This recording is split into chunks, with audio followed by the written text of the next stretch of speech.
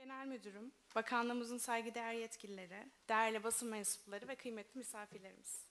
Distinguished General Director, dear guests, in 2019, Sabri Uker Food Research Institute embarked on a journey to provide correct information to the society. So with this aim in mind, we are holding today the 4th International Nutrition, Health Literacy and Education Conference. I would like to welcome all of you to this conference. Before we start, let's have a close look at Sabri Uker Food Research Institute.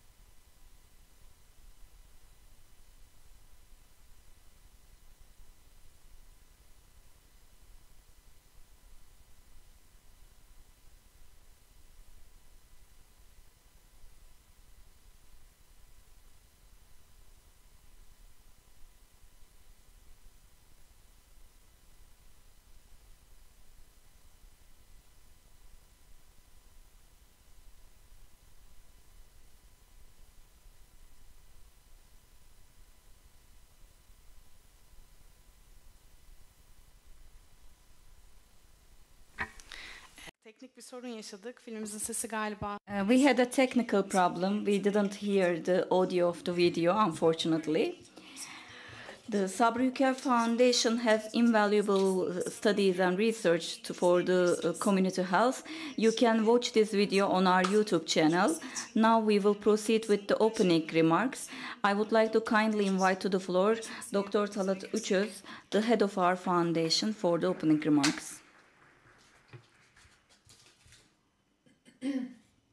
Şöyle kalsın bu mesaj bölümünde. Numarayı girdim. Bir şey olursa yazmam. Şu benim suyumdu.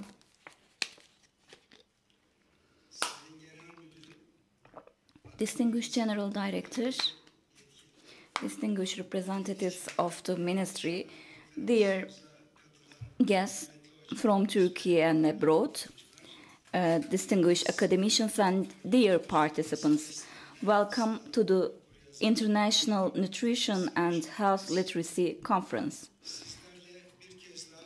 It is a great pleasure for us to be here with you once again. It is a great pleasure and significance to us.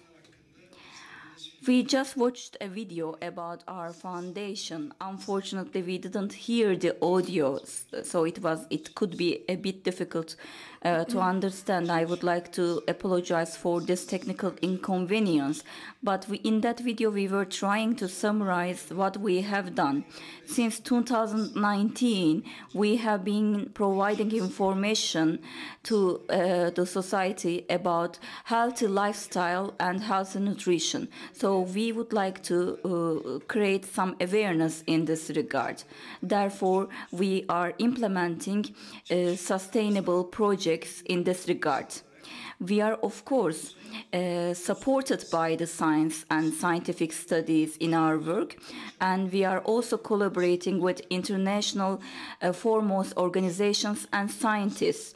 We are inviting to most of our meetings Nobel laureate scientists, and we are getting their support and participation. As I mentioned before, we are implementing different projects to reach out to different segments of the society and to provide correct information and awareness to the society about healthy lifestyle and balanced diet. And we are also giving support to training programs and research. We believe that scientific information about food, nutrition, and health should reach the society. For this purpose, we have been holding such conferences for about 4 years. Today, this is the 4th conference that we are holding on this topic. This year's conference is entitled as International Nutrition and Health Literacy Conference.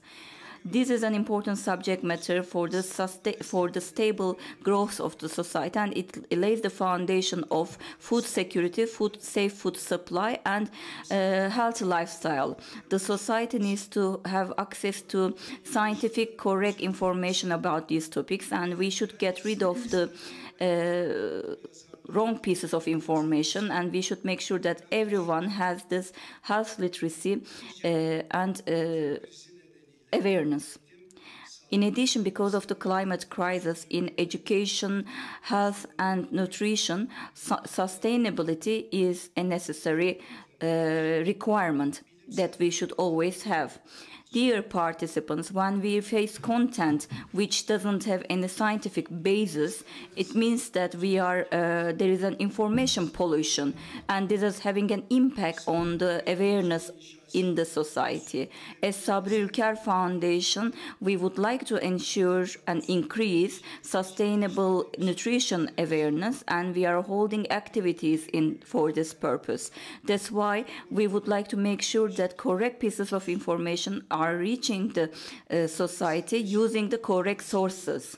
And these are conferences that we have been holding for some years with the participation of national and international experts, and we are making sure that current information is communicated to the society. In today's conference, we will talk about the relation between health literacy and education and nutrition, and we will handle these topics with a holistic view. After the conference, we are going to prepare a declaration, and we believe that this declaration will shed a light on the social awareness that we would like to create. I would like to thank you for your participation, and I wish that we have a fruitful conference today. Thank you.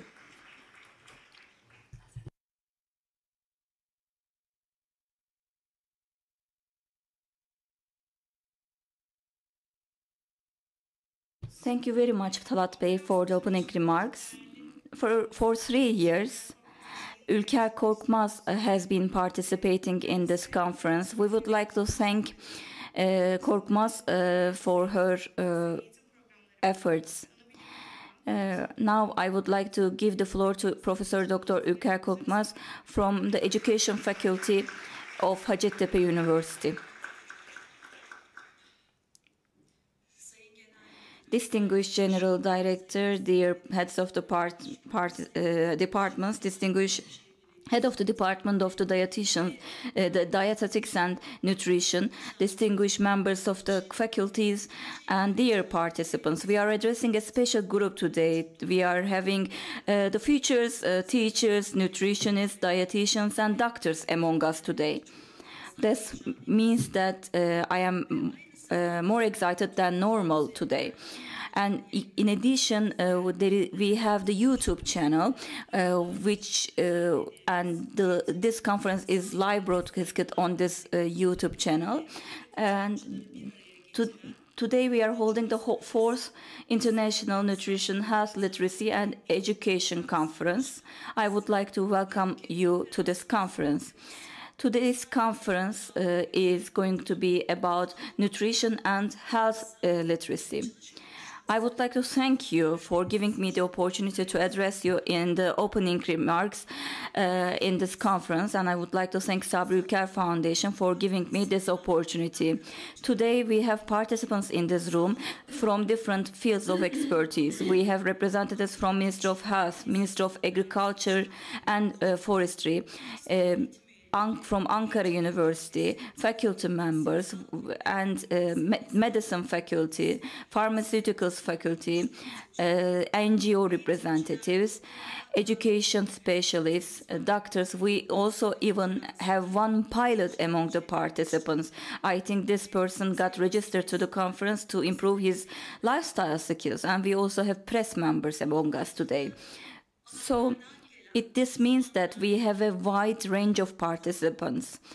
This group is fighting for a world which has saved itself from hunger and malnutrition.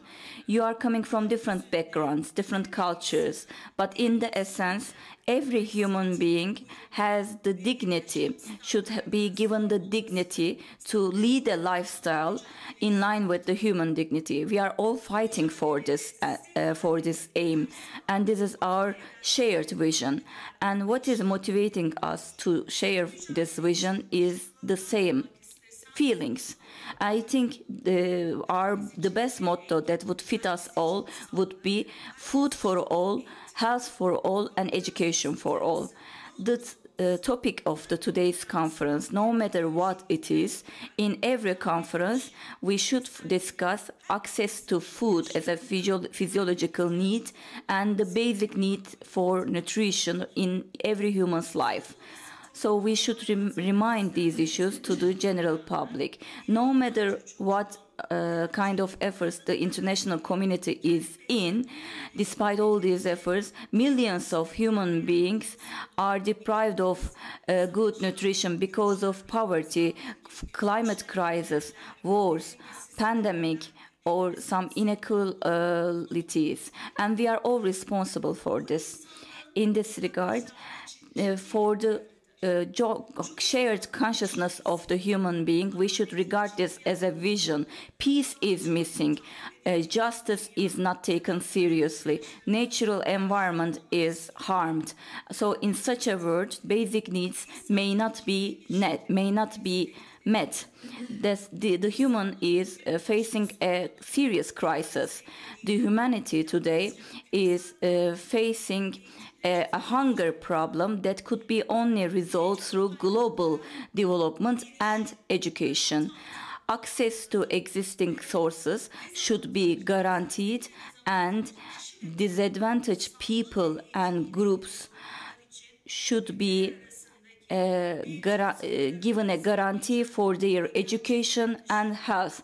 This requires some efforts beyond national borders. It requires cooperation based on sharing the resources and goods and food. And the population which is fighting against malnutrition may not be able to have access to the food on themselves. They need an education system designed for this purpose. And when it comes to the food and education for the whole lifestyle, we should create an awareness for this. And health literacy and food literacy are really important concepts. Despite some reform initiatives to create awareness in this regard, food and health literacy continues to be a global problem affecting people of all segments and of all ages. Food literacy is affecting seriously on vulnerable populations, and it is creating more inequalities in terms of their health. That's why we should improve the situation and increase their prosperity. And food literacy is a complicated concept. In order to better embrace this concept in the society, it is not enough. The efforts of the dietitians or the physicians, their efforts are not enough. In addition to them, education must come into play. But this is also not enough. It's like actually a pillar.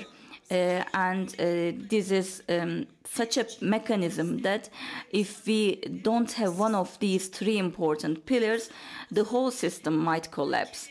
That's why we may not be aware of this because we are living in a great location, in a great geography, but climate change is very imminent. Migration is happening. Pandemics has already happened. That's why we have such experiences.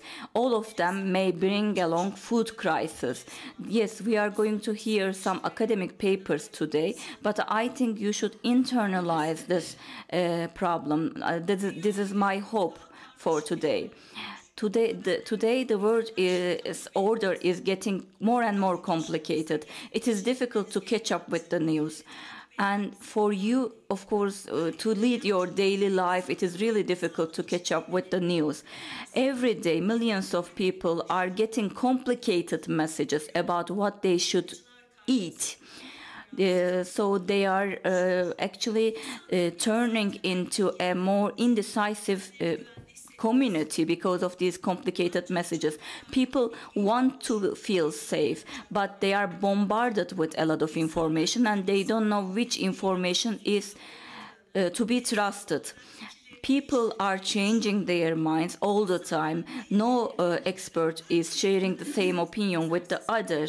People don't know what to eat. People don't know how much exercise they should get. So even the more the person with the best education doesn't have this awareness. So when you don't know what you should do, you may come up with some unhealthy choices in your life. And this is also causing some lasting harm on countries. And health literacy is not only about access to quality food or protection of our vulnerable health. It is also very important for sustainable future and safe life. It's a basic factor for this, and therefore we should create the right awareness, and we should ensure the right lifestyle transformation. For this, we need scientific information, but health is the sector which is most commercially abused and manipulated. That's why in this sector we are really under big threats. But actually, when we see the hierarchy of needs, nutrition is the basic need. Without nutrition, there is no life. In this regard, it is very important to get the correct information. I am looking forward to hearing the contribution of the speakers today. I am sure that you will find their contribution quite beneficial and find new ideas in their speeches. Our education systems should be keeping up with the current times. In today's conference, we will ensure the participation of international universities, foremost academicians, and in addition, we will also ensure the participation of people who follow up young people, including a young general director who is following up our country's policies. I'm sure our general director will give us beneficial information about Turkey's policies. I actually got very hopeful when I see such a young general director. I think that our general director has medical background and some academic information in this regard. I think our country's health is in good hands. We will follow up their work. I would like to thank Sabri Ülker Food Research Institute for organizing this conference. They are one of the foremost foundations in food, but they also have invaluable projects in education. With their project called Food and Balance, they are reaching out to 25 million people in the country. This project is implemented in different regions of Turkey with the participation of people with different backgrounds and expectations and with different health records. As I conclude my remarks, I would like to mention the following. The main message that I would like to give today, what am I fighting for in today's world? Because I want to be a good ancestor for the future generations, next generations. I want to make sure that my grandchildren, my children have a safe future. We have to be innovative. We have to reach out to new partnerships and partners. I would like to thank you for your support, participation in this conference. I would like to also thank the scientists who will make speeches in this conference. I think that it is going to be a very invaluable step. We will hear presentations with different content, but we believe that these presentations will contribute to a fairer world, we believe that at the community level, in order to improve the nutrition literacy, nutrition and education services should go hand in hand. In addition, we believe that in Turkey and in the other countries, nutrition and health literacy should be one of the hot items in the global agenda. Thank you very much. I wish you a fruitful meeting and conference. Thank you very much for coming here to think some innovative ways about Turkey. And I am very proud of my students. Thank you very much. Hünkar hocamıza We would like to thank Mrs. Hünkar for her speech. Now I would like to invite the next speaker who will be talking about the general outlook to child obesity in Turkey and in the world. Associate Professor Muhammed Atak from the Ministry of Health, GD of Development of Health. Distinguished guests, I would like to greet each and every one of you with respect. I would like to thank you. I want to mention our General Directorate, and I will tell you why I'm here. The General Directorate of Development of Health is working on health literacy and to raise awareness among the society on health, and our aim is to increase health-related knowledge, and we want people to learn about correct nutrition and a better life. This is our main objective. So when I saw the term health literacy, I wanted to join this conference. There are distinguished professors here, distinguished lecturers here, and guests. Maybe we will have the chance to talk in the break. At the end of my presentation, I will have an emphasis on a certain issue. As the Ministry of Health, we are trying to support the good activities, good ideas. Our doors are always open to such good activities because health is an issue which is over politics, which is beyond politics. So everybody can help us be more successful, and everybody can guide us in the right way. Each citizen, and especially scientists, can support us, so their existence is a power for us. So I would like to thank the organizers and the head of the conference, and Mrs. Özlem, for inviting me to this conference. Improving health, raising awareness, and all the efforts related with this must be carried out in a coordinated manner. Even if we plan the best health system in Turkey at the desk, as we are also academics, theoretically, we can put forward the best practice, but we should not miss out on public engagement. We should ensure that the other stakeholders also join us, because without their existence, even if we have the best system, the repercussions in the society will not be good. So all of our activities and processes must include public engagement, public participation, and the support of scientists.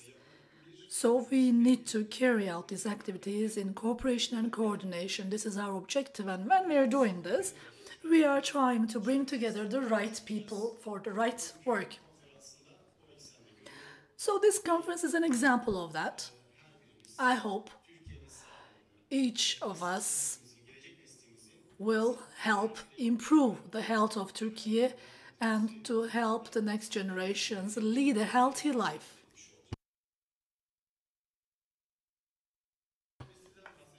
I want to talk about childhood obesity. This is one of our most important agenda items.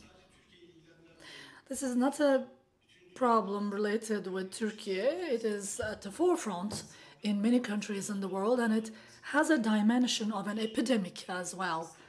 It's an important public health problem. So, I will talk about the situation in Turkey and the current state of play in the world, and then I will share our vision with you. When we look at childhood, we see that when the babies are born, they are born with a certain level of health. But there are some factors that affect their health. An individual, how long will this individual live? And how healthy will he be? There are some social determinants in this area. So let's say we have a healthy child. So when you look at the environmental factors and the nutrition, you see that this child, this baby, will have a certain level of health and life based on these factors. There are some factors that we can change. There are some factors that we cannot change. The genetic factors may not be changed, of course. But there are huge developments in that area as well. But other than that, the life of the individual is affected by many factors. There are many factors that can affect the health of an individual adversely, but with correct interventions, we can eliminate those negative factors, and the individuals have the chance to lead a healthy life with these interventions. When we look at childhood obesity, we see that this is not only harming physical health,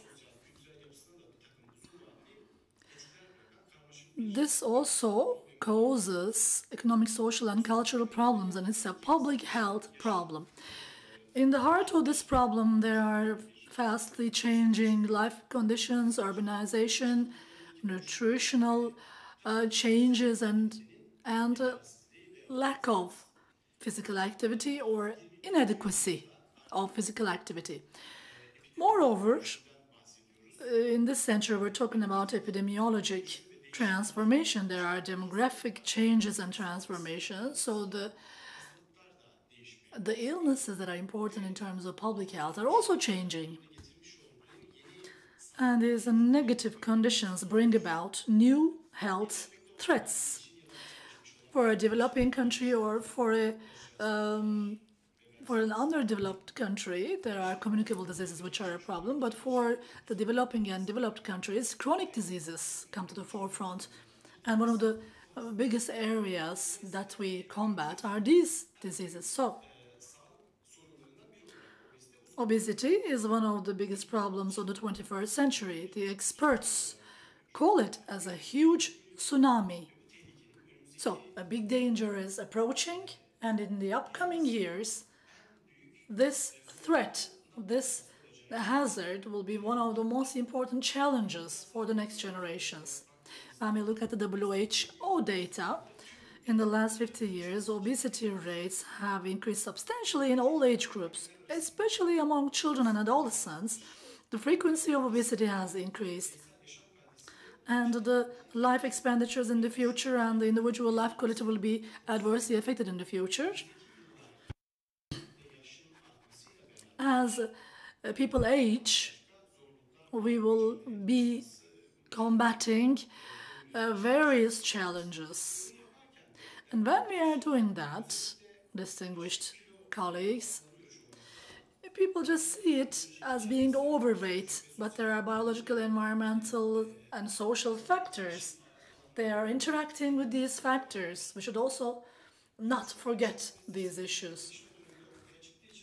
As childhood obesity happens during growth and development, it affects the psychological situation of the person as well.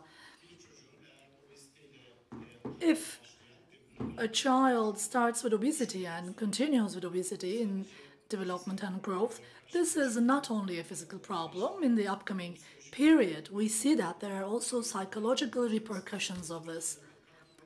Type 2 diabetes, cardiovascular diseases, high blood pressure, and some cancer types are affected by obesity as well. And we can intervene in these factors. We can change these factors. We can ensure that the children have a healthy life, have a good nutrition, have a mobile life and active and dynamic life, then they will be healthy. This is the basic issue of public health. We need to provide preventive health services. We have to prioritize preventive health services. If you can protect the individual before he or she gets ill, then you will be avoiding a huge economical burden as well as the state. And moreover, you will help the individual to lead a healthy life. Let's look at the global situation. In the last 40 years, obese children and adolescents have increased more than tenfold. Between 5 to 19 years of age, more than 390 million children and adolescents are overweight and half of them are obese. 19% of girls, 20% of boys are overweight and they are facing the risk of being obese. Under the age of 5, I want to emphasize this, 37 million children are overweight. And all of these children will be facing serious health problems in the future. The situation in the world is not so good either, but there's something interesting. Obesity is believed to be the illness of the rich countries, but that's a myth. That's a myth. That's not the case. Malnutrition and malnutrition habits like fast food and increase of fast food intake, and as the people become less active, we are facing a serious global threat. According to WHO, between 5 to 19 ages, 340 million children are overweight or obese. So together with obesity and insufficiency of nutrition, there is a dual load, which is a public health problem, which are triggering each other. So as urbanization increases, as the internet is being used in a widespread manner, tablets and telephones are being used, digital technologies are increasing, and the children are less active. So if we do not intervene, this global threat will increase incrementally. In 2020, 22% of the children that were overweight was 22%, and in 2025, it's expected to be 28%, 2030, 33%, and 39% in 2035. In Asia, there is a substantial increase in obesity as well, and Turkey, among the European countries, is facing a huge risk. We have to increase our research activities in this area as well. When we look at the 2016 data, distinguished colleagues, so primary school second grade students, 9.9% is obese, 1 out of 10 children, 14.6% is overweight. A substantial amount of them will be facing adverse developments. Let's look at the demographic structure. Currently, our youth population is more than 15%. So potentially, the demographic opportunity window is being opened. So this opportunity window was opened in 2015. What does this mean? Young population, productive population is high. If it is more than half, if they can contribute to production, if you can provide a good education, if you can help them lead a healthy life, this young population can be included in production. But if they are having obesity problems and if they are dealing with health problems, then they cannot be included in the economic life. You lose that chance. So the young population is quite high, but we also have an aging population. We should not forget that either. So we need to do whatever we can do to protect the health of the next generations. There are many factors that affect childhood obesity. Let's look at them. Nutritional habits This is one of the most important issues.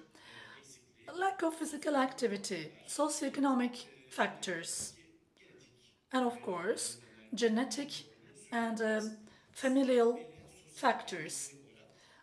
These are the social determinants of health which we can change. If you can take steps to change social determinants, if you can change the environmental factors and if you improve them, then you can also lead the child and the individual to a healthy life.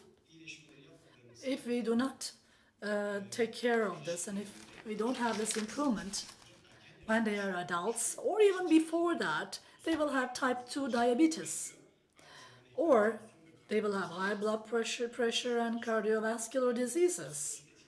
Of course, this also has some psychological impacts. So, we should take all kinds of measures to change these factors which can be changed, in which we have a chance.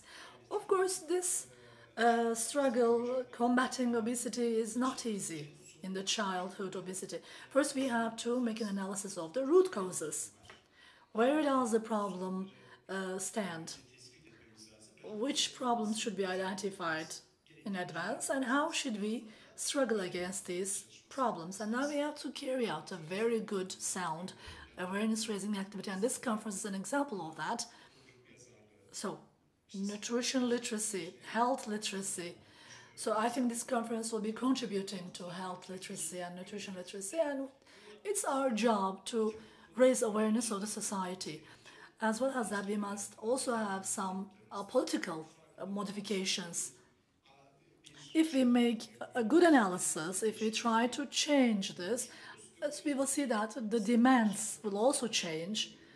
So we will be involved in some efforts to help people lead a healthy life. Then we can have a healthy future. Ministry of Health, together with the Ministry of National Education, is involved in some activities. Turkey childhood age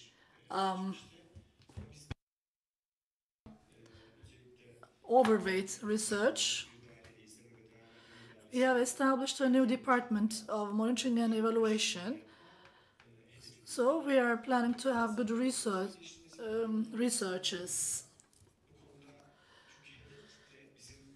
So the first one that you see here is a good program because the school-age children are important because we're talking about a population of 18 million and the education programs for them, the raising awareness programs are very important. We can gather an important distance. We can make huge progress in this area. And encouragement of breastfeeding and baby-friendly health institutions programs, nutrition-friendly school programs have been carried out. But were they effective? Do we still see their impacts? Are they sustainable? We are going to look at them, and if there are things to be changed or revised, we are going to make efforts to improve the situation, and we will expect your support in this regard. Our General Directorate has a roadmap. First of all, our objective, our prioritized action plan is to mobilize Health Literacy Action Plan. We have reached the end of this activity. We are getting together with various institutions to increase health literacy, and our aim is to increase the rate of health literacy in Turkey. The second one is national obesity research. This is also an important activity. When you look at the contemporary researches, you see that these researches are quite comprehensive, quite detailed, but we don't have so many of these. So this is a good one. We want to increase the number of such researches. Thirdly,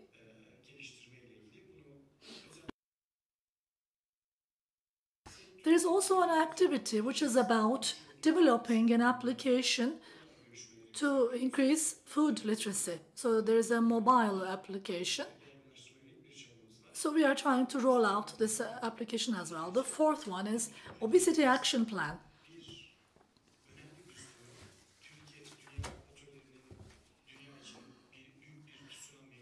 So, I told you that obesity is regarded as a tsunami, as a clock bomb. So, this is a target for us. We have to get rid of this problem. So, we're going to carry out activities in this regard. The General Directorate of Health Development has another activity. So, I have an idea is the name of this activity. In order to support the citizens in a positive manner, so if you have an idea, you write your idea, you provide your ideas through this link, and the other general directorates will also be included in a board that we are forming. So if it's a good idea, we are going to do our best to realize, to implement that idea. So you can provide your ideas. I would like to thank you very much for this activity, because we are raising awareness here and we are involved in a multidisciplinary activity here. So it's important to do that. This is not a problem that can be solved by physicians or by dietitians only. All the parties, all the relevant stakeholders should come together in a good cooperation, and we have to put forward a joint effort. So this conference is an important example of that. I would like to thank the foundation directors and the conference team for inviting me. Thank you very much.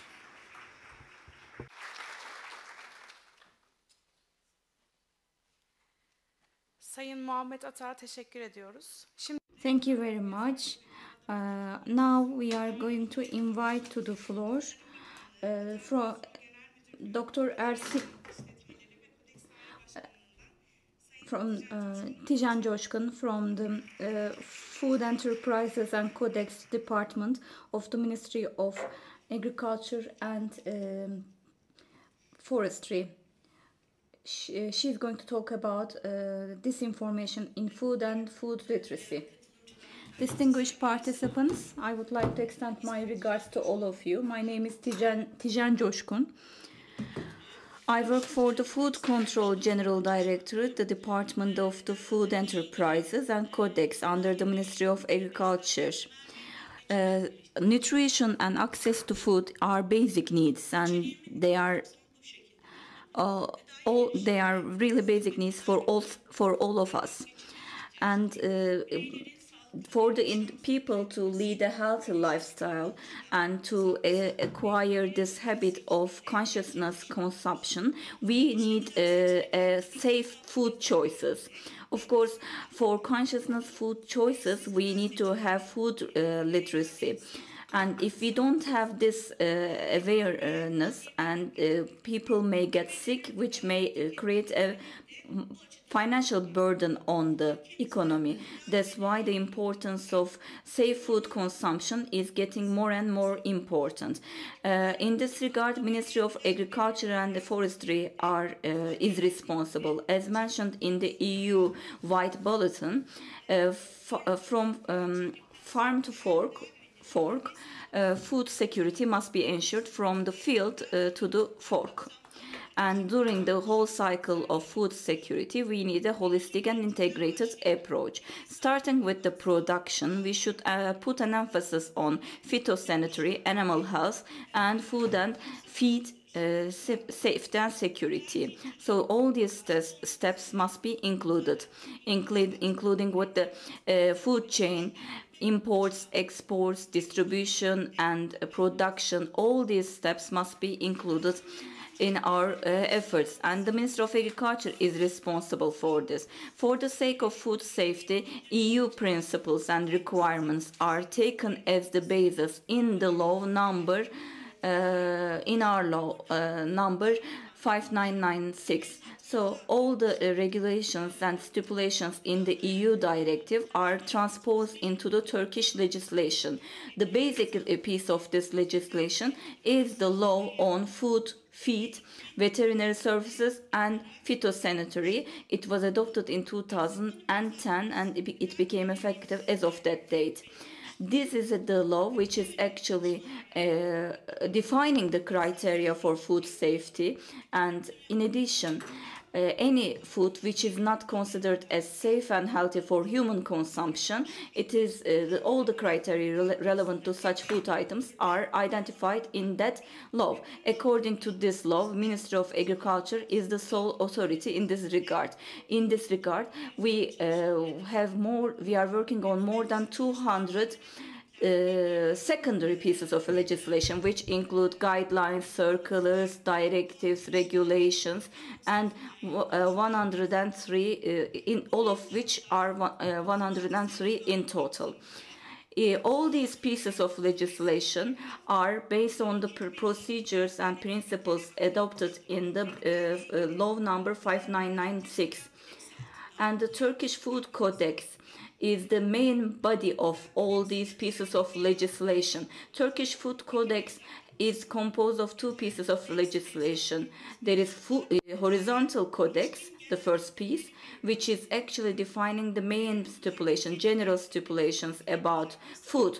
For instance, food labeling, or stipulation about food additives or contaminants in the food, or the aroma that could be added to food.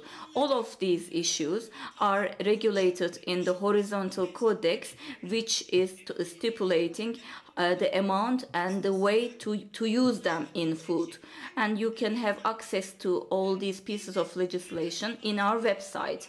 And there are also some regulations that are about the product, and they are called communiques. For instance, we have the sugar communique in this regard. And they are also put on our website. They are updated. So in order to have more accurate information, you can always check our website or the official Gazette. There was an amendment today in this morning about the communique on sugar.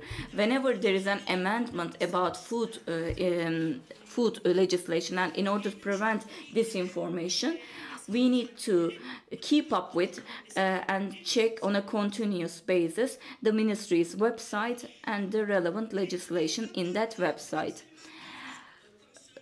Codex Alimentarius Commission is adopting these pieces of legislation, and they are in compliance with the EU law. Sometimes there are some national requirements that we had to put into the legislation. Almost all these pieces of legislation are in compliance with the EU, except for some exceptions. And when it comes to food literacy, it is for us a very wide concept. Of course, food literacy is the basic concept, but label interpretation or health literacy are among the important pillars of it. Our society is getting introduced to this concept very recently, but we need to make sure that all the relevant sub-concepts are embraced fully by the community, Turkish society, and then we can ensure a full awareness of the concept. When it comes to the definition of the food literacy, we believe that it can be defined as follows: having access to information about food and nutrition, understanding these pieces of information, interpreting them, and implementing them by taking correct decisions, safe food choice and consumption, and prevention of food waste and loss. So in this regard, the stakeholders should interpret the food information safely. They should be able to make a comparison among different pieces of information, and they should develop a healthy food consumption habit. This should become a behavior for them. And of course, we should make sure that prevention of communicable diseases is achieved. And in order to make sure that we achieve this, food literacy is a tool for this purpose, and it is a very important concept for consumers in particular.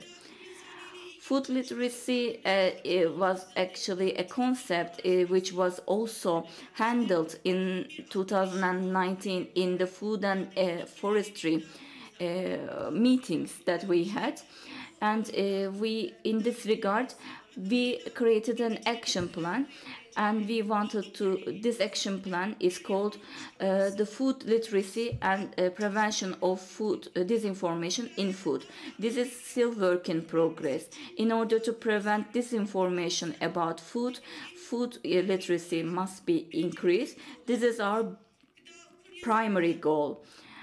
Food literacy is about developing information about food and nutrition among all ages of the society, creating an awareness in food choice, minimizing food loss and waste, and understanding the information on food labels, improving the quality and diversity of nutrition, and ensuring sustainability, and of course prevention of misleading information. These are the goals of food literacy according to the plan. When individuals and consumers are taking their decisions about food, we can talk about individual and social level effects. On the individual level, people acquire some food related skills and they have some information, but at the social level, families, peers, social network, and specialists are having an impact on food related decisions. In food literacy, consumers are making some choices about food, but what kind of impacts are they affected by in such choices? In this regard, we organize a survey. As a result of this survey, we have found out the following. Actually, this is not a public survey. This was only conducted to understand the consciousness level of the consumers, to understand where we stand at and which point we should get to. That's why I would like to give you some information in this regard. We asked them that what factors affect your food choice, and they said that are you affected by the announcements of the ministry or the food label or the information available on the internet, social media, television, specialists, or information provided by your teachers, families, or friends? Most of the time we have seen that people are affected by the people around them, by their network, like their family or their friends. Actually, this is said in the specialists, but in the real survey, it was people who are seen on the media. Unfortunately, some people who are seen on the media are having impact on people's choices.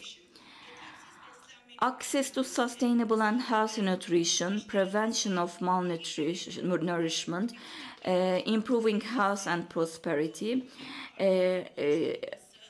eliminating consumers' worries by prevention of disinformation, creating social awareness, developing a habit of label reading, and minimizing food waste, and ensuring balanced diet. They are very important for food literacy. We are talking about food disinformation all the time, but what is it?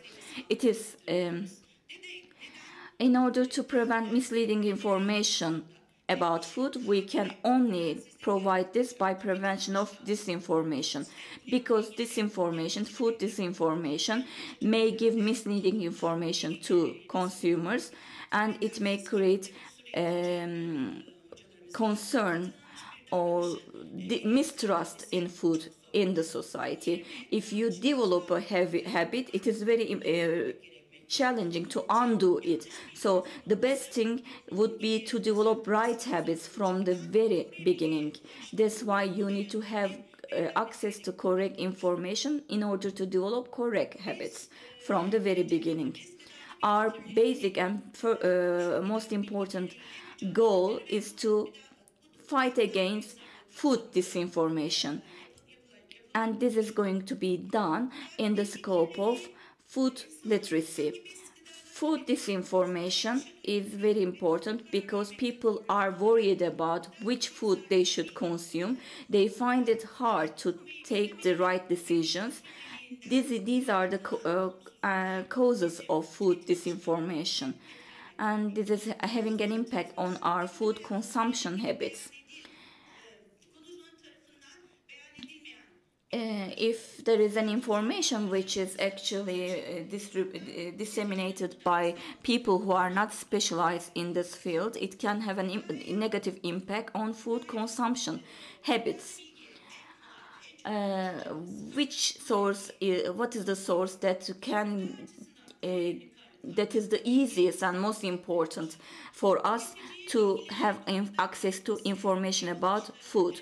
Of course, food labels are very important to have some information, to learn some information about food. People have their ID cards, and food labels are actually IDs of the food items. We should make sure that people get this habit of reading the labels, because labels define the food characteristics, product characteristics. It is giving information about the product, and it is making sure that the consumers buy the right food item, and it is the first step for a better diet. There are some pieces of information which must be available on all food labels. These are compulsory information that should be put on all food labels, and everyone should be knowledgeable about this. You see what they are on the screen. The name of the product, for instance, this is a cacao milk. Different food items are sometimes defined in a different way, and this can be misleading. So you should read the name of the and the ingredients of the food item very carefully, and you should always check the expiry date. You should always check the company information or storage conditions. All of these pieces of information must be available on the food label. Country of origin information must be also put on the label. If any of these pieces of information is missing on the label, this is incorrect labeling, and we must be notified of this. So in terms of food literacy, we strongly recommend that you read the food label, and please check the registration number of the producer company. Do not buy the products whose expiry date is over. And if you if you notice any change in its smell or in its taste, do not buy it, and pay attention to the storage conditions. Make sure that these storage conditions are in place both at home and at the sales point. If you are allergic, please make sure that you read the ingredients and some warnings about the ingredients.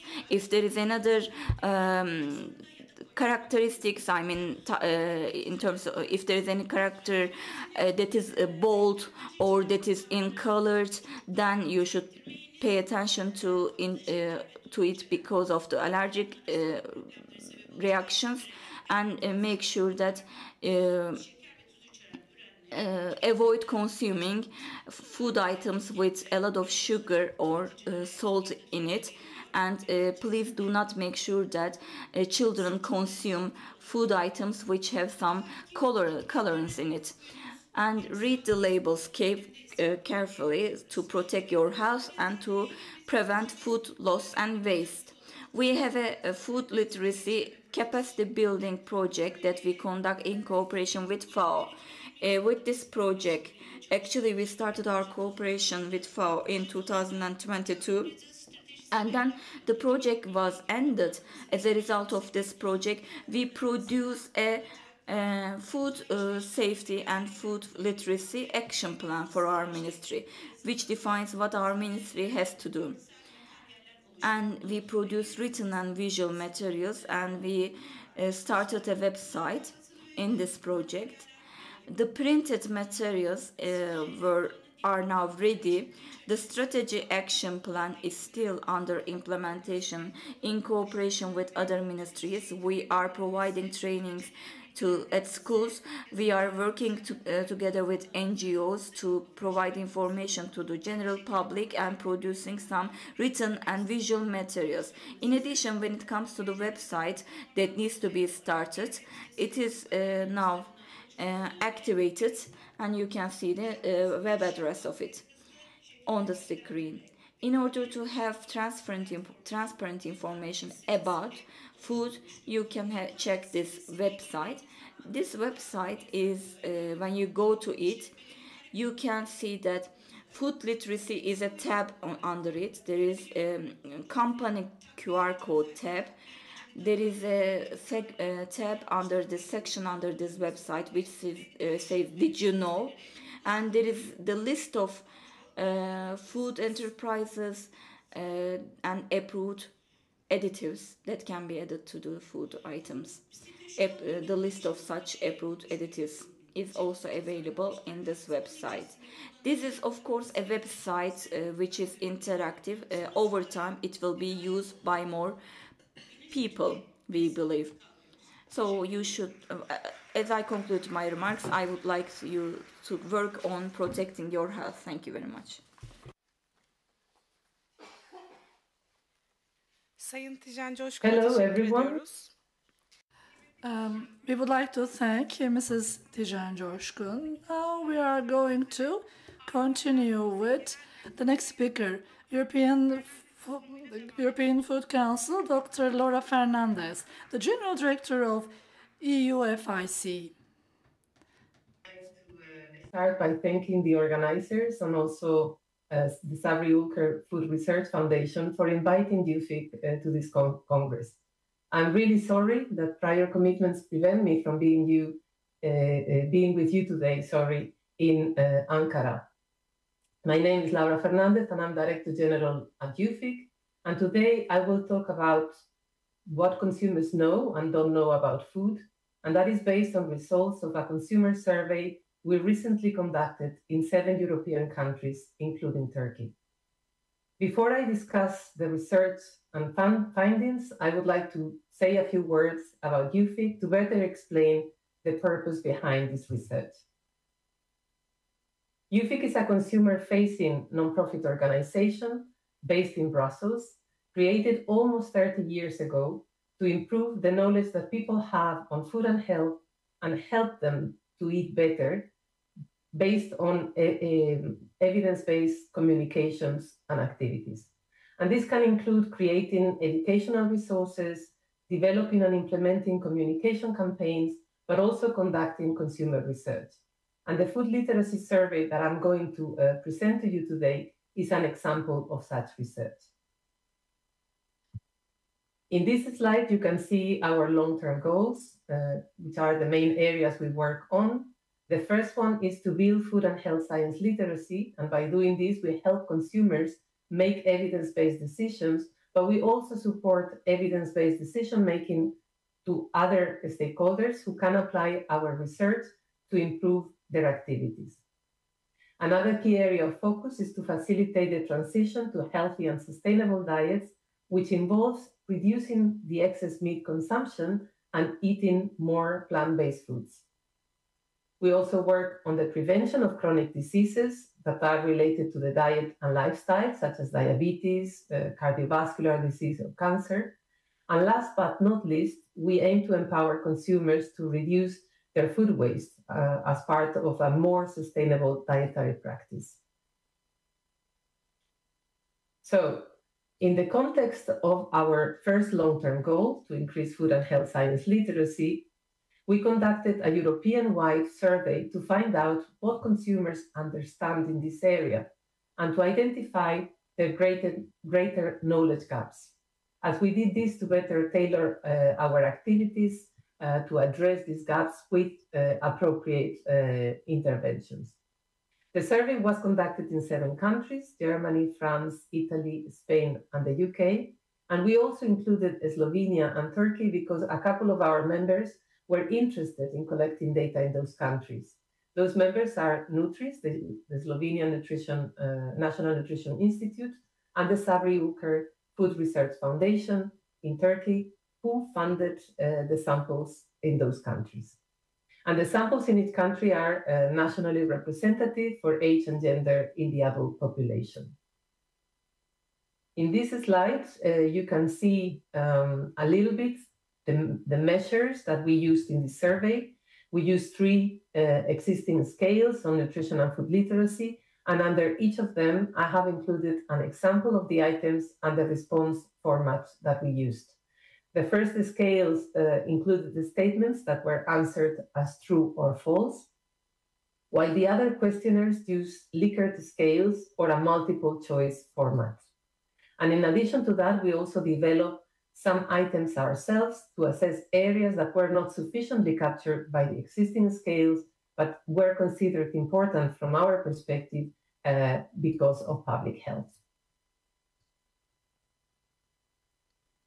We also examined whether certain consumer groups or segments that have been shown in the literature to eat less healthily might have greater deficiencies in their food literacy.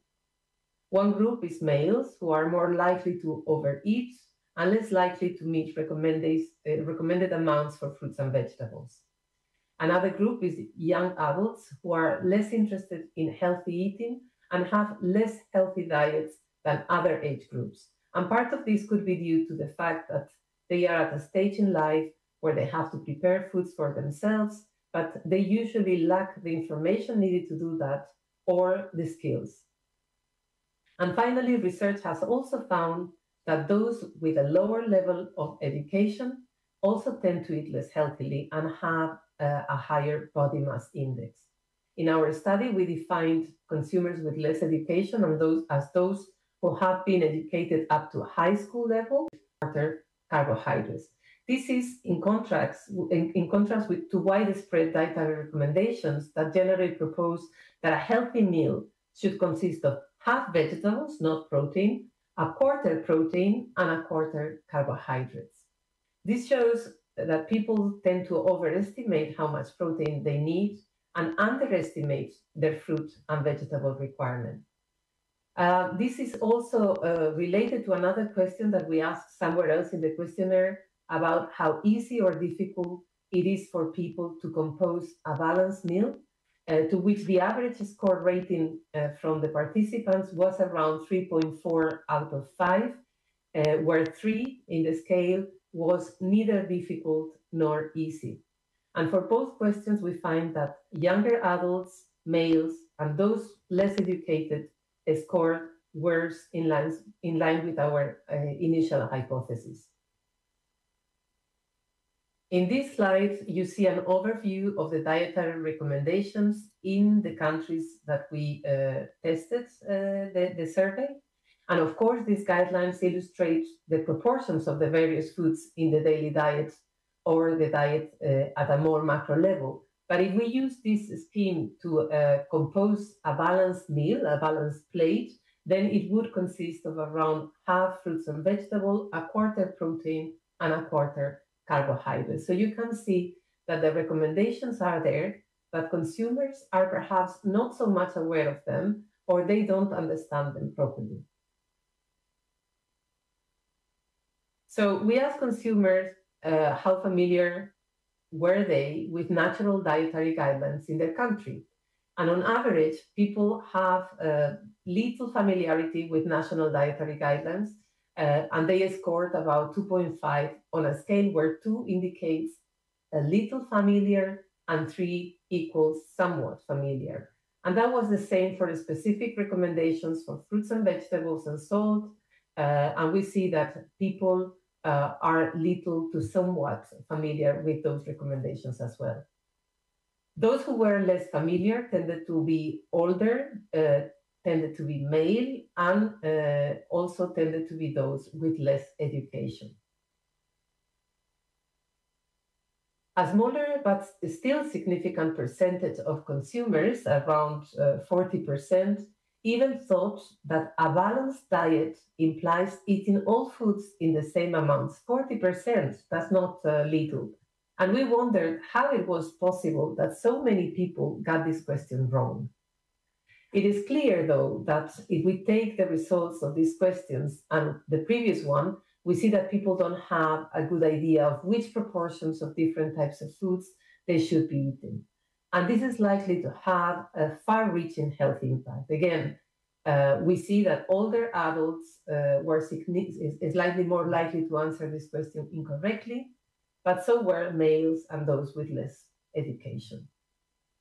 Okay, let's keep going and move to the next statement. Carbohydrates cause weight gain. In this statement, you can fight for yourselves. Do you think that this is true or is this false? Well, it is a false statement, and this is another popular myth, and almost, as you can see in the slide, 75% of people wrongly believe that carbohydrates cause weight gain, and males are more likely to think so. One manifestation of this belief is, for example, the keto diet, which advises people to restricting carbohydrates intake to 5 to 10% and increasing their fat intake to 70 or 80% of their daily calories, which is very much against the national dietary guidelines. And there is no consistent evidence in the literature that carbohydrates themselves cause weight gain. All diets, either the low carbohydrate diets or those that have balanced carbohydrate levels, can lead to weight loss and health benefits if they result in an energy deficit and if people adhere or comply to those diets for a long time. At UFIC, we are currently writing an article about those relationships between carbohydrates and weight in order to address these common myths. Another misconception that we see out there is about consumers thinking that brown sugar is healthier than white sugar. And as expected, around 70% of consumers think that way. And maybe at first sight, you may think, okay, there's nothing wrong with this statement. And it's true that brown sugar is a bit less processed, is slightly richer in calcium, iron, and potassium content, and has slightly fewer calories compared to white sugar. But if you think about it from a public health perspective, this belief is quite risky. First of all, the caloric difference is minimal, negligible if you want, and the amount of minerals in brown sugar are rather insignificant. They are not going to make a difference really in the intake that people have to complete or achieve. But having people believe that one is healthier than the other may lead to what is called the licensing effect, where people may think that it is okay to consume larger amounts of brown sugar because it is healthier. So whether this myth is problematic or not really depends on how people will act upon their beliefs. It is also interesting to see that there are some countries in which there are some differences, with consumers, for example, in France or Turkey, believing this myth to a greater extent than the other countries. Okay, on a related issue, and this was a question that UFIC developed to examine people's understanding of the role of refined carbohydrates and the role that they play in type 2 diabetes. And we picked type 2 diabetes as this condition is one of the leading causes of nutrition-related morbidity and mortality in the world. We see that many people understood that the refined carbohydrates can increase the chance to develop type 2 diabetes and cause irreversible damage to their nerves, their kidneys, their eyes and blood vessels. So this was quite reassuring and positive to see. Now again, a statement for you to think about. The statement is fresh produce, so fruits, vegetables, and meat, are healthier than frozen produce. Think if you believe that to be true or false. I'll give you a second. And let's see. So around 75% of respondents wrongly think that fresh produce is healthier than frozen. And you see some significant country differences in this one. These country differences may be related to the cultural background in each country, but also on how the dietary guidelines are formulated. So let's explain that. So, for example, in countries like the UK and France, they recommend eating fruits and vegetables that are either fresh, frozen, or canned. And you see there that less people in these countries are likely to believe this myth is true. On the other hand, countries like Italy and Slovenia that recommend eating fresh fruits and vegetables, you see that the percentage in those countries that believe the myth is higher. And here, if we take the Turkish results, it is quite remarkable to see that almost 95% of respondents thought that fresh is healthier than frozen. And as far as I could understand from the translation of the Turkish dietary guidelines, frozen fruits and vegetables are included in your dietary recommendations. So this finding may be explained by the cultural context that you have in the country. So, for example, maybe people are more used to buying these foods in open markets where they are super fresh and also cheap compared to the supermarket where frozen food is actually more expensive. And if that is the case, people will be more likely to have a more favorable opinion about the fresh produce. Okay, so one might think this is not a problem for people to hold this belief. No, fresh produce is of course very healthy, but research has shown that there are no actual differences in the nutritional profile of fresh produce versus frozen produce, and in some cases, frozen produce was found to have a richer nutrient content compared to the fresh produce because the freezing preserves the nutrients, and in the fresh we can have losses throughout the storage, for example. Also, frozen produce does have other benefits over fresh that makes it easier for people to consume more fruits and vegetables, such as being more cost effective, saving time because it's convenient, and helping to reduce food waste as we only use the amount that we need. It has also been shown that people who consume frozen fruits and vegetables tend to consume more of these foods overall. So they tend to consume more fruits and vegetables overall. So it may be that communicating to people about the nutritional value and benefits of frozen produce may help them to more easily meet the recommended consumption level for fruits and vegetables, which is very difficult to reach in many countries. And in this case, younger adults, males, and those with more education were the ones more likely to believe that fresh is healthier than frozen. Okay, let's move to the next. If we look now at processed meat, we see that there is less confusion in people's minds about processed meat. Most people understand that processed meat is not good for health, with almost 40% realizing that processed meat increases the risk of some cancers like stomach or bowel, and that it is high in salt and saturated fats. On the other hand,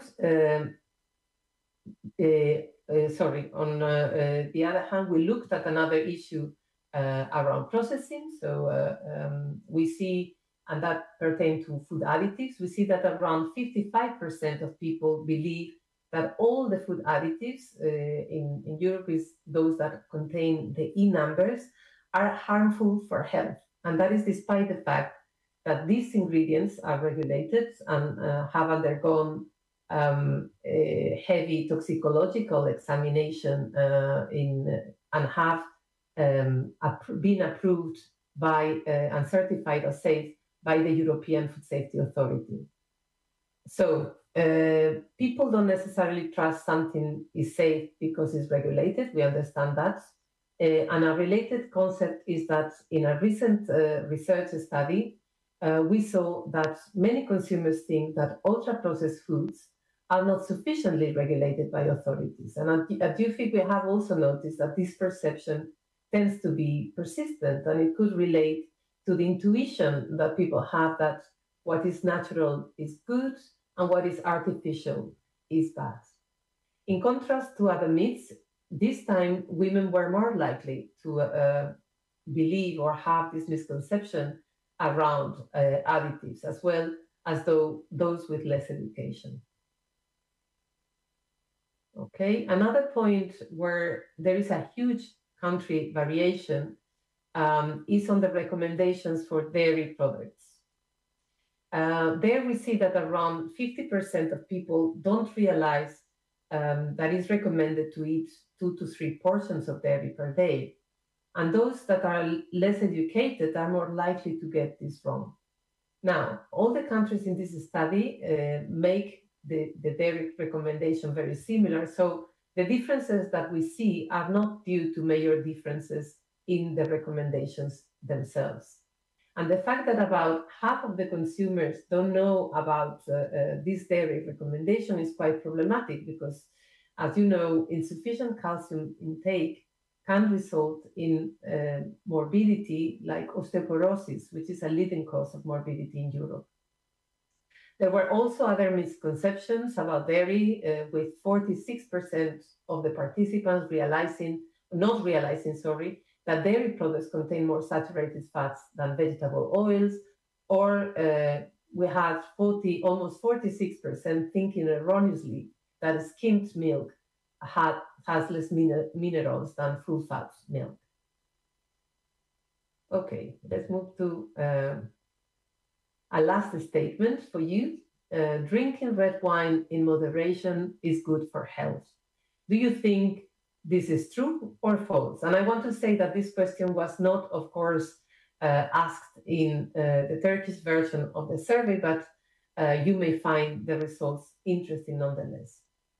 So let's see what people answered in the rest of the countries. One of the most popular and problematic myths that we have is that drinking red wine in moderation is good for health. Many people believe that, as you can see, more than 75% of people believe this to be true when it is not.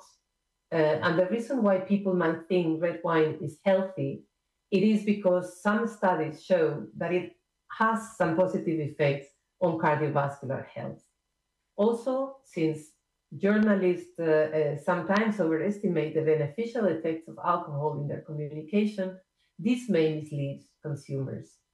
However, we know for certain that alcohol causes cancer, and as the WHO has put, there is no safe amount of alcohol for our health. And although some national dietary guidelines, like the German ones or the Spanish ones, recommend against alcohol, this fact is still not widely known to the population in most countries. UFID is also currently writing an article to dispel this myth as well. Finally, we ask our participants how much of an effect they think diet has on heart disease, obesity, good health, and cancer. And in all countries surveyed, they thought that diet has a stronger effect on obesity compared to the other health outcomes. In general, those who were older, the females, and the more educated tended to feel that diet had a stronger effect on these outcomes than the rest of the groups. So these were some of the most interesting findings of the research, but let's now have a look at what are the implications of those findings. What can we do with them? In terms of food literacy, we see that consumers have a lot of trouble understanding the composition of a healthy meal and a balanced diet. They tend to overestimate the recommended portions of protein and underestimate the recommended portions of fruits and vegetables. And so improving this understanding in the population may help people eat more healthily. National dietary guidelines across the countries of the study are quite consistent about the proportions of foods that should be consumed. So it may be that either these guidelines are not widely or enough disseminated or are not easy for people to grasp or remember. So we can do more in terms of improving that communication. Many people felt that carbohydrates contributed to weight gain, despite research indicating that carbohydrate levels alone are not the critical factor in weight gain. And we also see that people's knowledge about the effects of red wine need to be seriously updated. More guidance also about the nutritional value of frozen produce may make it easier for people to eat more fruits and vegetables. And finally, Another food group for which people could be better educated about is dairy products. The question then becomes, how can we best educate consumers about all these issues? And clearly just having national dietary guidelines and recommendations alone is not enough. Perhaps we need more research on better ways or more effective ways to communicate the guidelines. Perhaps the actors who are in greater contact with the general population and the general public about nutrition issues can play a bigger role in disseminating such information. I'm thinking of general practitioners, nutrition experts, community centers, chefs, so people that already have that contact and reach the population. Also, people's expectations of what a meal should look like are also likely influenced by social norms. The types of meals that are served outside in canteens and restaurants or presented in ready meals or that they see on the media, that really shapes what people think is normal, no? What is the social norm. If there was maybe greater representation of the proportions, the right proportions that a balanced meal has in these settings, that could influence how people think they should eat. People may also benefit from having tools to plan balanced diets. This could be an easy or as easy as providing them recipes so that are aligned with recommendations and national guidelines. Or it could be, for example, meal planning or grocery shopping apps that could help people keep track of the proportions of the different food groups that they shop weekly. We also saw that in many cases, the consumer segments that tend to eat less healthily also tend to have worse nutrition knowledge, and that is younger adults, males, and those who are less educated, as we hypothesized. And this finding illustrates a real gap in the literature. There is therefore a lot of work that needs to be done in how we communicate specifically to these particular groups of the population about food in a way that is engaging and relevant to them. And this is a real challenge because some of these segments, like younger adults and males, tend to be less interested in healthy eating. So it is more difficult to reach them. So it could help to reach those segments through channels that are more targeted towards them, maybe through schools, universities, youth clubs, or sports clubs and gyms, and to communicate about healthy eating in a way that also addresses their other more important goals, such as fitness or performance, because that will resonate more with them. For those with a lower level of education, research has shown that nutrition education interventions via food banks or social services can be an effective way to improve their knowledge, skills, and fresh produce intake. So maybe partnering with those organizations would be also important. And at the moment at UFIC, we are working on how to improve communication about healthy eating towards this consumer segment. So if you're interested in supporting our activities in Turkey, just let us know. We are always really happy to collaborate to increase our impact. You have my email on the first slide and the emails of my colleagues in the last slides, as you will see. Okay, if you want to know more about this research, you can scan this QR code that leads you to a webinar we produced recently about this study. And I have presented only some of the key takeaways, but in the webinar, you will find extra information. So I would like to thank you very much for your attention and active participation. And I really hope that you have enjoyed answering the questions yourselves, and hopefully you have learned also some things. And if you have any questions, the team that conducted this research at UFIC, so my colleagues, Dr. Betty Chang and Dr. Katerina Palashka, will be happy to answer them. So email them and they will come back to you. With that, I really wish you a good day and a very fruitful rest of the Congress. Thank you.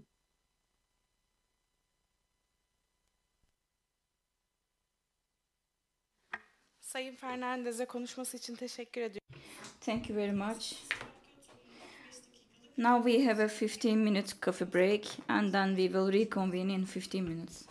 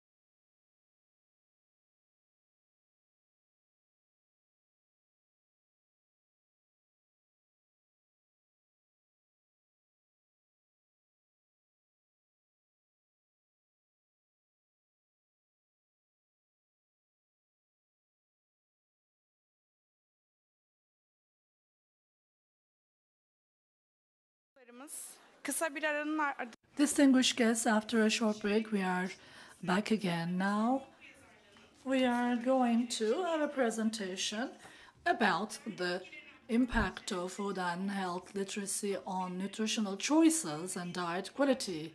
I would like to invite Professor Dr. Zehra Büyük-Tuncer, a member of the scientific board of our foundation, and also from Hacettepe University, the Department of Nutrition and Dietetics, head of department. First of all, I would like to start by thanking Professor Dr. Hünkar Korkmaz and Sabri Ülker, Food Research Institute Foundation, management and staff for this conference. We were here last year as well. It was a very fruitful, very useful meeting as well. And today, so far, we have listened to very good presentations. I would like to thank the students as well. It is really very pleasing to see you here pursuing new information about this topic. So, food and health literacy is one of the popular concepts globally and rightfully. So, I will tell you how they affect our choices and diet quality. First of all, I'd like to say that there is no conflict of interest that I have to mention. So, in 30 minutes, I will talk about non-communicable diseases with numbers. Our professor from the Ministry of Health said that communicable diseases seem to be the most important problems in the world. Maybe the thing is different in the developing countries, but it's mainly in the developed countries. I will mention some numbers, and then we will look at the position of nutrition and diet in this. How can we use food and health literacy in this regard? And what should we do to improve the situation? Non-communicable diseases are on the agenda of the whole world. When we look at the 2019 data of WHO, 75% of all the morbidity is because of non-communicable diseases. In the red part, it is more than 90%, and Turkey is also there.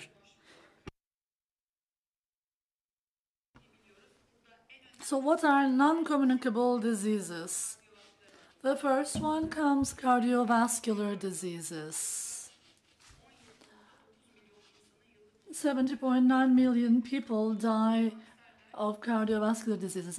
It is followed by cancers, chronic respiratory diseases, and diabetes.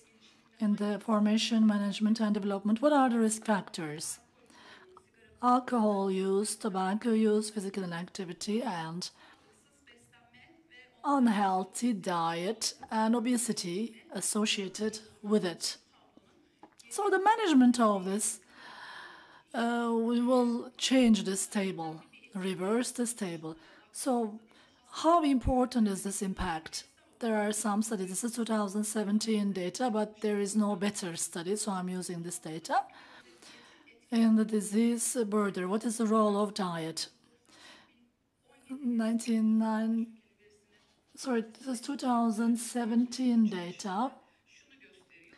This study was carried out in 195 countries. 10 million deaths is about diet-related risk factors. If I change my diet, I can eliminate these diseases. So which components of diet? There is a long list. First comes salt. 3 million deaths are because of high sodium. Diet low in whole grains, fruits, and vegetables come later. These are the highest risk factors. Consumption of processed meats and consumption of sugar and sugary fruits and red meat are among the important risk factors. This data shows that if I control this, I will decrease a certain number of deaths, and I can increase the healthy life duration.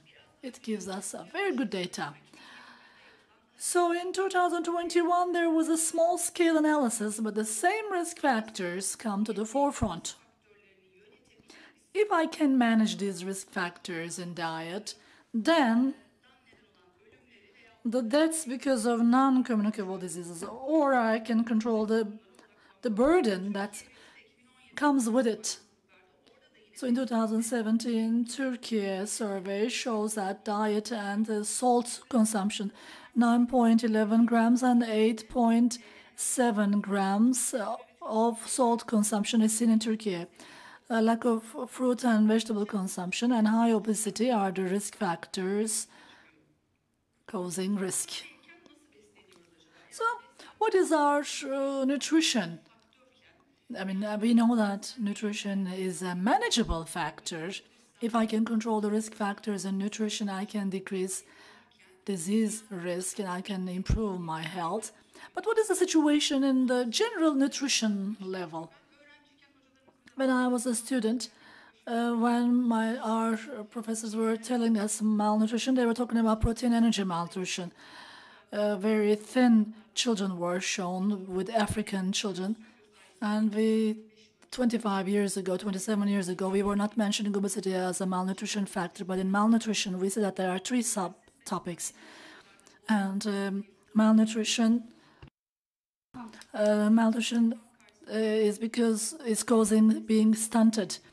And pre-obesity and obesity is also defined as malnutrition.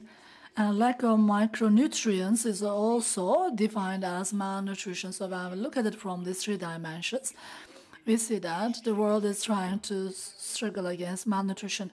Developing and developed countries are dealing with obesity. So secret hunger. They get the energy, but they are not meeting the nutrients requirements. But in the developing countries, we see that there is malnutrition, being stunted, and being very thin. So this is on the agenda of the world as per WHO data. This table looks like a good table because at the door there is a climate crisis that is awaiting us. The food insecurity will increase with the climate change. There is food which will be enough for all the world, but because it is not equally distributed and thousands of people go to bed hungry, FAO gives this result. And when the climate crisis is triggered and when it becomes more severe, this will be even worse. So the authorities say that don't take it as a malnutrition table. Take malnutrition and climate crisis as a global syndemy, and we should think them together. Again, nutrition plays a key role there. So, what is the impact of food literacy on diet quality? If we can have a good food literacy, it will not only affect the diet of the individuals, but it will also help us reach sustainable development goals. Sustainable goals in terms of global syndemia, we have to do this. We have to have food literacy because we are consuming and depleting the global resources. But our grandchildren will have a bigger problem. I will talk about health and nutrition, but in terms of sustainable planet health, we should also focus on various dimensions. The concept of syndemy becomes very important here. American nutrition professor Pumpkin has defined many years ago, and he is still developing it. This is the table of transformation of nutrition. So, the change and transformation and the evolution of human beings can be seen here. We were getting different food in all these times. So, he says it was the same many years ago. There are 5 definitions. migration from rural areas to cities, and economic growth in urban life, technological changes, some inventions that decrease physical activity, new technologies in food production, social media, reaching information very fast. We lost our skill of questioning whether that information is correct or not. So this has affected our nutritional transformation. We're in the fourth phase here. So the first human beings, settlement area, first hunter-gatherers and settlements, and then industrialization. We are in the non-communicable disease pattern 4. We have a lot of increased fat, sugar, processed food, caloric beverages. We drink them a lot. And we have lost the balance of physical activity. This is causing obesity and non-communicable diseases. So, the fifth pattern is also added. So Professor Pumpkin is foreseeing that we are going to move from pattern 4 to pattern 5. So we're going to be healthy. He says we're going to have behavioral changes and we are going to move towards the desired behaviors. We're going to increase our consumption of fruit, vegetables, and fibers by eating food which has high nutrients. We will go from pattern 4 to pattern 5. How are we going to do this? How are we going to accomplish this? There are two basic strategies there. First of all, we have to have a transformation of food systems. If we're talking about a plant-based food, starting from the seed planted in the soil, all the other phases, growth of the crop, and then it goes to the market, it is consumed, and then it becomes a waste, and it goes back to soil again. In each phase of this cycle, we need change, says the authorities. And this transformation is required for the health of individuals and for sustainability. No question marks there. If we can control this part, we can have the same transformation on the animal-based food as well. So we need to have more accessible and financeable and affordable food production. National and international authorities are working on these things. Ministries are working on food reformulations. WHO has important activities. These changes are being aimed at. The second one is changing the individual health choices. The individuals must be equipped with skills and responsibilities to make good choices. Where do they intersect? They intersect at food and health literacy. We're talking about food systems, and then we are aiming at individuals changing their choices through social determinants. If we have an effective food and health literacy, we can do it, because this is important for the future of human beings and the world. It's a critical action. Actually, this slide says the same thing. There are 3 dimensions: food supply chains, external food environments, and individual choices and social determinants. They are all being interacted, so it shows the interaction among them.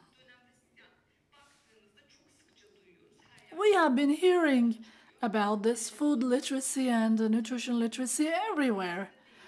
But when we look at the history, we see that since the beginning of the year 2000, we have been hearing it, but after 2010, it has become more popular. And still, there's a lot of data, but there's a problem with the quality of data. It seems like people are working a lot on this area, but this area says very little. When I was preparing this presentation, I analyzed this area again.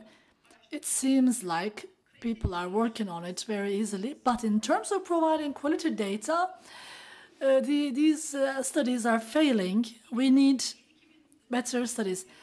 Still, since the year 2000, we have been talking about it, and since 2010, there are many studies. And I wanted to see the definition. There is no internationally recognized definition for food or nutritional literacy, so the output is not defined. What is the output for health literacy? There are question marks there as well. In the academic literature, this term is being used, and when we are explaining it to the society, we use this term. But if we do that, this will be the output, this will be the result. We don't have this type of a definition. We need this definition. There is uncertainty there. So based on the existing definitions, how can we explain it? There are three components: knowledge, skills, and behaviors, and also considering the external environment. We are going to shape these three. Where will I use it? In the choice of food, in the planning of food. So there are four components here. I will plan and manage food area, the time or budget for food. Am I planning this time and budget for food? Secondly, I will also plan food consumption, and when I'm taking a decision, I will do it with awareness. So, second one is select. I'm selecting it from among many sources. Where does that food come from? And what was the cost of it? To what extent that food is responsible for greenhouse gas? Am I preferring a local food or a food coming from Africa or South America? And what is the quality of this food? So I should be questioning it and making a choice based on that. The third one is prepare. When we go back to this table, when we say food literacy, when I look at the developments in Turkey, we always focus on increasing information. With pre-test, post-test, the information is increasing, knowledge is increasing. But to what extent does that knowledge increase the skills? When I say skills, when I'm selecting a food in the market, and when I'm making a plan as to the foods I'm going to consume in that week, how do I select it? How will I prepare it? How will I store it? I don't have any idea, but my level of knowledge has increased. If I'm given an examination, I'll be successful, but it's not converted into a behavior or skill. That's where the problem stands. So, does it change the diet quality? There are surprise results about that. So, after we prepare it, we eat it. So, why is that food important? Is it inadequate? How can I meet the requirement? So, what is that food good for in my body?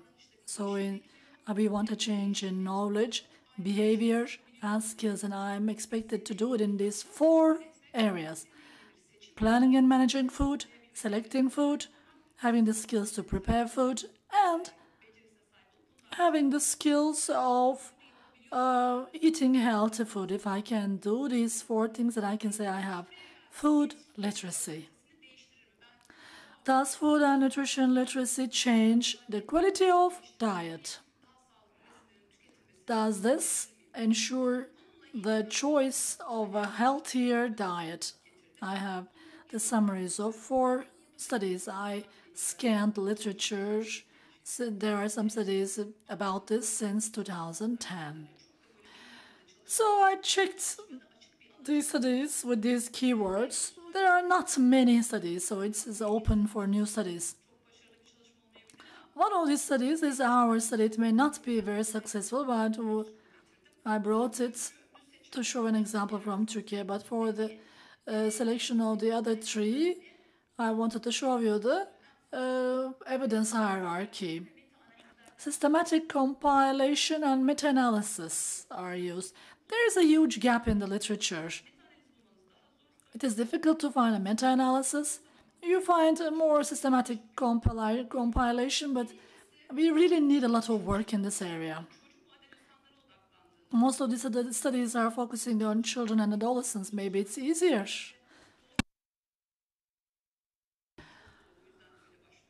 It might be a correct approach to start with children. Food literacy.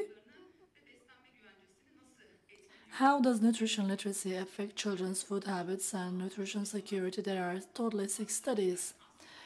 There are Asian countries and Turkey. One of the studies is from Turkey. There are data from Europe and America. How is this nutrition education given? How long is it implemented? Which output is checked? They are different in the studies, but in 2 of these studies, a totally opposite impact was seen. Education is given, but the increase of sugary beverages have increased. Fruit and vegetable consumption decreased. But in 4 of the studies, there is a serious good increase. The increase of fruit and vegetable consumption, grains consumption, and the education was given to women in one of these studies. And during pregnancy, the mothers who have undergone a serious education on nutrition were followed in terms of their growth curves, so their growth curves are much better. These were studies in Asia. So they were in a better situation. Does nutrition literacy work? It is not possible that it doesn't work. If I'm teaching it properly, it works. So the person will choose the best food and decrease disease risk and improve diet quality. But I want to discuss something else. Each intervention that we call as food literacy may not be ensuring food literacy, so I might be experiencing unplanned changes. Secondly, there is no hesitation, but there are some studies in which we don't see that impact. The second study is measuring skills. In UK, this is being done on a routine basis. The skills for children for preparing and cooking food, and the children are aged between 4 to 12 years. So they evaluated trainings in which children have undergone training on cooking and preparing food. There is less controversy in these results. The food information increased, food literacy increased, the children's self-confidence has increased in eating and making themselves full, but the impact is not so huge. The fruit and vegetable consumption has increased 0.25 units. Their self-confidence and self-sufficiency has increased 0.39 units. So there is no major changes. Maybe we should not expect it in a short term. There's another example about adult food literacy. There are less studies. I wanted to find a meta-analysis and systematic compilation, but I couldn't find it. In Western Australia, there is a program, 4-week Food Sensations for Adults program. It has 4 modules. It was for 4 weeks. So they undergo this training program. Those who have completed this program were checked in terms of planning and management, selection and preparedness. There has been a 10 to 25% increase. Their fruit consumption has increased 1/4, and their vegetable consumption increased 1/2. As a dietitian, in the long term, it's a quite valuable and meaningful, significant increase. We should continue this, and of course, we have to sustain this. So this is my thesis study. It remained as a thesis, it's not published. When we were planning education, we received support from the education faculty. In Altındağ region, we had a protocol with Altındağ municipality. In a school in Altındağ, there were 60 students. Every week, we have provided education on healthy education and reading food labels 2 hours a week. And the 60 students were in the control group. At the beginning of this education, we also gathered the parents, but Altındağ region is a disadvantaged group. Only 30 parents joined. of those 60 students. So before this training and after training, we measured their level of knowledge. We also looked at energy intake. We evaluated their nutrition habits and food label reading situations. How did their choices change? We questioned how they read the labels. After the training was over, at the end of 4th week, we checked it. And then after 8 weeks, we did the same thing to see the long-term effects. We were able to achieve the level of knowledge among the students. As for label reading, in the short and long run, there was an significant improvement. The relevant behavior in the long run continued in 97% of the participants, but maybe after 8 weeks, that might go down to 80%. So these studies must be made sustainable and repeated using different agents. When it comes to food choice, we see that milk consumption increased, soft drink consumption decreased, and there were more participants eating fruit. So there is actually a good result, but it has to be durable and lasting and sustainable. It is not reasonable to expect a long-term change in the beginning. Therefore, would food and nutrition literacy improve the diet quality? Yes, but it could be on the basis of the evidences. When we are asking a question to ourselves in the research, who, with which intervention, according to what, which outcome, and in which amount of time. So we should answer all these questions. When I make a literature search, I see the following 5 components. When it comes to who, the question who, I think anyone can get food literacy in any stage of life for all age groups. I think it is easy or possible to plan food literacy for all people. Of course, women are easier to have access to because men are showing less interest into the topic. But the earlier you begin, the better your results. For instance, adolescence is not the right period for you to try to give the food literacy skills to people. Preschool period can give you better results. You become least successful if you are working with the adolescents. So it is important to start to work before that. But even if you can still work with adolescent people, you can design different interventions which may attract their attention. Of course, the geographical, sociocultural features of the target audience will need to be taken into consideration because they will change the training outcomes. With this food literacy interventions, actually, we don't have a magical wand in our hands with such interventions. There are some determinants. For instance, if we achieve an increase in fruit or vegetable consumption by 1 to 4 or 2 to 3 respectively, this is a significant improvement. Actually, for age between 0 and 2, if we can make sure that the baby enjoys consuming healthy food, then this is an important skill. And if we make sure that the baby agrees to try new food items very easily, then this is also a good achievement. Because when that baby becomes an adult, food literacy will be more easily achieved.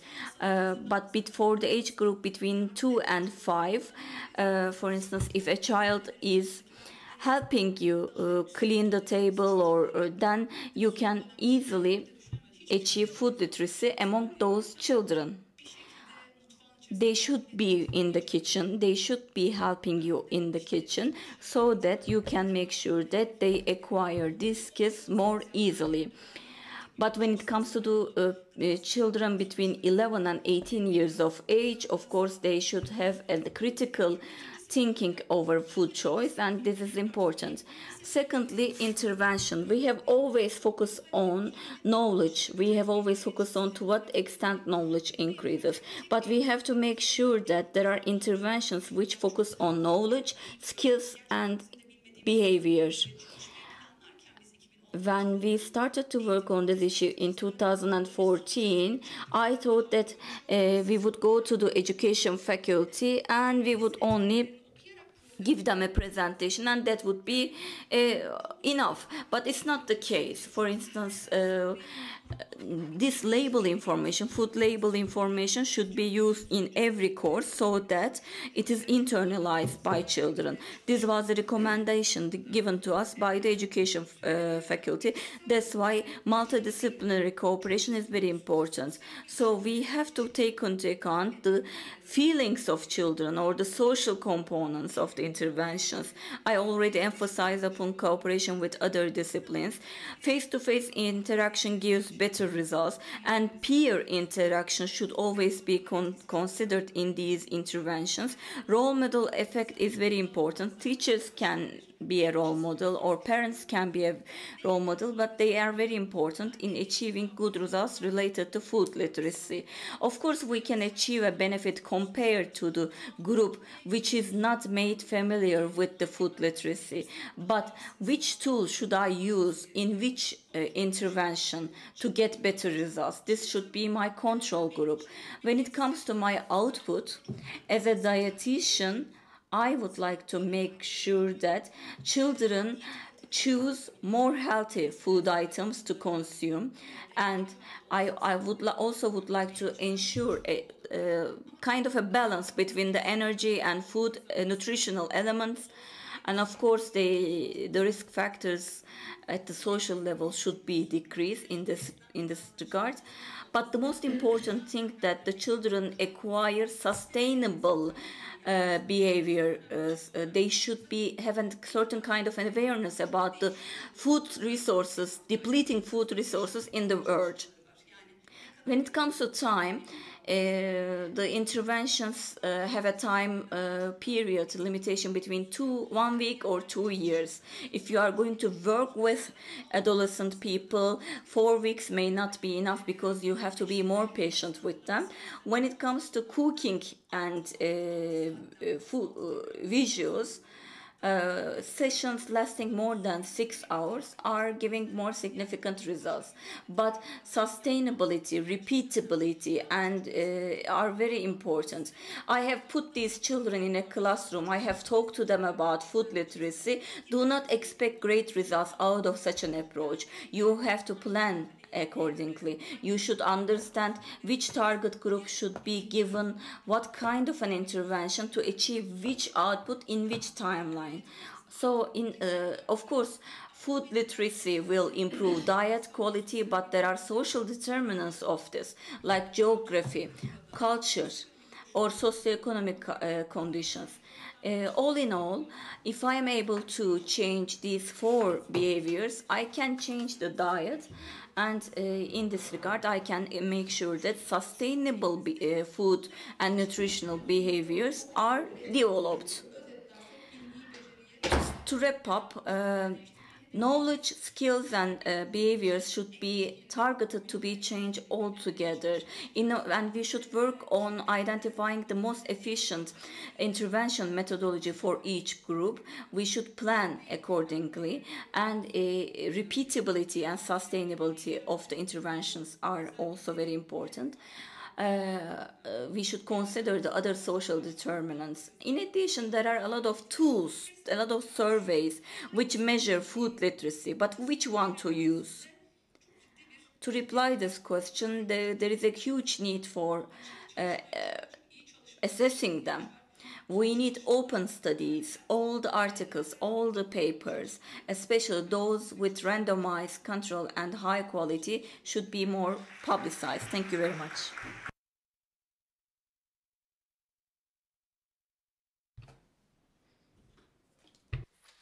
Zehra hocama konuşması için teşekkür ediyorum.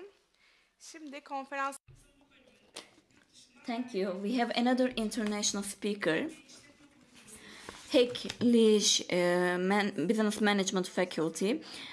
From that faculty, we will host Nadia Stales. She's going to talk to us about social food.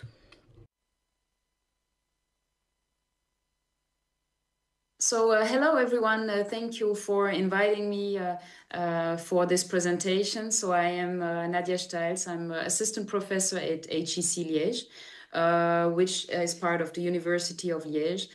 I'm a professor in marketing and my research is mainly focused on consumer empowerment through consumer learning and information, providing more information to consumers so that they can take more informed decisions, but also consumer empowerment through co-creation. So what I want to share today is some pieces of research that I have combined to talk about social food, what we call social food, and particularly how we investigated food literacy, co-construction, but also food literacy or knowledge distortion on social media. So I will talk about a few pieces of research here. So what is important is that as it is the context of this conference, is that in our research we focus on food literacy and more specifically on food literacy in a digital age. As we know, food literacy goes beyond just understanding nutritional facts. It's also about the knowledge, the skills, and the behaviors that people need to make more informed choices on food. And so this also includes the ability to manage, to prepare, to consume food that meets personal health needs. And is also, as we will see it, aligned with individual but also cultural values. So in this today very digitalized world, especially we have a proliferation on food-related content online. So nearly unlimited access to food-related information.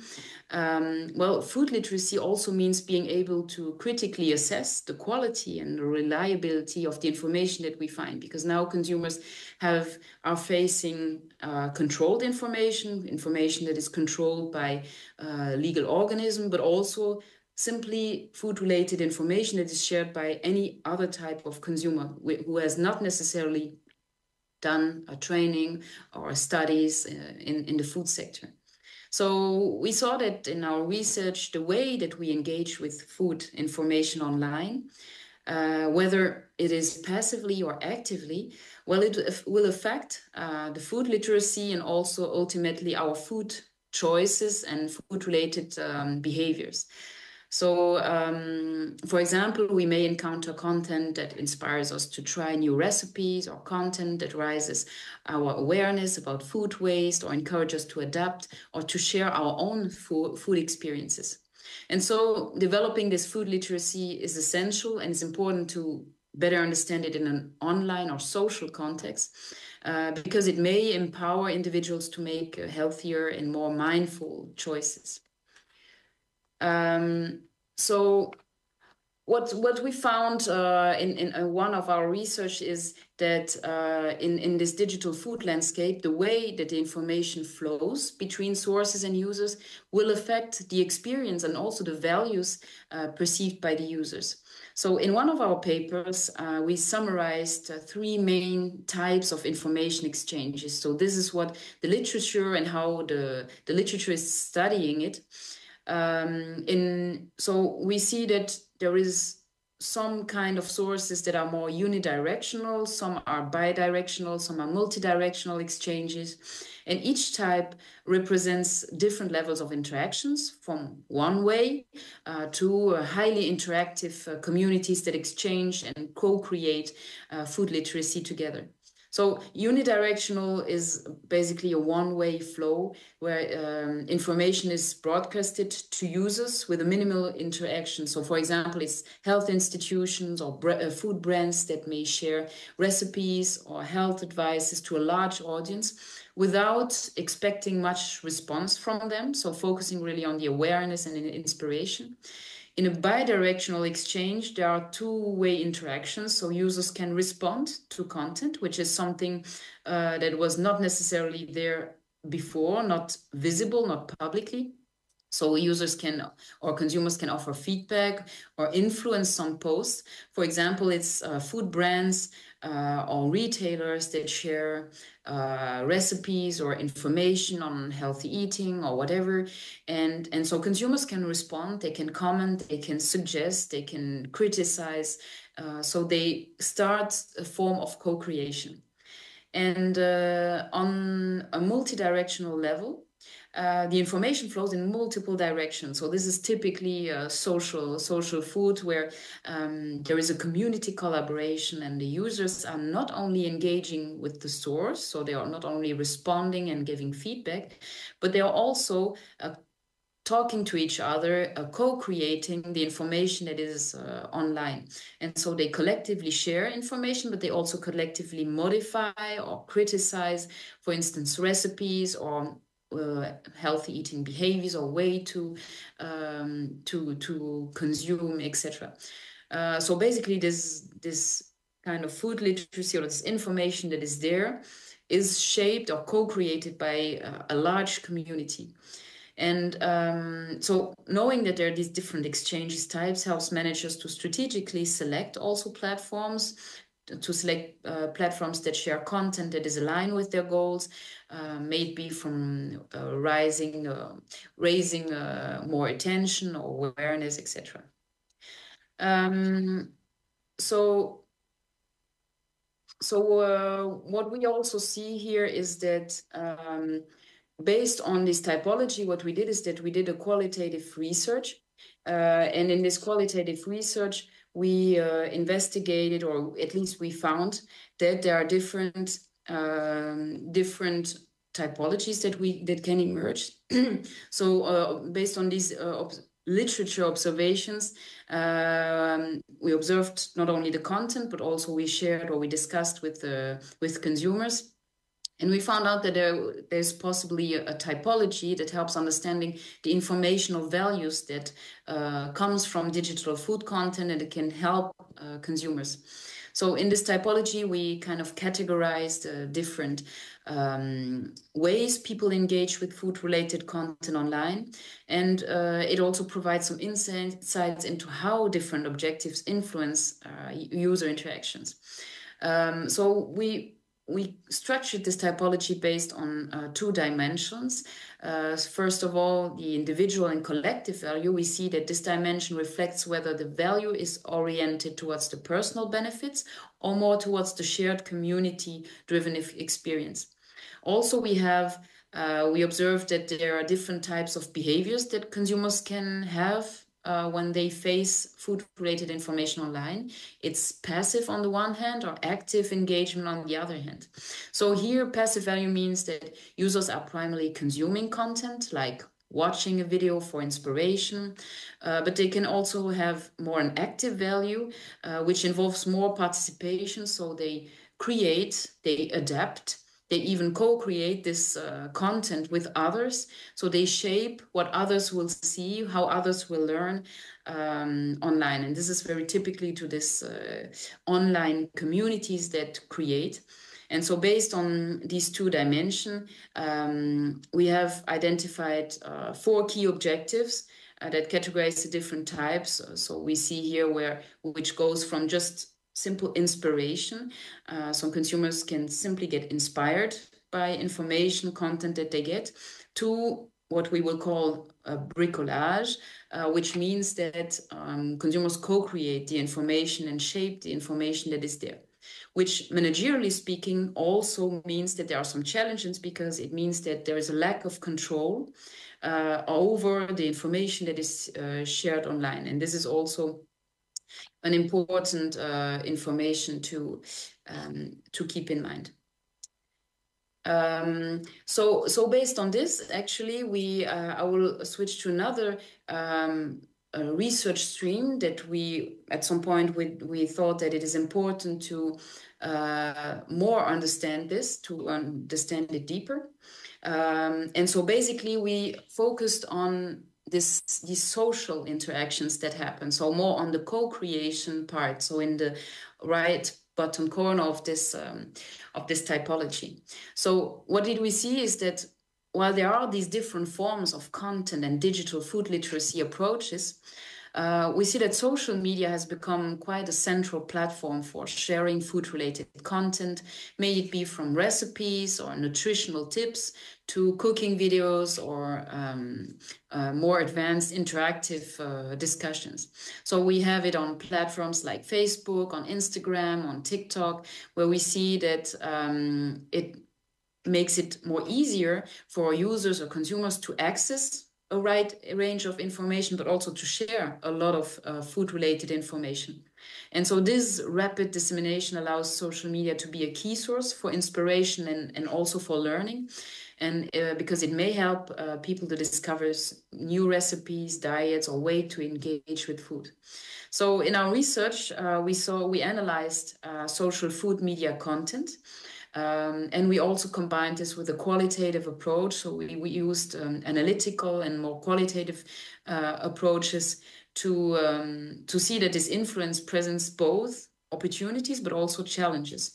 So on the positive side, we see that social media, the accessibility that is offered by social media and speed encourage diverse types of interactions around food topics, allowing users to build communities, to share knowledge instantly. So this social media creates a space where consumers can freely consume content, but also share and criticize other content. So I will say more about this later.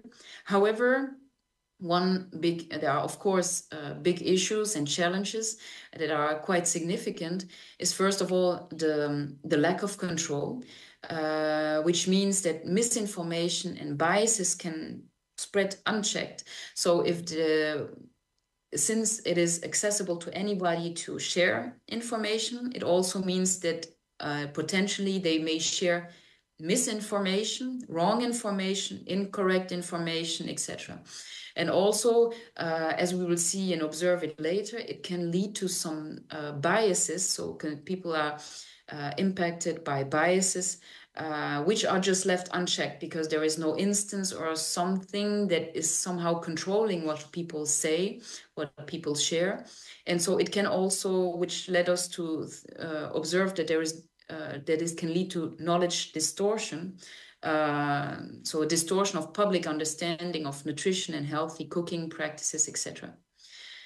So, for example, viral food trends or sensational health claims can create misconception about what is healthy or what is also sustainable consumption.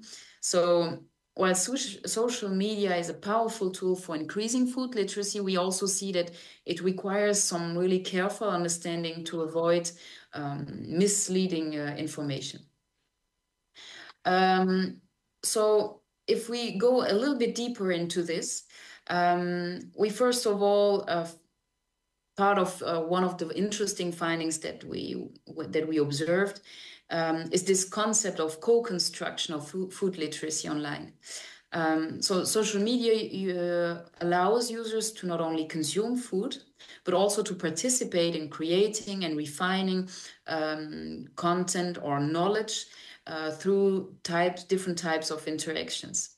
So we see mainly three key things happening here in the way that consumers co-construct food.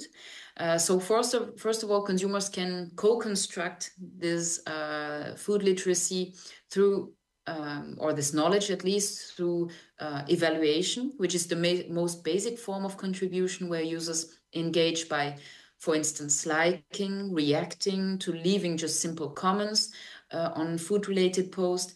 And these kinds of interactions give a general sense of approval or maybe disapproval, but they don't provide in-depth feedback. But there still are a form of I approve, for instance, some practices I disapprove, some suggestions or tips or whatever. So it still is somehow shaping which recipes or information gain popularity, basically. Now, if we go a step further, we have what we call the adaptation suggestion. So some consumers go a little bit further by suggesting, for instance, alternative ingredients or adjustments to recipes, alternative ways of doing a diet, etc. So they somehow add a level of inclusivity and flexibility because users can adapt recipes to fit dietary preferences, cultural tastes, etc. So it helps, for instance, if there are some recipes, but there are some vegan consumers or people who are allergic to specific ingredients. Well, in these, since it's kind of a community where people can share, they can also share some different practices, or which kind of is a practice that encourages creativity and also personalization. If we go even a step further, there we classify the practices of consumers as procedural critiques, which is the most kind of detailed form of contribution, where users share insight on specific cooking techniques or methods, and often based on their sometimes expertise, sometimes their experiences. And these kind of critiques, where they critique information that is already online, that may help to refine and improve recipes, adding an additional depth of knowledge exchange. So here the level of engagement contributes directly to interactive and critical kind of food literacy, which allows people to learn from each other's skills and from each other's experiences. And so this is even a higher level of interactions. And so through these different forms of interaction, social media become a space where food literacy is actively built and shaped by the community, and not just by the original content. So, so this is kind of the positive aspects of social media. But as I said earlier, there is also a kind of negative aspects on social media, because it means that everyone can share information, everyone can critique information, everyone can add additional information to co-create this information online. But given that there is a lack of control, no control behind, it also leads, as we observed it in the same study, it leads to some knowledge distortion on social media. And more precisely, we saw that there is this risk of distortion because through our research, we saw that unfiltered contribution, users' contribution, can lead to the spread of misinformation and especially biased perspectives as well. And these biases may impact how people understand food and nutrition as a whole. And this phenomenon is referred to, we refer to knowledge distortion, where misleading information can spread rapidly and shape public perception. And there is a phenomenon of this viral phenomenon on social media. If there is some misinformation or surprising information or counterintuitive, it often leads to a kind of virality that is shared even more maybe than real or correct information. And so we observed in our research there are several types of biases that contribute to this distortion. I'll just outline a few. One bias that we observe, especially with the video content, which is also quite new, is what we call the vividness bias. It's is that a lot of informational content, educational content, but also recipe content uses eye-catching visuals. Eye-catching visuals like are, for instance, close-ups, a little bit like you see it here on the image, or also slow motion videos to make it more attractive, good-looking, for example. So it may help to make, for instance, healthier food easier to prepare or look easier to prepare. It makes it look more appetizing, more interesting, etc. But it also means that unhealthier food also looks even more attractive if we use these close-ups, slow motion, etc. For instance, close-up videos of melted cheese is something that we see a lot, might lead viewers to crave it, and despite this low nutritional value, for instance. We also see that consumers try to participate in this food literacy or this knowledge co-constructions, but they are impacted by, they have a mindset bias, which makes that their personal emotions, their cravings, or their current mood will also affect how they react to content, also how they perceive content and how they engage with content. We also see that there may be some social cultural biases, which can be cultural or community specific, and it can also affect how people react to certain food. For instance, some minor observations that we had is that that some recipes were more easily and quickly criticized negatively by some specific communities, like the people who consume vegan, for instance, or some traditional dishes, like if there is a traditional Belgian dish, for instance. Well, there is a kind of national pride also making that they criticized more easily and more quickly all information that is related to this. There are some cognitive biases as well, where and what we could call also naive learning, where some consumers justify or try to downplay how unhealthy aspects of recipes they really desire. This is a phenomenon that we observe, of course, outside of social media as well.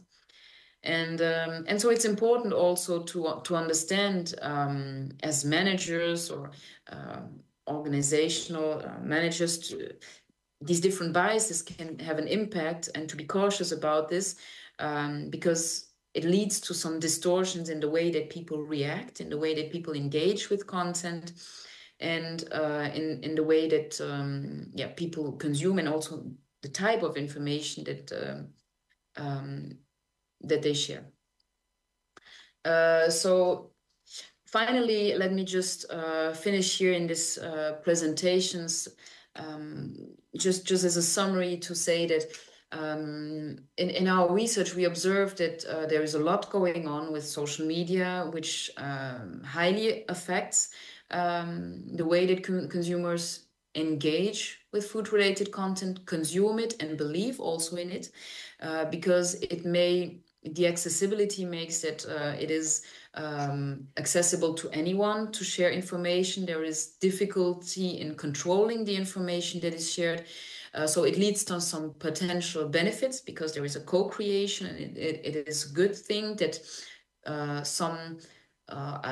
if I take the same example of recipes, well, people can co-create it by saying, well, if you don't have if you have an allergy to eggs, for example, you can adapt it, or you can do it like this. So it creates to a general, it can help to personalize some experiences. But on the other hand, there is this risk of distortion, knowledge distortion.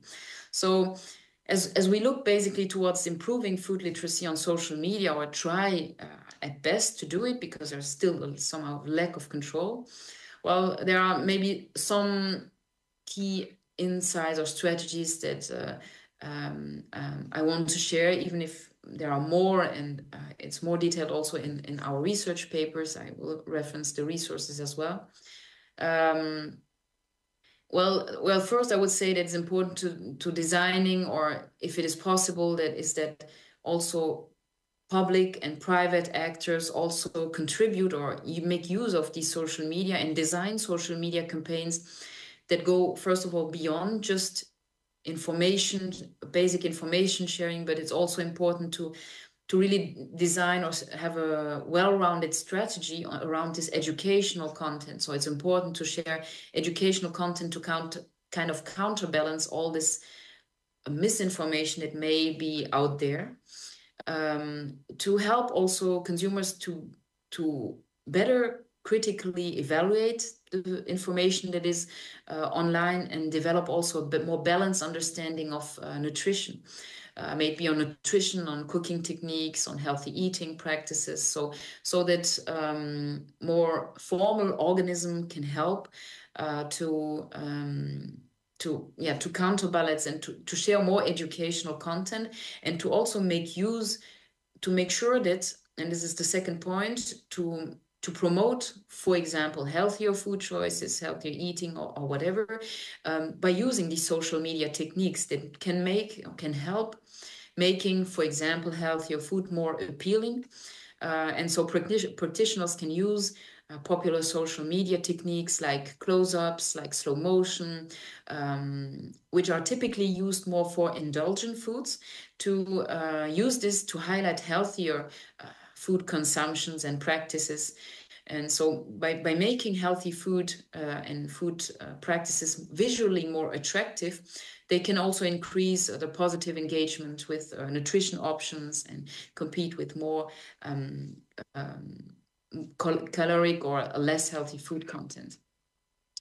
And so finally, a last thing is it is important to, of course, still somehow foster a culture of constructive engagement, which is kind of also essential and helpful to spread the word, because sometimes if consumers share information to other consumers, it is sometimes more convincing source of information, or using influencers can be sometimes more convincing some types of consumers in comparison to other types of sources. So by inviting users also to share their feedback, positively evaluate, adapt, collaboratively, it can help to deepen interaction, and to kind of reduce also the risk of knowledge distortion, but which of course needs to kind of making people more aware of this potential knowledge distortion, and also aware of kind of there is a need to control also the information that is shared online. And so this interactive approach, if it is handled and managed correctly and somehow controlled for it, it can encourage a more meaningful exchange of food knowledge, and helps also a community built in food literacy. And so all of these strategies are, of course, part of a broader effort to harness social media influence for positive change, trying to balance also its potential to educate with measures to manage these biases and misinformation that are somehow online. So this leads me to the end of this presentation. So hopefully there are some pieces of information that can inspire more practitioners, but also inspire more research, as there is more, given the evolving nature of social media and the incoming impacts that come from AI as well. There is a need to more understand how all of this can affect food literacy, but also consumers' consumptions. So the presentation is based on 3 main research pieces that I share here. And of course, I'm happy to respond to any questions that may raise. So feel free to contact me by email or any other type of social media. Thank you very much.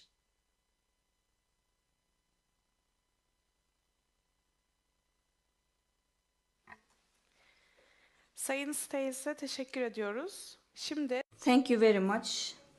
Now we will proceed with the last speaker of the morning session. Since 2011, in cooperation with the Ministry of National Education, Basic Education DG, we will talk about the Balance in Food project. And this project is going to be explained by our General Secretary of our foundation, Özlem Ülüç Çatar. Distinguished head of our foundation, distinguished head of Congress, Mrs. Hünker, distinguished members of the scientific board, distinguished guests, I would like to welcome you all. There was a video in the morning that we could not watch. We would like to show it now, so that you can get to know us better. Bugünden üretmek, bugünden çalışmak ve farkındalık sağlamak. Bilimselliğin önemini anlatmak, sağlıklı yaşam ve beslenme konularında güvenilir bilgilerin topluma ulaşması için çalışmak. Sabri Ülker Vakfı'nın kuruluşundan bu yana işi bu, hedefi bu, varoluş nedeni bu. Gıda, beslenme ve sağlık alanlarındaki bilimsel bilgilerin topluma ulaşması için alanında uzman bilim insanlarından oluşan bağımsız bir bilim kurulunun rehberliğinde başladık çalışmaya. Ulusal ve uluslararası paydaşlarımızla alanının referans kurumları ile işbirliği içinde yeterli, sağlıklı ve dengeli beslenmeyi bir yaşam biçimi olarak görüp ona ulaşmanın tüm bilimsel yollarını toplumla paylaşmak için kuruluşumuzdan bu yana onlarca proje gerçekleştirdik.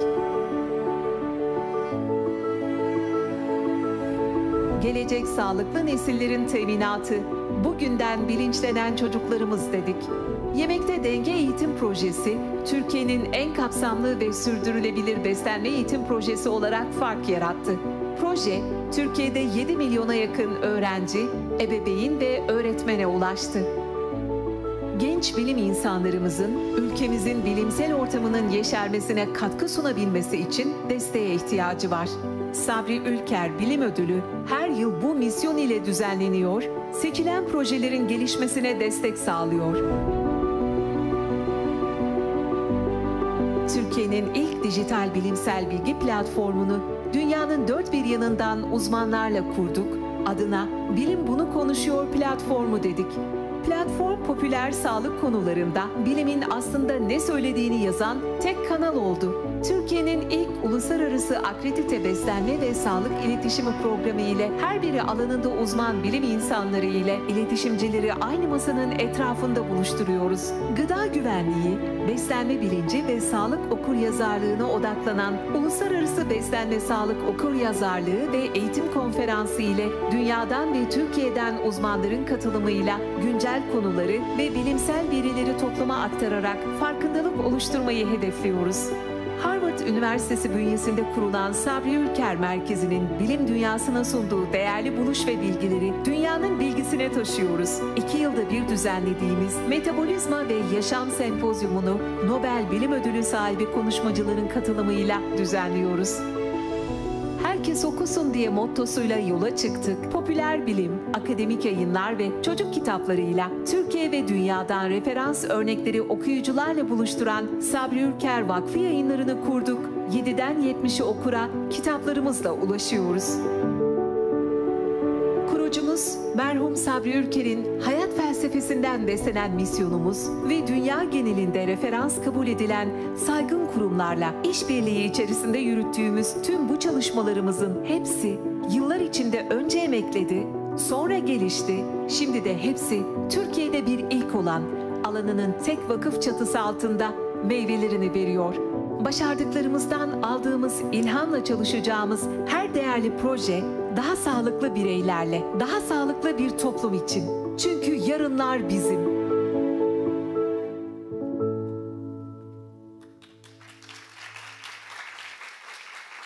Çok teşekkür ederim.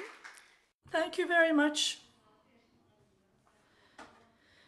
In the area of nutrition and healthy life, Sabri Ülker Foundation was established to support healthy life, and this is our vision to carry out activities. And we have a balanced meal project. This project was carried out in cooperation with the Basic Education General Directorate of MONE. It's continuing since 2011. How did we come up with this project? In the morning, our General Director explained that childhood obesity is a serious public health problem in the world. So, based on this, our project started in 2000, and when we looked at the nutrition and health research, we've seen that 20% of children were fat, 12%, 17% thin, and 11.5% stunted. And between the age group of 6 to 10, 17% fat, 20% thin, 11% stunted. In 6 to 18 age group, fat is 20%, thin is 18.8%. So, based on this, in 2011, our members of the scientific board have carried out some activities, and we started this project. You see a roadmap here. We have come a long way, and in 25 provinces, We are carrying out this project in more than 250 schools. In 2011-12, we started in 4 provinces and 10 schools in each provinces. So we started with 40 schools. In 2013-2014, we reached 10 schools because our activities were so successful that we wanted to expand the project. Then, for the first time in 2014-15, there was a survey on the frequency and amount of food consumption, and we have published the results. We've seen that at the beginning and at the end, there has been a behavioral change among the students. As Mrs. Zehra explained, the important thing is to ensure sustainability. So we continued education in the same schools. So, in 2015-16, we supported our project with some theaters and movies. And we have been selected as the best practice, and we were given an award. As well as we did not only provide education to students, we also gave it to teachers. And we have been given this Best Practice Award for the 50th Conference of the English Nutrition Foundation in 2017. So we thought that we also needed to educate the teachers. So 2,000 teachers were given basic nutrition training. Then we increased the number of schools. It has become 15, and we developed a project. Our project has become sustainable. In 25 provinces in this education term, we are continuing our project in more than 250 schools. As our materials are free of charge,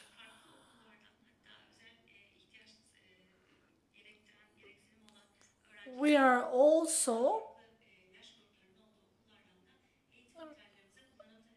receiving requests from other schools to use our materials. So what is our project explaining? Our main message is as follows. I think all the balance comes from the main message, which say you can eat everything in a balanced manner.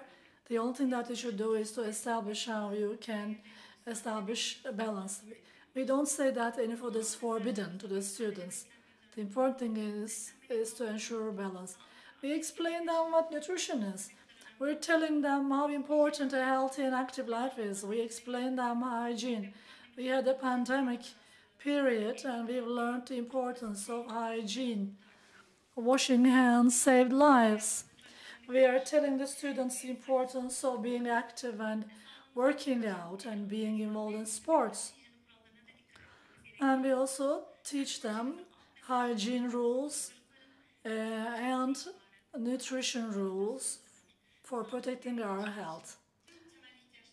So we have all the contents to meet the requirements of the students. All these sub-messages are included in our education curricula. These things were added to the new updated curriculum. How do we carry out our project? In each 25 provinces, we have provincial coordinators. They are teachers of MONE, and they are experts in research. We provide them training at the beginning of each year. So the coordinators train the principals and the counselor teachers and the teachers that are covered in this project. So as the teachers have very good materials, the teachers use these materials, and the teachers have a training as to how to use these materials. We have many colorful materials. I will show a few of them to you. We have some website applications. At the end of the year, we get feedback from the students, teachers, parents, and provincial coordinators. These feedback really help us improve our project. So in the summertime, we are working on improving our project. So for next year, we are planning to develop and add a new module on health and nutrition literacy. So in 10 provinces, 2,000 teachers are given training with 15 voluntary trainers. We've seen in these trainings that our teachers, as Mrs. Tijan mentioned in the morning, the students are learning things from social media and friends.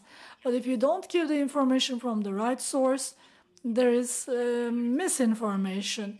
So the teachers have undergone this training. We have left the training materials on the website. We have very valuable teacher candidates here. You can have access to these materials and benefit from them. So what did we do? In 2016, we have a very good video. I will show you a part of it, but you can find it in the website. We have a character called Lüp Lüp Cem. When you ask any student in our project schools, if you ask them what is your favorite character, they would say Lüp Lüp Cemal. After the smart boards are used, these characters are making the lives of teachers easier. It is in a cartoon format, so the students like it. Let me show it to you. Sorry.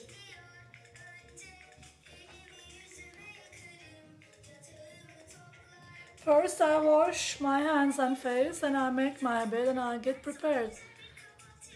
I have a good breakfast in the morning. I eat cheese, honey, egg and whole wheat bread.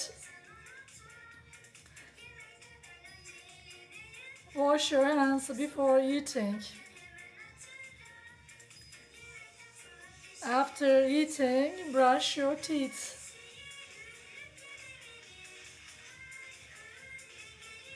Each meal should be balanced.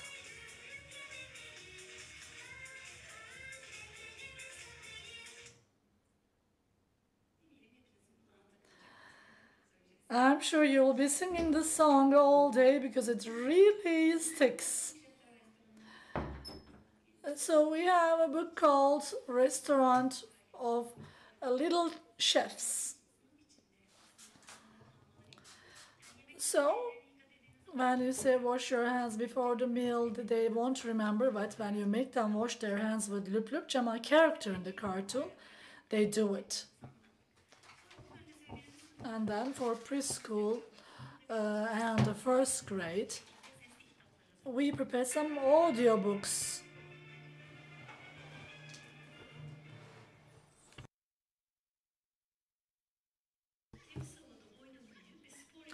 Elif loves playing outdoors and play with her dog.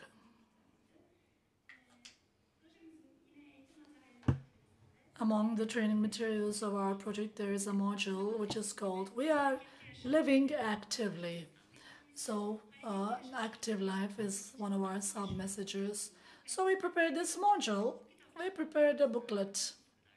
From preschool to 4th grade, for each age group, there are games. And in the teacher materials, when the children come every day, they start the day with physical activity for 10 minutes. I want to show you one example from a school.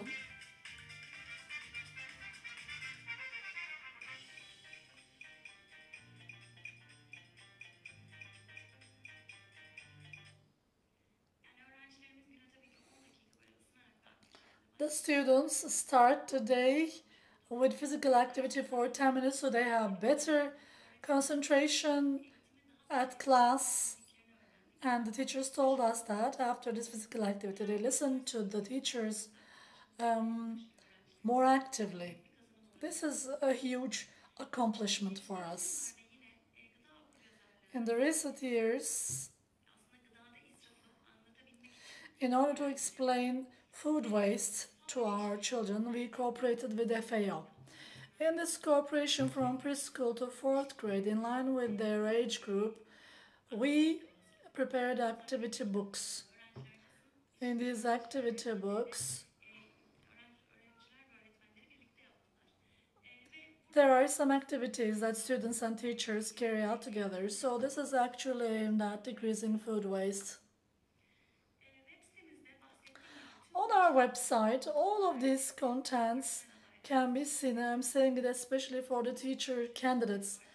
You can have access to all these materials free of charge. This is the QR code, or through this website you can get a hold of all these training materials. They are there in the website free of charge.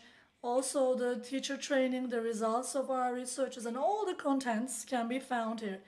There's another video that I want to show you, but I don't know if it is ready. Okay, the summary of what I have explained. Let's finish our presentation with an enjoyable video which summarizes everything I said.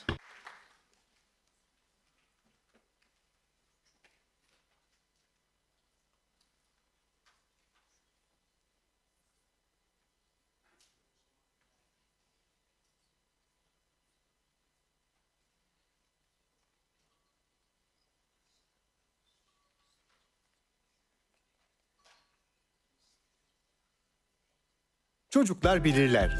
Neye ihtiyaçları olduğunu, yemek yemenin Children know what they need. The fun of eating and playing games, unconditional love, and living childhood fully. To what extent do we know this? How do we teach the right thing and the good things to our children? This Balanced Diet Project was initiated with Sabri Ülker Foundation and Ministry of National Education. Parents, teachers, and children have become an indispensable part of this joint dream. Our dream is to have healthy generations that eat well and have a healthy and active life. Let's learn about this project. Childhood obesity is becoming widespread. The children are not active. They can miss out on running, seeing the rainbow, but the children should be learning about the importance of these things when they are very little, so they can embrace these habits of physical activity and healthy diet. We have made the parents and teachers an important part of this project. We should understand the children, and we should speak their language, and we should always be there for them. There are very enjoyable materials in our project. Not only the pilot schools, all the children can benefit from these materials. Through our website, you can get a hold of these materials. In our updated website, you will see training materials, storybooks, and the Loop Loop song that everybody sings along. And there are scientific articles and nutrition clues, and the module which is called We Are Living Actively. With the storybooks and animations on our website, we are sure that children will have fun and learn.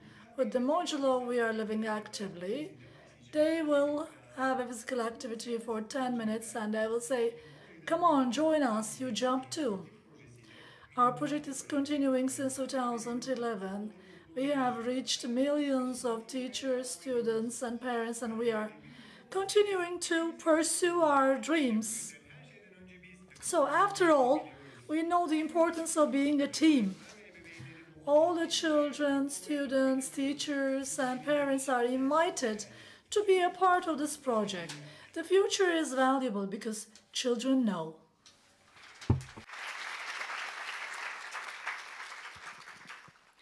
Özlem Hanım'a çok teşekkür We would like to thank Mrs. Özlem for her speech. We have concluded the morning session of our conference. Thank you very much. After lunch, we are going to reconvene.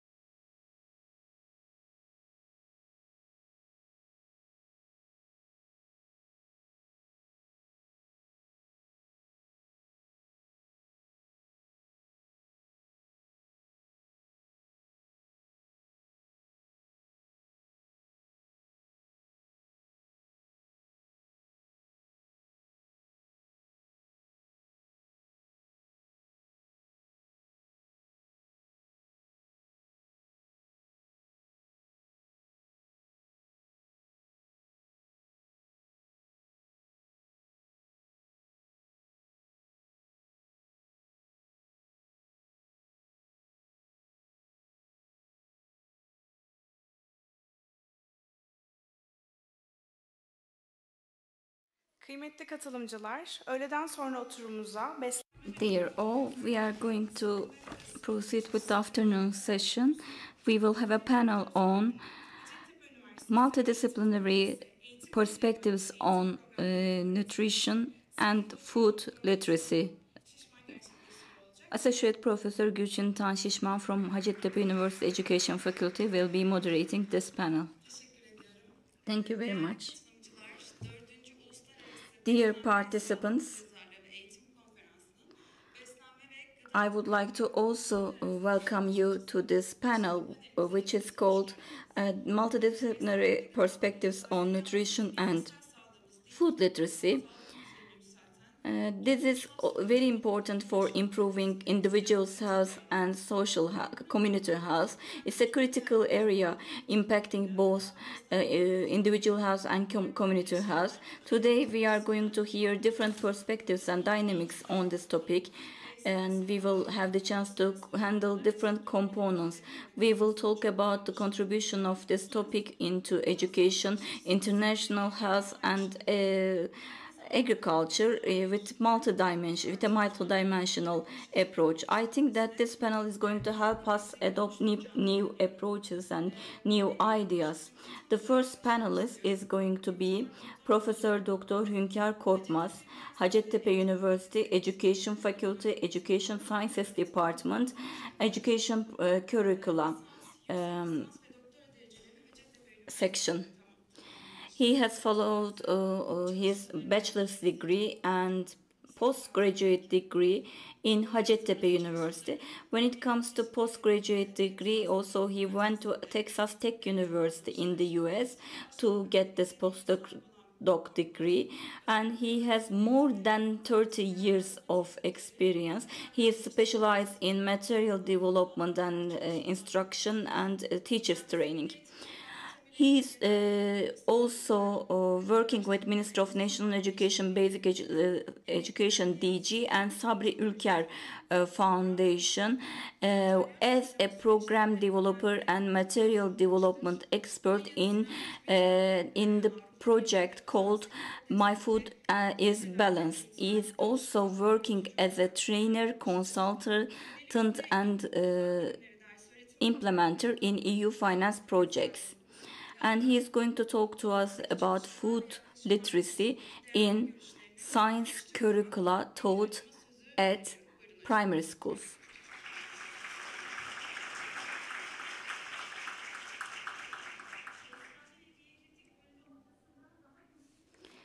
Microphone.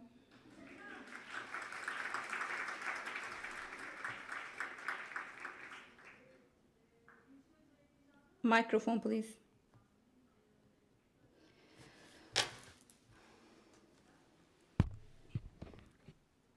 Microphone, please.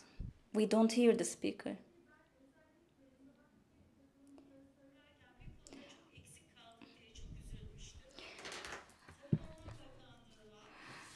We have the MONE, Ministry of National Education, Ministry of Agriculture, but I think that we didn't have enough participants from the Ministry of National Education. The Ministry of National Education General Directorate of Support Services, Health Services Unit is represented here by Gürcan Kılıç. I would like to also introduce her to you. I'm very happy to be with you. Microphone, please. Thank you.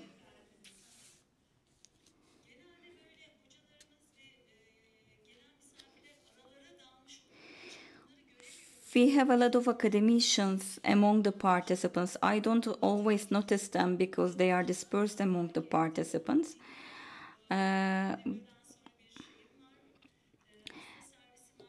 Gürcan Hanım was among the participants in the morning, but she told me that she has to leave.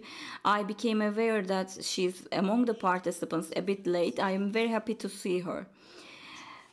As we said, there are three pillars here: education, health, and dietetics. I am going to share with you the education perspective.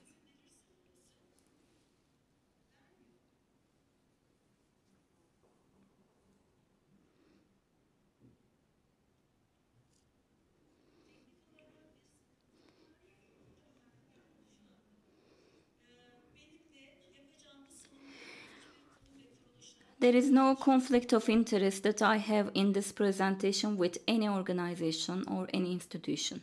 This is going to be my conflict of interest statement at the beginning. By the way, I would like to give you a reminder. You have 20 minutes. After all the presentations are over, we are going to receive some questions from the participants.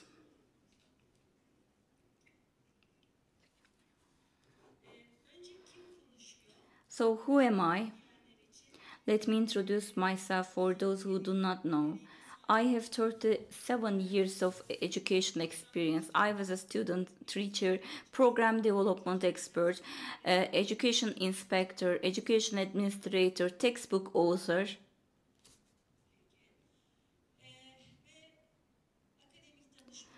I also work as an academic consultant for Monet, TÜBİTAK, EU projects, NGO projects. I wrote books, scientific books, and I am a researcher, academy member as well. In this presentation, I would like to introduce you a professional partner of mine. She is called Dilan Tanrıverdi.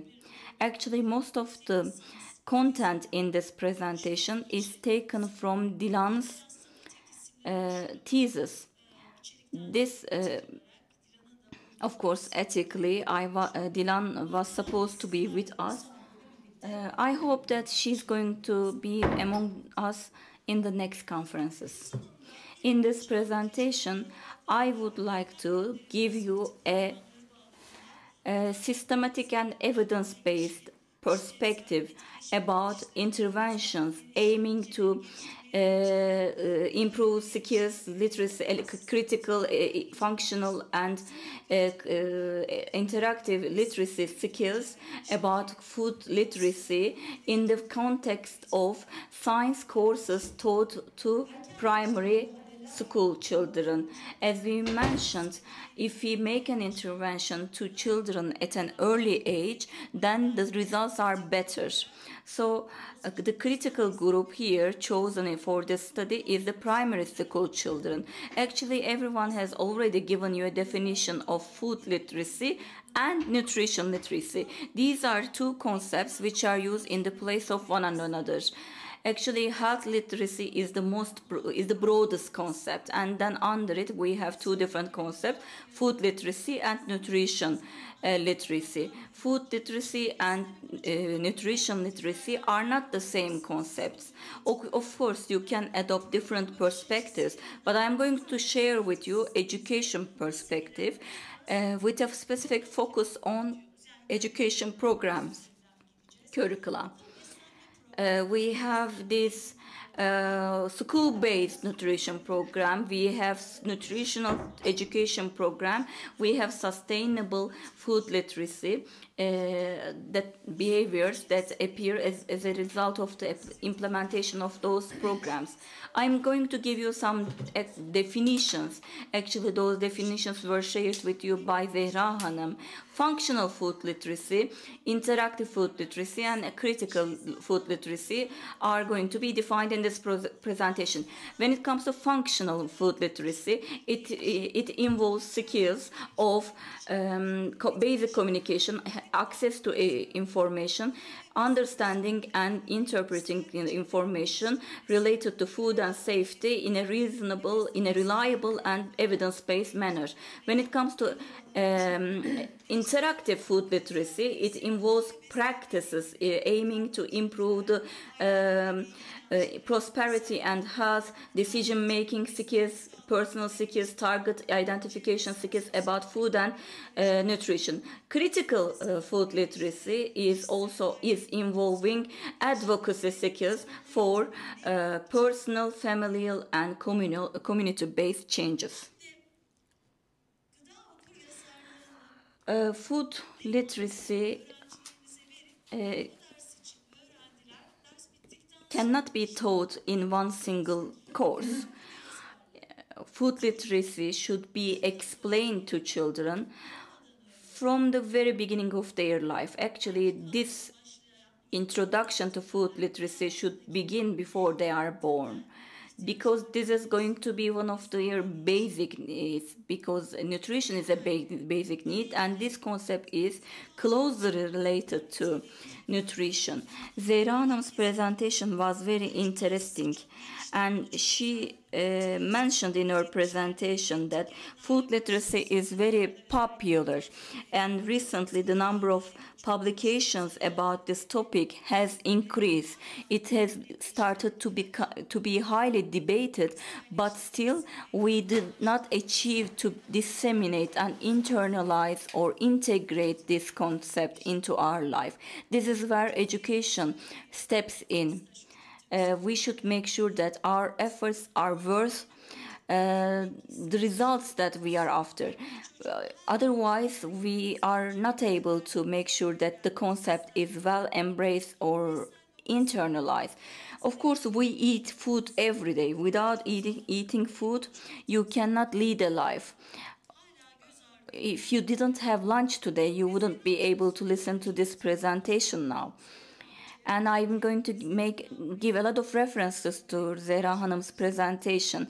She said that it would be a mistake to make a connection only between food and nutrition, because these concepts have an impact on environment and communities. That's why we need a broader perspective. Yes, food literacy has social, environmental and economic impacts. Of course, we may need a different session to talk about these impacts in detail, but we all know that in regions, in communities, in groups, in cities or in villages, nutritional habits may differ. In addition, environmental factors and facilities are defining the limitations of what we can eat. A fruit that is abundant in Amasya can be quite rare in another city, but there may be other nutritional habits in another region of Turkey. That's why we need to protect these environmental characteristics. I'm going to give you an anecdote. My mother is illiterate, and we lost our father when we were very small, at an early age. And in Amasya there are a lot of gardens.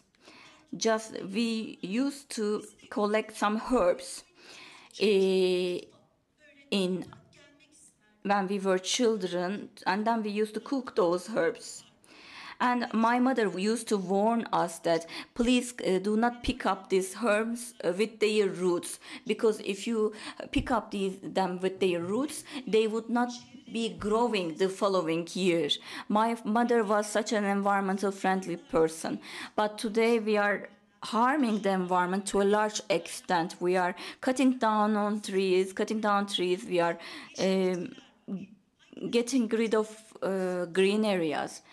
No one is protecting the greenery.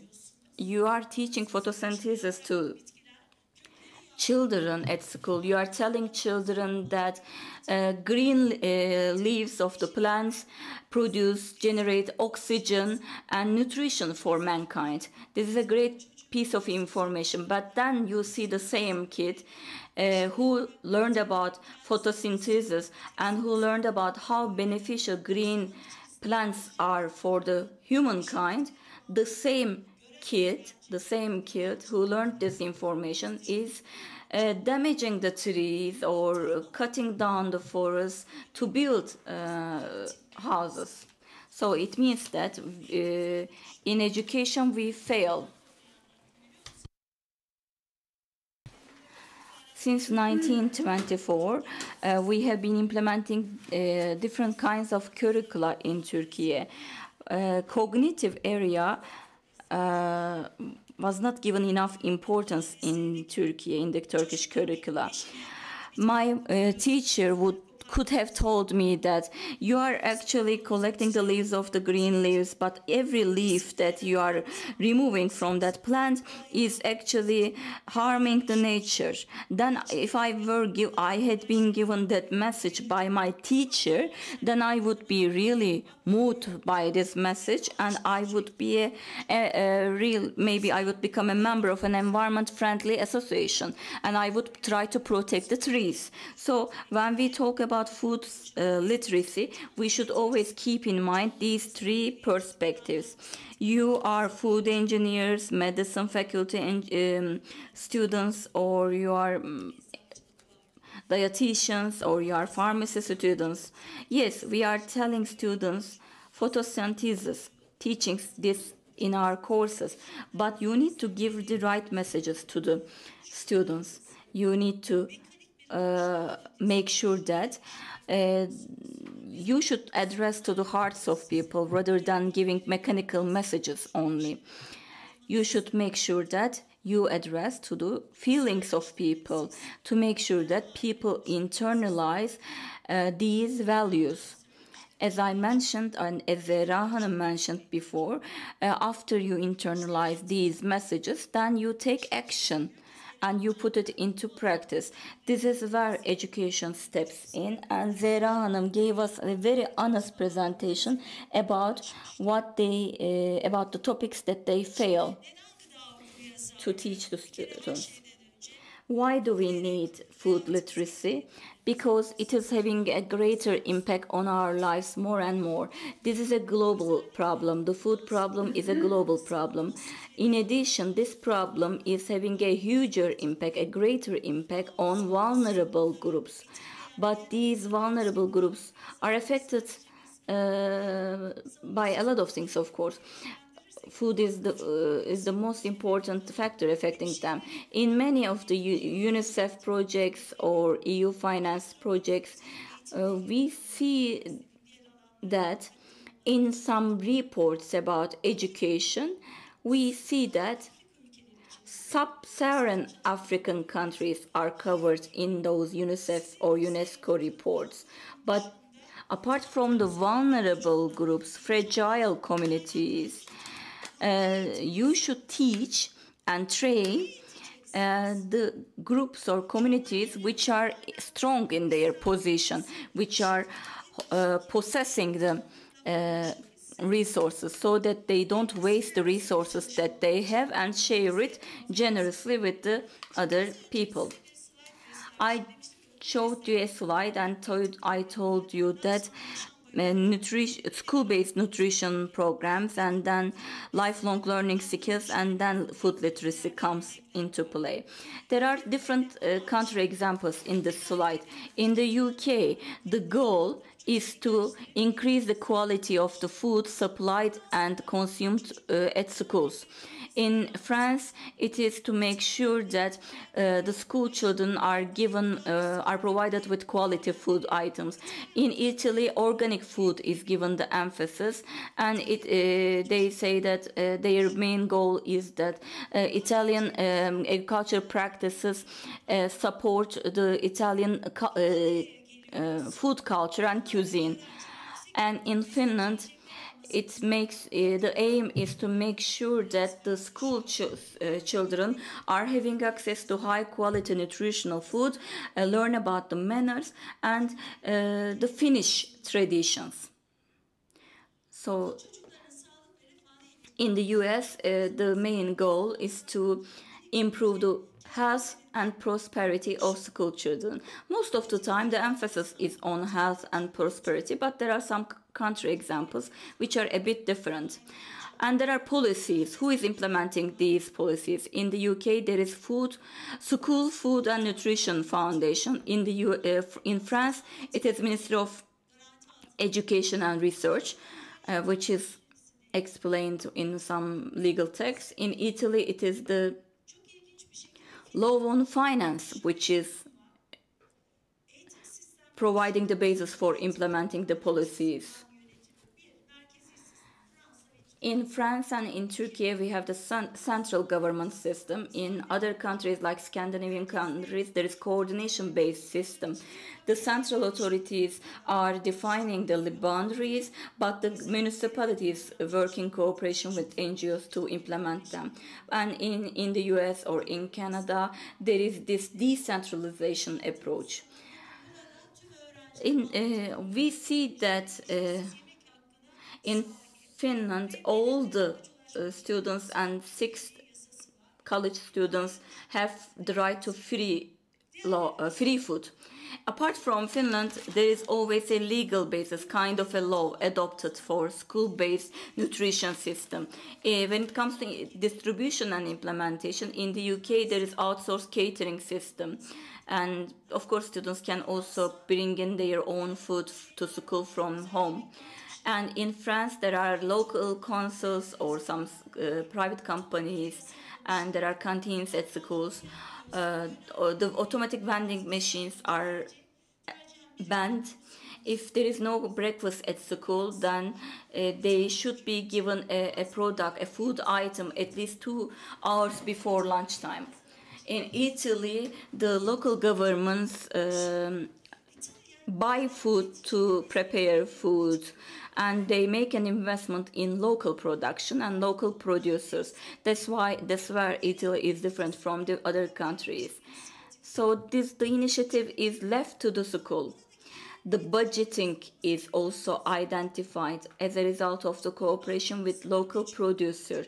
This is what must be done maybe, because you see that small school children eat around the round table, and they eat with a tablecloth is laid on the table. They eat with some silverware, using some silverware, and teachers of course eat together with them. In Finland, it is municipalities which is responsible for arranging food, and there are of course private catering countries. They never allow cafeteria style lunch at schools. In the US, at the federal level, US Ministry of Department of Agriculture is running the National Nutritional Program and Breakfast Program. And in Turkey, it is always one way, one step forward, one step backward. This is no sustainable health education or school-based nutrition program practice.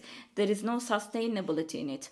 In Turkey, the main goal is to increase the awareness about healthy diet at schools, and good practices are supported. When it comes to the service processes, menu management, inspection processes, supply and storage, production, service, and post-service services are the steps in the process. There is a guideline produced by the Ministry of National Education on food preparation and distribution. The DG of Support Services of the Ministry of National Education is running a program called I am following a healthy diet at my school. And there is also a guideline about national menu planning and implementation. Then there was actually free food for preschool children, but this service is no longer provided. It is left up to the initiative of the school principals to carry out the necessary planning to meet the needs of the daily nutritional needs of the children. The plan is to provide 5 meals in the weekdays, but there are some interruptions, unfortunately. Before I talk to you about the curricula, I talk to you about these programs, I would like to mention one thing that I always tell to my students. I think genetics and environment are very important for an individual's development, but it is also time is very important as well. In which time period an individual is born is having a huge impact on that person's development. You will see that in some programs, you will see with some regret that in some programs we were in a stronger position in the first years of the Republic. In 1924, of course, there were some communicable diseases, infectious diseases, sewage water used to be polluting and contaminating the drinking water. The war was just behind us, so we were talking about such a society of that time. And at that time we had early child mortality. That's why child nutrition became a hot item in our agenda, and we developed a policy for raising healthy children. There were some losses in agriculture and animal husbandry in order to make better use of human resources and manpower and to achieve economic development. There were some studies and research carried out to understand which food or which agricultural product can be grown in which part of the country. Back at that time, the Turkish society was a society of agriculture. Agriculture was the only means for social development. The students were given this message at school, and in 1926 similar conditions remained. In 1936 salt consumption and production stopped because salt resources were depleted. Maybe this was a good thing. There were some problems related to the wheat production, and there was this bread crisis because of the Second World War. And in 1932, there was this law on protection of wheat. Because of the food consumed during this food shortage period, and because of the copper cups or pots used to cook food and consume food, the health was negatively impacted. In Amasya, the town that I grew up, there used to be a place in the market of coppersmiths, because we used to also use copper pots to cook food, and even in 1970s we used to have such copper pots in our kitchens. During the food shortage, there were some pieces of food items which were used, and vegetable and fruits were converted into different types of food, and there was also the emphasis on the food that we get from animals or plant-based food. I'm trying to give you an idea about the conditions before we adopted this training program. As a result of the Council of Ministers decision in 1941 in Ankara, Istanbul and Izmir, it was only one type of bread which was produced. And then because of the decreased fish consumption per capita, fish canning became a type of a storage for fish. And then there was a US trainer, an American trainer who came to Turkey, who produced a report about village schools in Turkey, and he put the emphasis on these village schools to put emphasis on the local food. In Turkey, then we create the soil products offices and silos. Back at that time, we used to have agriculture specialized high schools. As you may know, soil products office used to buy products from farmers and sell those products at an affordable price to people, to general public. In 1992, there was International Nutritional Conference held in Italy, Rome, and the Global Nutritional Declaration was adopted. The goal here, as mentioned by Zehra Hanım, it was only thin children who were used to explain the concept of malnutrition, but now we should cover all these children, not only the thin ones. And then in the year 2000, the literacy concept became popular in Turkey, like maths literacy, science literacy, food literacy, health literacy. Such literacy concepts became more and more popular. Actually, in 2024, we have seen the greatest importance given to this topic. In 2005, Ministry of Agriculture and Ministries of Health started to handle the topic of food safety. In 2013, obesity became a priority health issue in Turkey, and in between 2013 and 17, there was this policy of decreasing obesity in Turkey. In 2018, in the UN Sustainable Development Goal, one of the Sustainable Development Goals was emphasizing upon the food safety and food literacy. When we have a look at the programs applied in Turkey before 2024, A means kindergarten, starting with grade 8 to up until grade 4. We wanted the children to have some basic information about balanced diet, food choice, hygiene conditions, healthy lifestyles, food label reading, and different lifestyles and cultures. To children between the grades 5th and 8th, we wanted them to learn about food content, how to prepare a healthy meal, how to cook healthy meal, food safety, high risky foods, and storage. And for the high school kids, we wanted them to learn more about ecology, healthy diet, and healthy lifestyle. These components of the food literacy were also used by us, just like Zehra Hanım and her team. We need to make sure that we are strong in all of these 4 fields to develop the food literacy concept accordingly.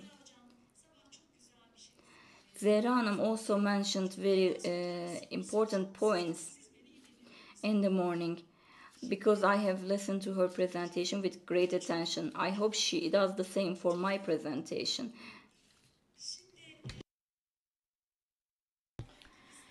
Zehra Hanım said that yes, we are trying to teach some courses to the students, but of course it was only at the level of functional literacy level. We were not able to achieve the requirements of the critical and interactive food literacy concepts. When we carried out analysis, it stays at the level of knowledge and concept. To achieve the other levels is a bit challenging for us. Mostly we put the emphasis on some knowledge related concepts.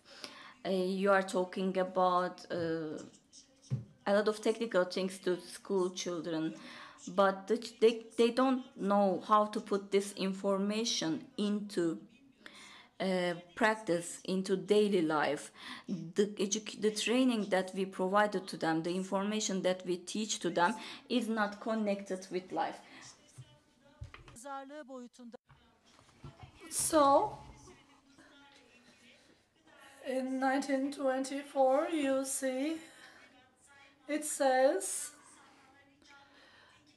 everything must be examined live in these lessons. Yes, they're examining it, but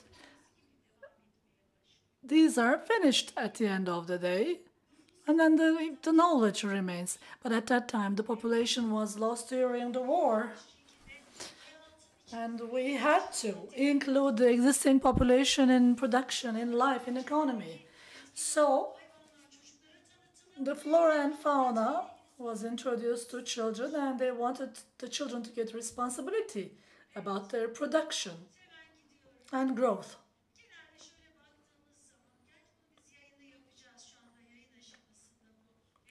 This analysis will be published. We are at the phase of publishing it. So usually it is functional food literacy. We checked whether the relation is direct or indirect.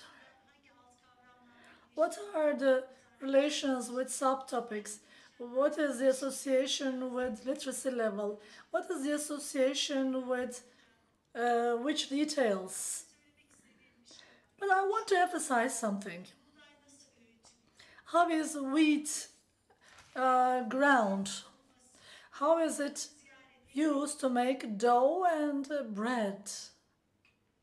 These things are explained. Plant-based food, that's how they have explained the content of the food. Calorie, vitamin information. You learned about calories, right? Today we mentioned about calories, but the concept of calorie was in the primary school curriculum.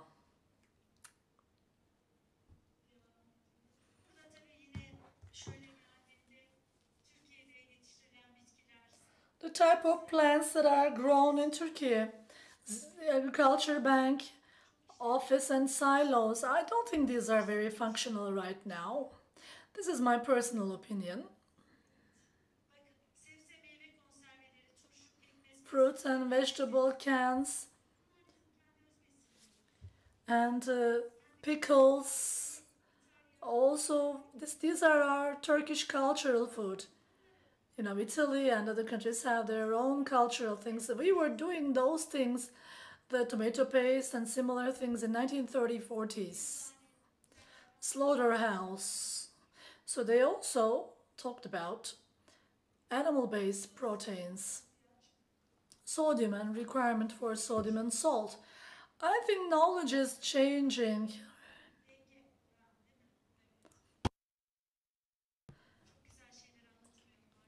So we don't have enough time to explain all of these things.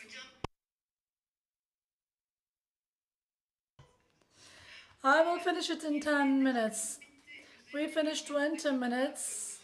So we added another 20 minutes, but we are listening to you with pleasure.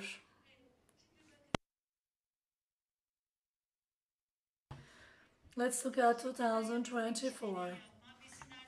Making experiments to distinguish content of food, being able to generalize, make generalization as to the fact that there is vitamin and minerals in the food. These are quite artificial, right? In the past, in 1924, it was more natural. It was easy to internalize that. I finished it. Somebody just stopped me, I guess.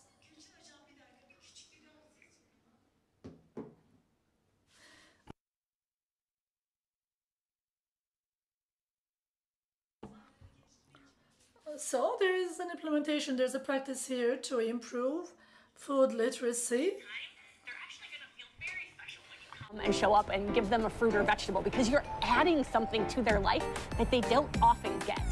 Amber Scott has been on a mission to get kids to eat their fruits and veggies for more than a dozen years. She's the founder of a nonprofit called the Food Literacy Center. They run after-school programs in several Sacramento schools, showing students how to prepare healthy meals.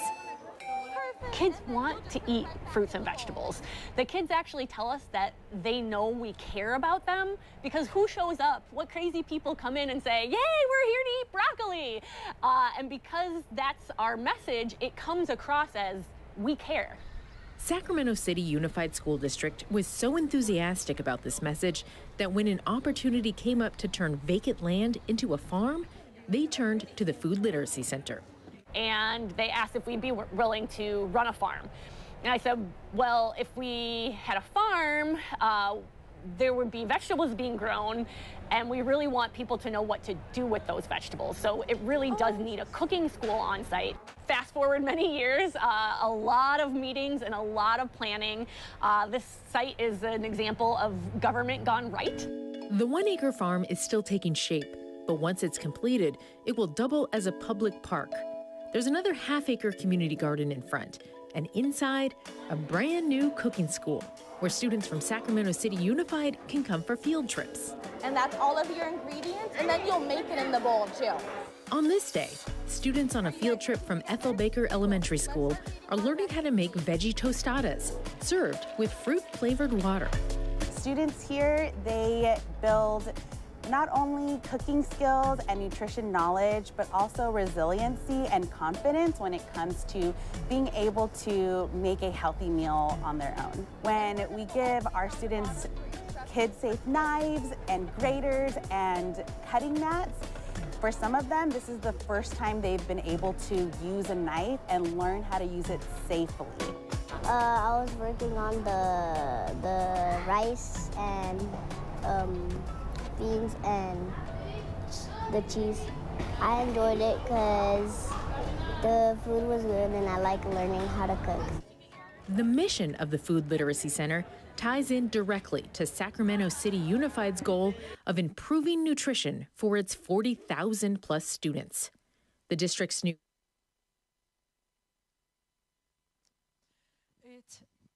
Limitleri çok aştım. Özellikle diğer konuşmacı arkadaşlarımdan çok özür diliyorum. Sizlerin sabrından dolayı size çok teşekkür ediyorum. Ama 20 dakika yetmiyormuş. Hani bundan sonra kendim tek başıma 1 saatlik bir konuşma ayarlayacağım.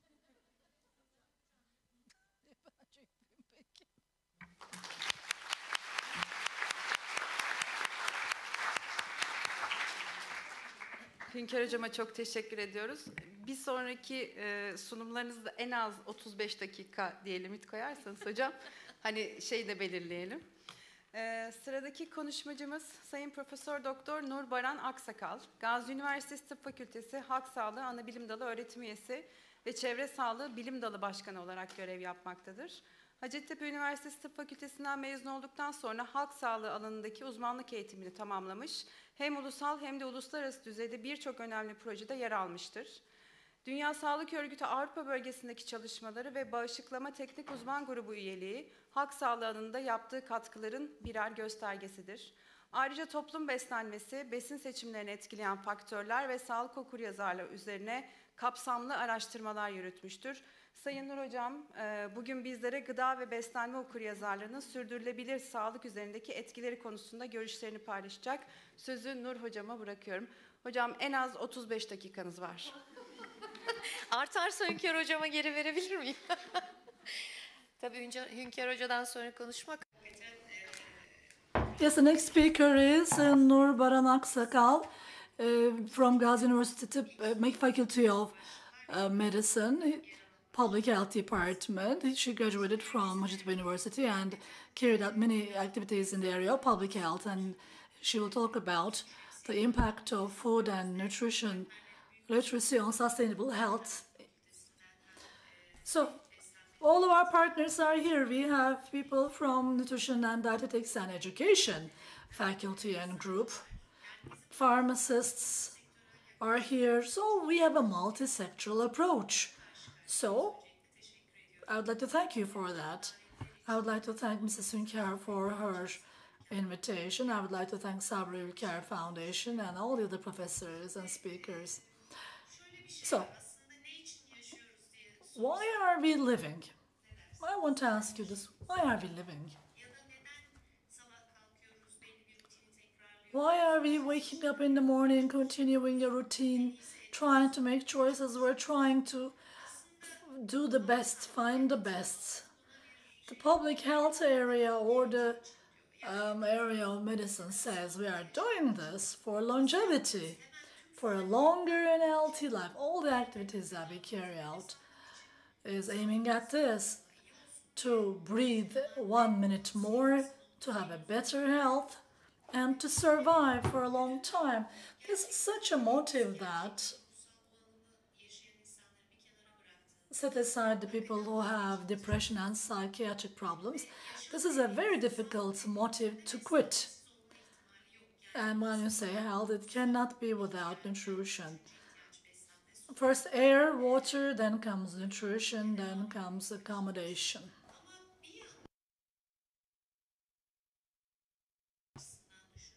So, in terms of food, you see a wide spectrum. On one side, there's an extraordinary food waste, and on the other hand, we have a group which cannot have access to food.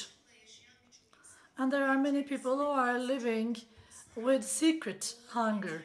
Although there are choices, as they cannot get the right and nutritional food, they look obese, their cheeks are pink, but they have serious deficiencies because they cannot make the right choices about food. So literacy becomes important. Literacy is a very simple definition. So I will make my own definition. I made this at home. It's homemade. So what is literacy? So making your opinion and feeling permanent. So mentioning these things with figures. When we say literacy, there was something in our minds. We would go to school and we would become literate. Our teachers had some activities. Okay, fast reading is good, but summarizing is important. What did you understand? To what extent can you include this in your life? Then you become literate. I mean, just reading something, writing something doesn't make you literate. So we talk about food literacy, nutrition literacy, health literacy, digital literacy, media literacy. So at the end of the day, what we're trying to say is, can you get this information? Can you process it and understand it? And can you implement it in your life? As we say, information, behavior. So if I ask you, buckling your seatbelt, does it save your life? You would say yes. How does it save your life? If another car hits us, we will not fly through the window. So this is knowledge level. But if when you are sitting at the back of the car and you can be buckled or not, if we're talking about an attitude. If you are checking the buckling, this means it's a behavior. So it's an approach in communication which is close to heart and mind. If you develop a behavior, an attitude, buckling your seatbelt has a value and this is something good. Even if you don't do it every time, you have this attitude. But our final objective is as follows. If every time you start sitting in a car, you buckle your seatbelt, then this means you have developed this behavior. This is the most difficult part. Even if we have knowledge and attitude, we don't always have the behavior. We had a study to check the rates of complying with buckling seatbelts. First, we checked the knowledge. There was very good in knowledge. The orthopedic, traumatology professors wrote a lot of things. They said, okay, we have the attitude. We believe it. We have the attitude. It should be done, 90%. And then we said, check all the teaching staff. What is the percentage buckling seatbelts? You know what the result is? 78%. Somebody observed their behaviors. And these people are at the highest level of knowledge when it comes to behavioral change. We cannot get the desired level. So in all the literacies, our main objective and concern is to get a healthy life behavior, so that how can we have health one more day without any pain, without any problems. So literacy and sustainable health comes to mind. Yes, I don't have a conflict of interests. It could never happen and it will not happen. So this is my first slide. I will skip this. I will talk about what sustainable health is and which areas are we talking about. When we say food and nutrition literacy, They are different, but in terms of impact on health, they have a similar impact. So I will address them together. What is their relation with sustainable health? I will try to explain this by visualizing it. Because our ultimate objective is health, I want to give you some examples at the end. I can shorten my presentation because some of the parts were mentioned by the previous speakers. Yes, we have functional information, interactive skills, critical literacy, and food system knowledge. When you do all of these components, you have food literacy. First, you have to understand what nutrition is, and then you should understand security, budgeting, how can I make better choices, and there should be some things to refute claims. Amount X says put a lot of salt. We should understand if this lady is telling the truth. Food system knowledge means where does it come from, how will I choose it, how will I check the environmental factors, how will I check it, what is the relation between production and consumption. They were all mentioned before. What am I going to get? I will be able to make conscious food choices, I will understand nutrition information, and I will have a diet which is balanced and sustainable. So this means that I have a high food literacy. But when you say sustainability, there are three other components that come to mind. As the previous speaker said, environment, economy, and equity. We're not only talking about equity in food distribution, the equity of information, knowledge, and selection, and proper distribution of food, or sustainability. It is not equality, it is equity. Presenting the same things to everybody. We're not talking about justice. Equity means giving more to the one who needs more, giving the normal amount to the person who is in normal needs. If the other person cannot have access to food, you will give them more food. This is equity. So within the framework of this equity, we must ensure sustainability. We have seen this in Kyoto Protocol in air pollution, and people are not very vigilant about this. Who is causing greenhouse gases 30% by America itself? Then comes Russia. Who is not signing the protocols? These countries do not sign them.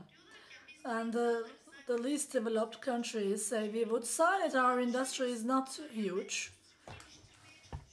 But there's a problem here. I'm trying to improve my industry, I have to have a certain emission, but that country is already emitting, but they are not decreasing it. So in the Kyoto Protocol, the countries said that let's ensure equity this way. If you are X group country, you can increase your emission this percentage. So they have prepared lists. Do you know what happened?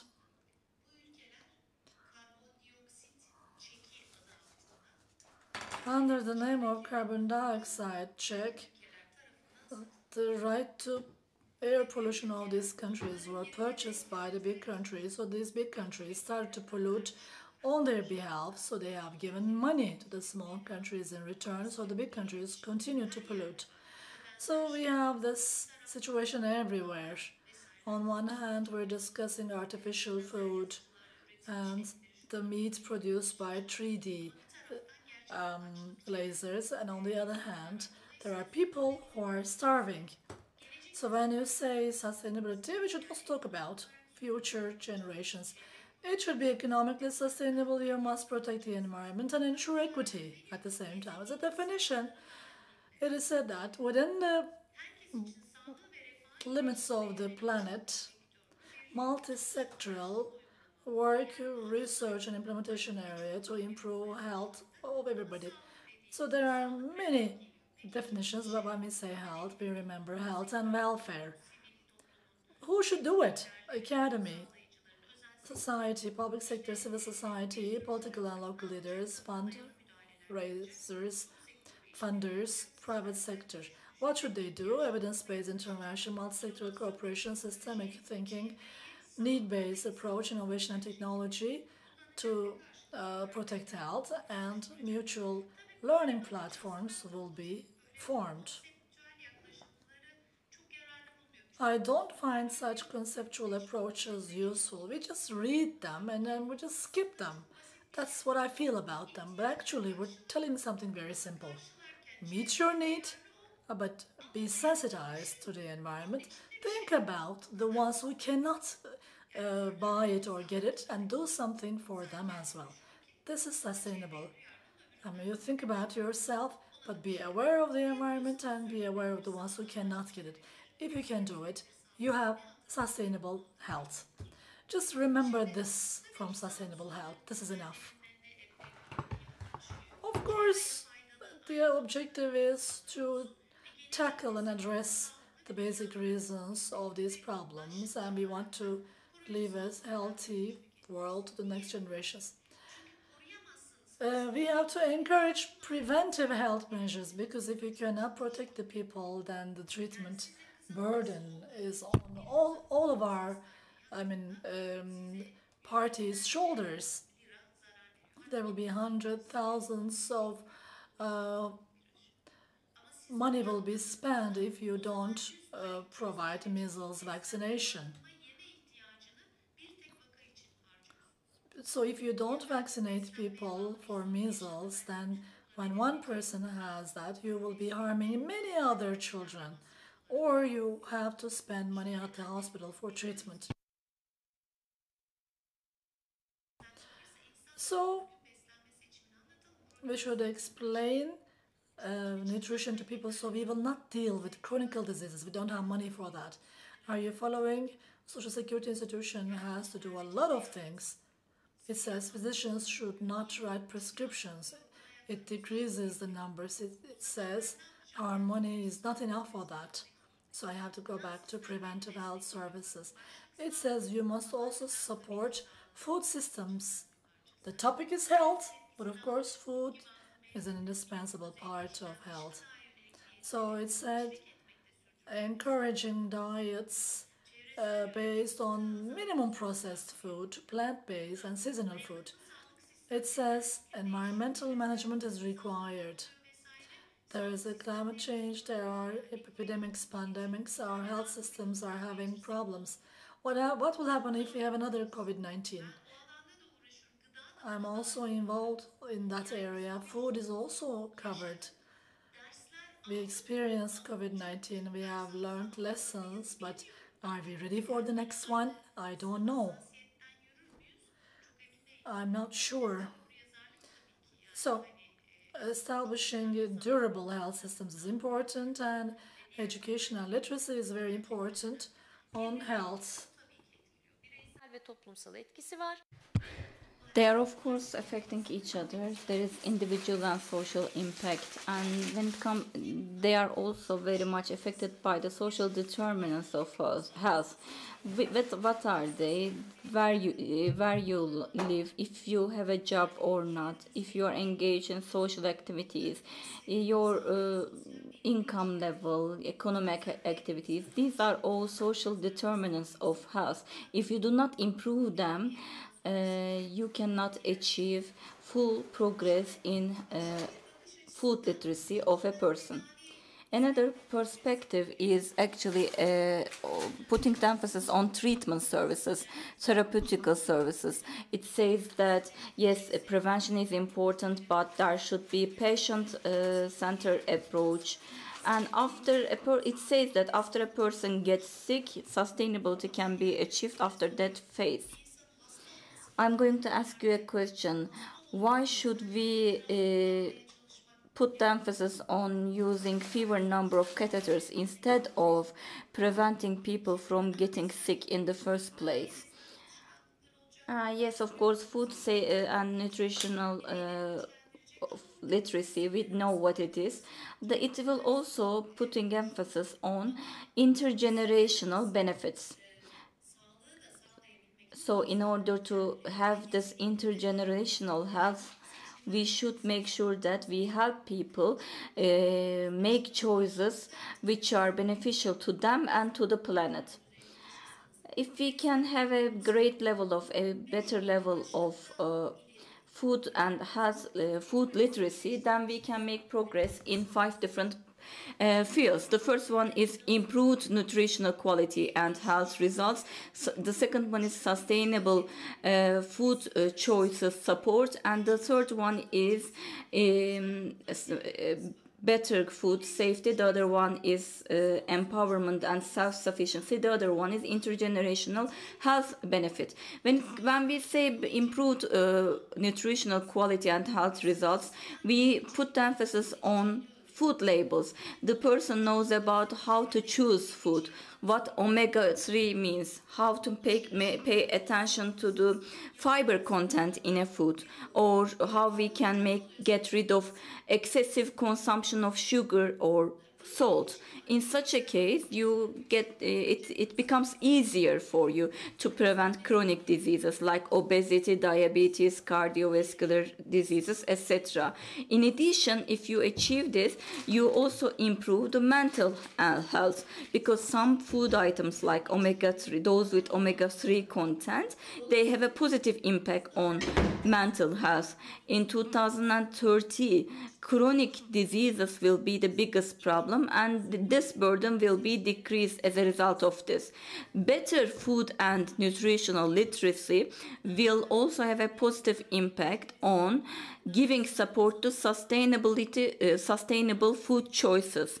So people will better know where the food comes from, how to decrease carbon footprint, how to store, plan food, how to make use of food waste, and how to minimize household costs related to food. If you do this, your carbon footprint is decreased and you have less food waste. We know that food production and greenhouse gases are closely interlinked. So food decomposition is also producing greenhouse gases. So it is also an impact on food waste and loss. When we have better food literacy, we also achieve better food safety. Food safety is not only the problem of developed countries. Unfortunately, it is the problem of mid-income countries and mid-income people. Because in developed countries, food choices are controlled by really strong mechanisms. This is actually a problem of countries like us. So with this, people know how to make more healthy choices in line with their budget, and food safety is also related to food contamination and food access. So people know that which food items to buy to better protect their health, and resilience is also improved with better food safety. If they say that there is a new COVID-19, like COVID-24, and you will be locked down, there will be a lockout of 6 months. How safe are you? It doesn't just mean storing pasta at home. It means what kind of a plan you should do to be supplied with healthy food choices.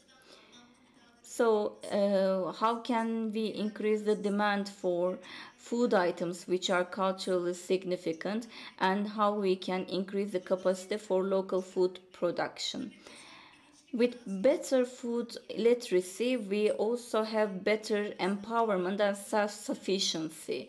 In this regard, when we do so, we give the chance to people to save themselves from misinformation or disinformation about food and diet. Of course, this is having an impact on the protection of health in the long run and on economy. And with this, you develop a cultural and personal identity in food. Finland is very good at this, and culturally speaking, you make sure that people choose alternatives which are fit to their culture and personal values. So this is also having an impact, cultural impact on health.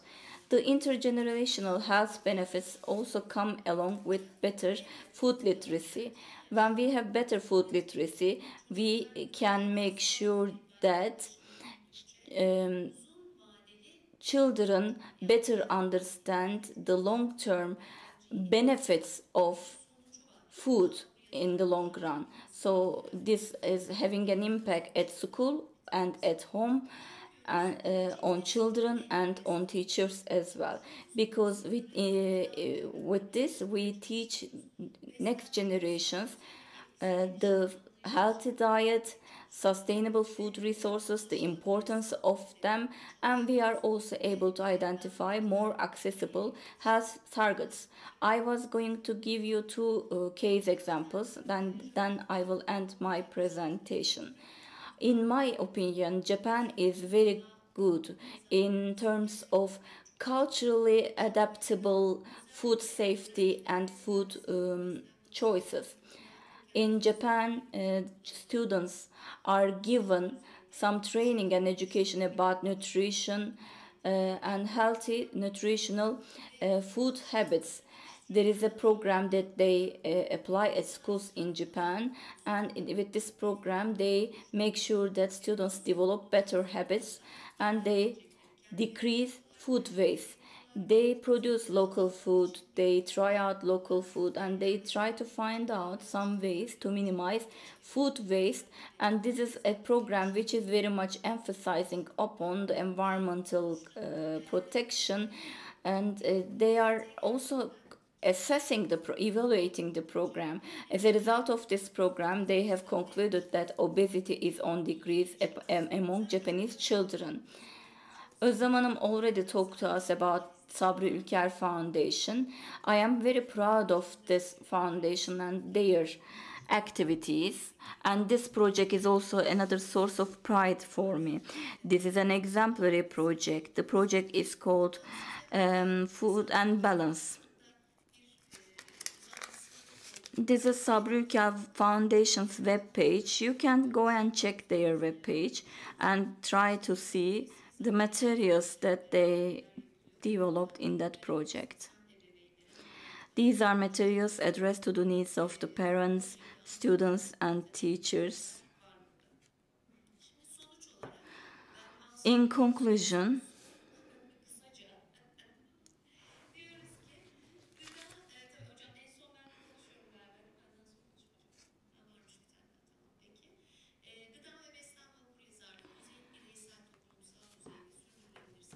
a high level of food literacy is having a huge impact, an important impact on individuals and on the society and on the sustainable health as well.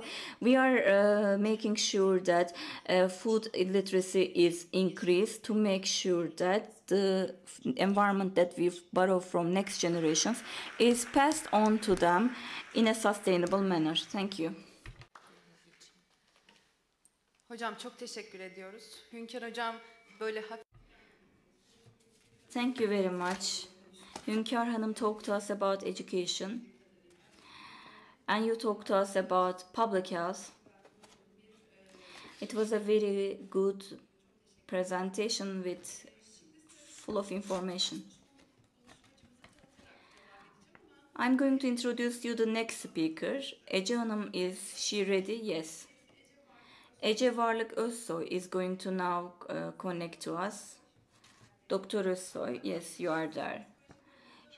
She's from Akdeniz University Psychology Department in 2004. She graduated from Psychology Department of Ankara University.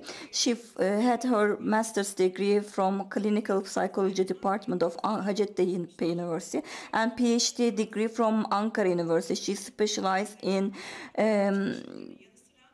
malnutrition or cognitive therapy or family therapy or nutritional disorders. Ece Hanım is going to give us a presentation on towards healthy habits, the relation between nutrition and food literacy and intuitional eating behavior. Hello, I would like to extend my regards to all of you. Distinguished head of the foundation, distinguished Professor Dr. Hünkar Korkmaz, Özlem Hanım, Duygu Hanım, distinguished representatives of the ministries, and dear participants, I am in Antalya. Because of some reasons, I am unable to join you today in Ankara, but I have been following up your presentation with great attention since the morning.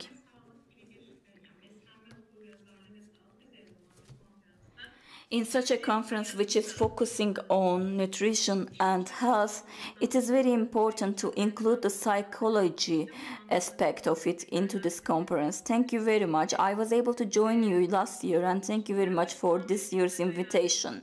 We have been talking about three pillars since the morning, and psychology is also an important component in these pillars. I am specialized in clinical psychology. I am also a psychotherapist, and I am also the head person, director at Akdeniz University Psychological Applied Sciences. Of course, I'm also going to talk to you about our research on nutrition, eating disorders. By the way, tomorrow is Teachers' Day in Turkey. I would like to congratulate all the teachers and potential teachers in the room on their day.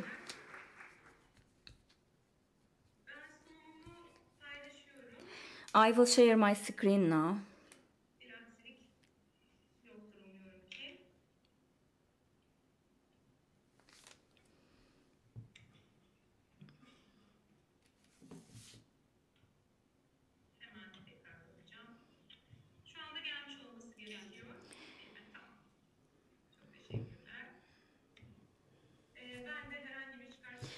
There is no conflict of interest.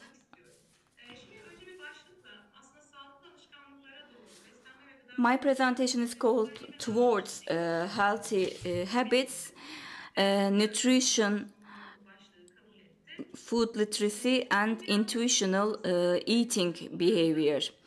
This is the title of my presentation. Yes, we will talk about mood disorders or eating disorders.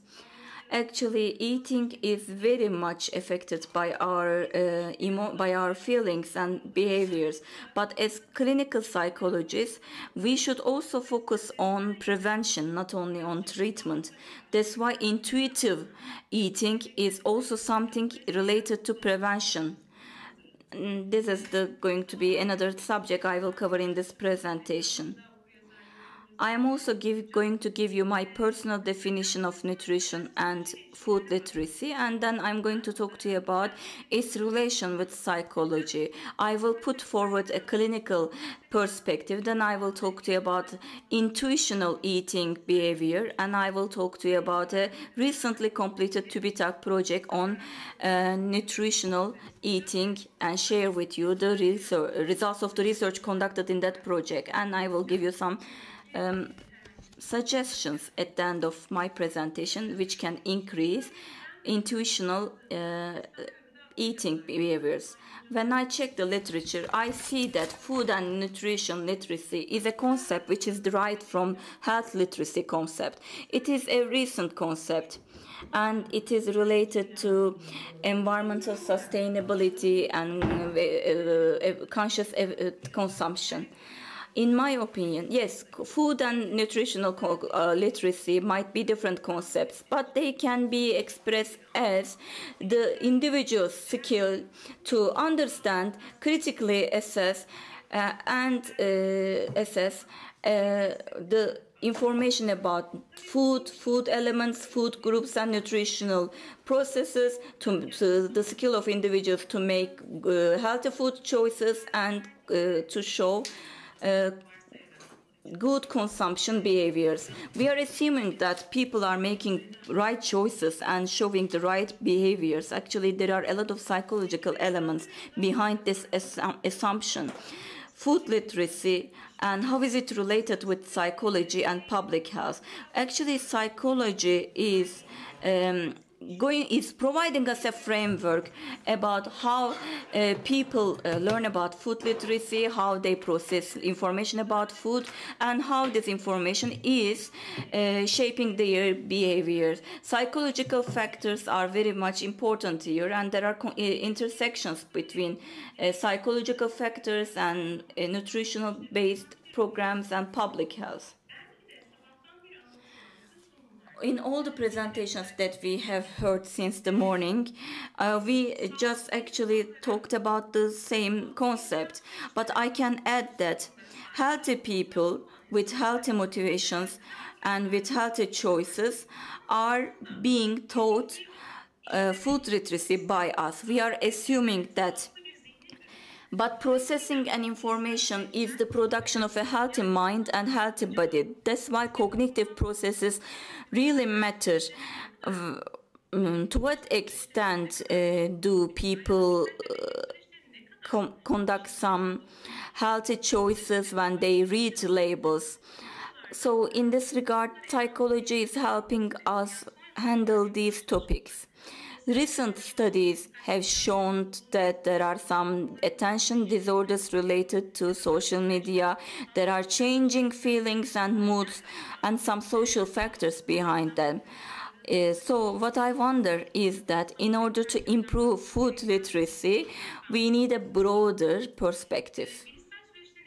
Cognitive processes are influential, as I mentioned, and in this regard, what psychology says about it matters as well. How the products are marketed, in which color and what form they are presented. These are also important topics. Maybe they may be the subject matters of social psychology, but in decision-making processes, our feelings, our cognitive processes are taking hugely important roles. That's why we should make use of all the cognitive processes and systems to understand people's choices. In stress situations, or when people are worried, stressful, or when people are depressed, their healthy nutritional habits might be affected by them. So when people are under stress, their choices may change. Quite the opposite is also true. When you have a food literacy, high level of food literacy, even when you are depressed, you can better control yourself. That's why emotional state of a person should be really taken seriously, because there is this emotional eating concept. People start to eat more and more to cope with their emotions. This is, of course, a very deep subject matter. Different psychological theorians talk about this topic, and I also attach great importance to it. But actually, eating patterns are used to calm ourselves down when we feel insecure. Insecurity means that it is very much related to our early ages, and Freud says that if you are suffering from an emotional eating disorder, or if you are eating a lot, it is actually a representation of the trust that we want to see from our mothers. These are, of course, theories, but they should be taken into account. Motivation is an important psychological factor related to food literacy. The motivation for a healthy lifestyle can increase a person's effort to improve his or her food literacy skills. So, if you want to teach people food literacy, and it means that we need to make people more motivated.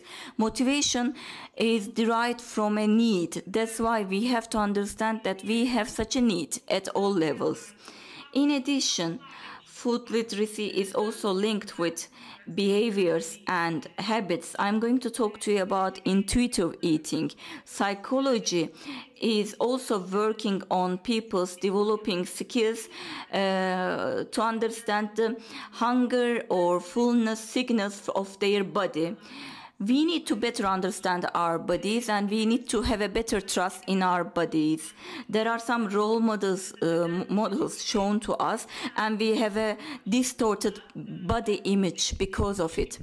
And this is also having a negative impact between us and ourselves.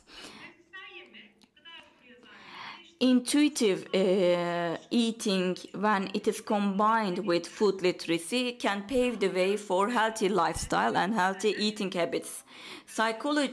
When it comes to healthy health belief model, it means that psychological models are used to understand how people make their decisions about their health.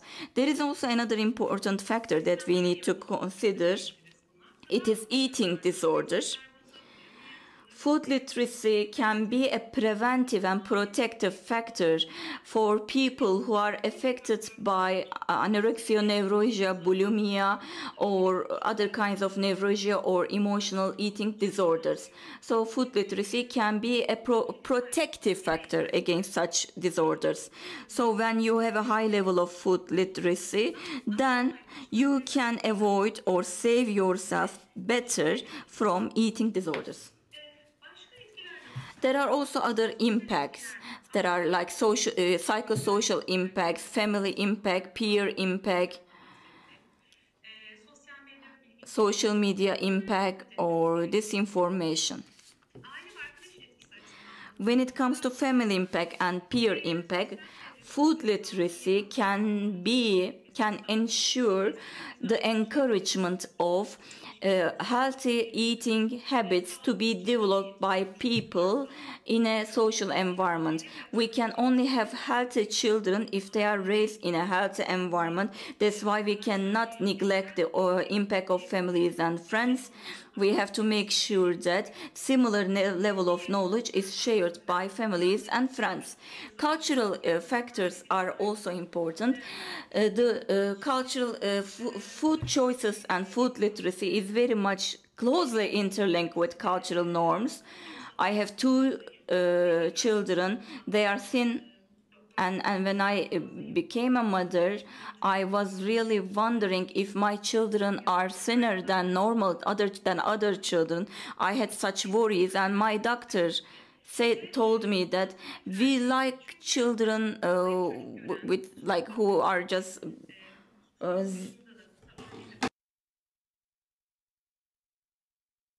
who are like zero size. There is also social perception in our society that weak children can get sick. Actually, this perception is no longer present because things have changed. Now, in our culture, a chubby kid is considered as a well-fed kid, but it's no longer true. There is also social media or disinformation impact. Psychology is playing a critical impact in understanding people's access to information and their skills to make a distinction between right and wrong information, and food literacy may help people make a distinction between right and wrong pieces of information. In this regard, I would like to also talk to you about the relation between psychological interventions and food literacy. In awareness-based approaches or motivational interviews or cognitive therapies, we provide people with psychotherapy trainings. Maybe food literacy can become part of those psychotherapies that we provide to people. Recently, there is this mindful eating concept, which has actually a mindful awareness of eating. This concept has become popular recently. We see that people should slow down. They should develop awareness in this fast lifestyle, and we are talking about a deeper awareness. When you eat a product, you should be maybe knowledgeable about how it was produced, how it was collected, distributed, and taken to the table. So you should have this kind of awareness with your senses. This is also going to prevent you from eating fast, and it will help you understand how important food is. There are also such studies in psychology. Another factor that I would like to also mention, because I am also specialized in this issue, is this is stress and eating behaviors. When we are under stress, choosing healthy food items might be difficult. So if we have better food literacy, people, even when they are under stress, may find other choices, other options than eating. So we can help them give up on eating or binge eating or to cope with stress, and they can have better and healthy food choices even when they are under stress. Nutrition trainings to be provided to children and young people. This is also very important. The earlier we start to develop food literacy among people, the more lasting these healthy habits will be in the life of that person. So we should start to develop these habits as early as possible. In my opinion, we should start with the pregnancy. So if we do this, we can make sure that people continue with these healthy habits during their lifetime. I will also give you a summary of my clinical psychology perspective. The eating attitude and eating disorder relation. Eating attitude is our attitude to food and eating, as the name suggests. But if it becomes unhealthy, it may be in the form of excessive eating, uncontrolled eating, and then eating disorders might come. That's why when you have a disrupted, impaired eating attitude, you have a better chance of suffering from anorexia, neuralgia, binge eating, or obesity. As mentioned by our ministry representatives, obesity is a big, huge problem. Actually, we should focus more on the results and on the reasons rather than the results. Of course, all these kinds of impaired eating disorders may lead to diseases. Binge eating is actually a psychological condition. So I think their psychological condition is very much disregarded when people's eating disorders, eating habits are assessed. That's why we need multidisciplinary studies. When we have a healthy eating attitude, we can enjoy a balanced diet, and it can be a protective and preventive factor against eating disorders. Emotional eating and eating disorders. Emotional eating is a response to some negative feelings like stress, sadness, or boredom. Then there might be binge eating crisis that people may find themselves in. And a long-term emotional regulation strategy can be in the form of an emotional eating in the life of that person. There is also eating attitude and emotional eating. Eating attitude can directly impact emotional eating. When we have restrictions, then there are greater responses that we give to emotional triggers. Psychological and social factors are very important. Body satisfaction, self-perception, these are very important. These are very important for eating disorders and eating attitudes. And this is where the intuitional eating is also stemming from. In today's world, we see that the way that I feed myself is very much related to how I perceive myself and how I perceive my body. So self-compassion, trust in our body, and understanding our body signals should be part of our efforts to develop food literacy. So it's not only through training, but such psychological factors should be also considered when we are trying to develop food literacy among people. Regarding the psychological disorders, well-being indicators include mood, vegetative areas, appetite, nutrition, and sleep. So, if you are facing a psychological problem, whether or not this problem is a pathological one, you can understand this from how you sleep and how you eat. That's why nutrition seems to be an important criteria. Body's perception distortions, obsessive compulsive disorders, depression, and mood disorders, they are also very much affected by our eating habits. We must address all these variables together if we increase emotion managing habits, if we have self-affection, if we encourage healthy eating habits. This is going to improve the situation.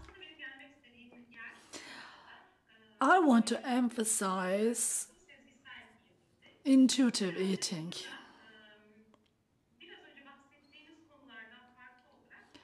I will tell you something different here. It is an alternative approach against the traditional diets, which are based on hunger. The person is focusing on eating whatever he wants, and the body tells you what it needs. And in this approach, we accept the body, and we believe that acceptance of the body is a part of the process. Of course, I'm not talking about a person who needs to diet or who is ill. But since our birth, instead of health and nutrition, we've been hearing dieting term. So intuitive eating is against that. The basic principle is continuing nutrition selections with natural ways and focusing on acceptance of body. It is mainly based on quitting dieting approach. What we're trying to say is, we know that diets don't work in the long term, and it is usually resulting in frustration and gaining weight. The second component of this intuitive eating is honoring hunger. Learn to recognize your physical hunger signals. If you ignore hunger, it can lead to overeating. Another principle is making peace with certain food. When we categorize certain food as bad and prohibition, this can trigger the emotions of lack of control and a feeling of guilt. The fourth principle is being against the food police. So we are rejecting the idea that certain food are bad and discover the factor of being satisfied. So learn to enjoy food, taste the food, and satisfy yourself. The sixth principle is to feel being full, to understand the body. The seventh one is to manage the emotions without using food. 8, respecting body.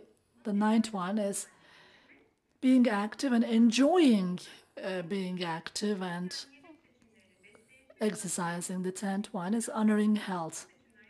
Eat right, and when you are making healthy choices, or also focus on enjoying it. So, with which variables is intuitive eating associated? This is a new approach, but it is related with self-respect, self-compassion, well-being, positive feelings, appreciation of body. What did we find out in our study? Because we found striking results. Mrs. Ece, I'm stopping you, but we need to wrap up and finish because you are about to break the record of Mrs. Hünkar.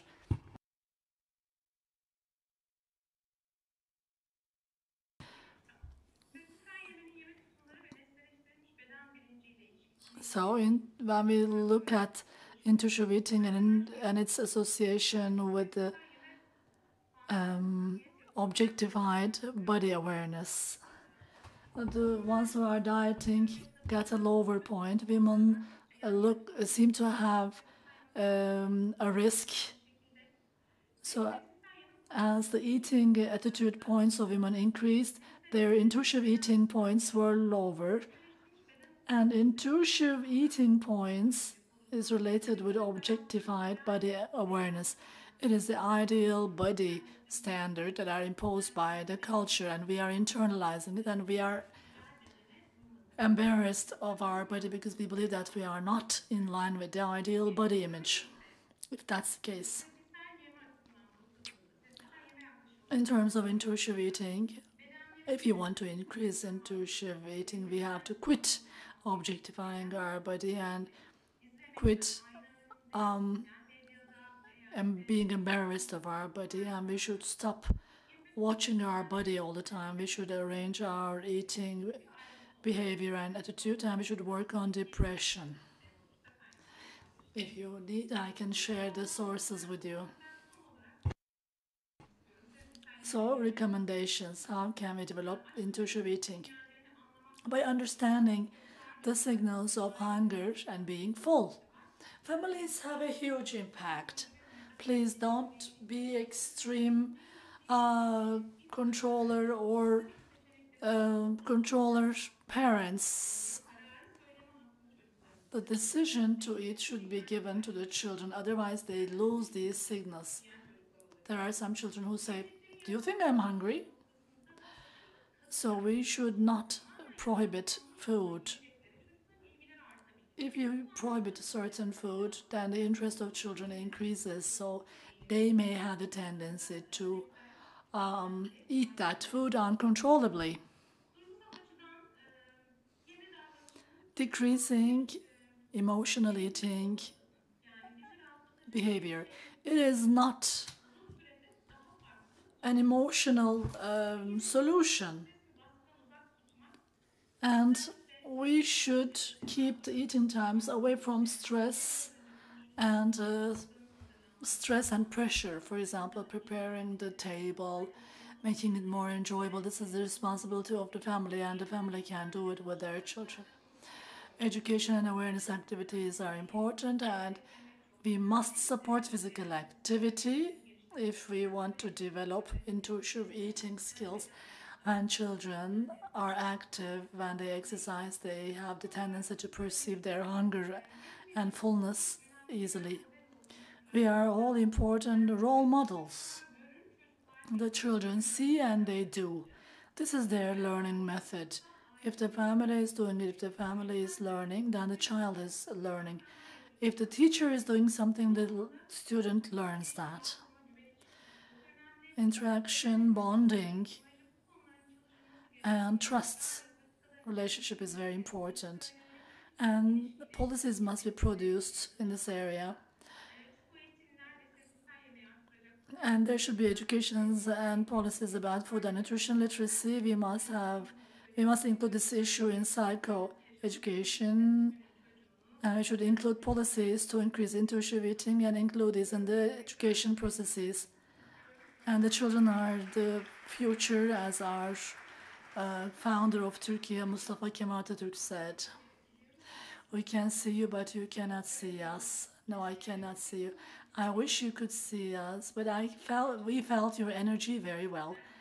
Thank you very much. I'm so sorry if I exceeded my time.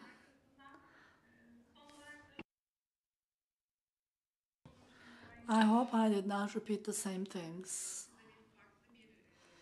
You provided a different perspective. You informed us in different ways. Thank you.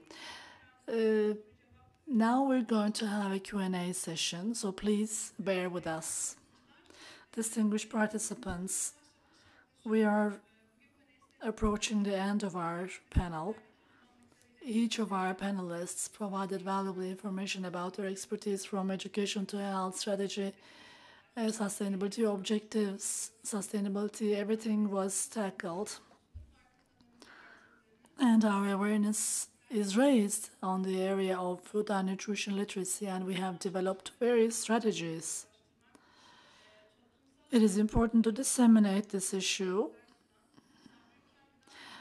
and we would like to thank Sabri Ülker Foundation for disseminating this information, and the efforts which are aimed at healthy generations are not playing a key role today, but also it will play a key role in the future as well. We would like to thank the panelists for sharing this information.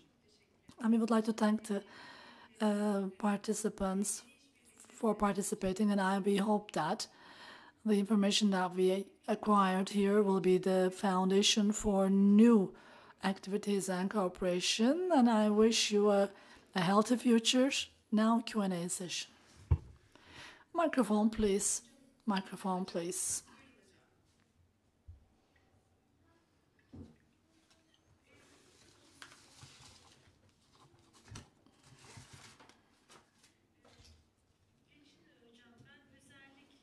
Mrs. Gülçin. Sorry, Mrs. Gülcan. I would like to ask you something. There are school nutrition programs. What is the current state of play at schools? What do you envisage for the prospective situation in terms of the ministry policies? Or you can just provide us your personal thoughts about this. Thank you. In my school, we have a program of MONE. I'm having a healthy nutrition is the name. The program support services GD is carrying this out in 1,320 pilot schools, and all the phases and stakeholders that were mentioned since the morning are involved. In this program, we have all those stakeholders. Attitude, behavior, skills are covered. We try to develop this program with the Ministry of Agriculture and Forestry, Ministry of Health, Trade. We held many workshops with many public institutions. We put this issue on the table and we discussed why the previous programs were not effective and efficient. So we put forward this program. But in all cases, environmental factors are important. Training of trainers is important. And people told us that, yes, you're going to implement this program. You are experts, but there are other experts, dietitians. Can you do it without dietitians? With the presidential decree, we have recruited 106 permanent dietitian staff. 106 dietitians are working in provinces and districts because the number is very low. We wish the number would be high. We want to increase this number because we have boarding schools, pension schools. In all the schools that are providing catering services should have a dietitian. And in order to open this cadre, we need support, and we had to have a strong program to be able to get this support politically.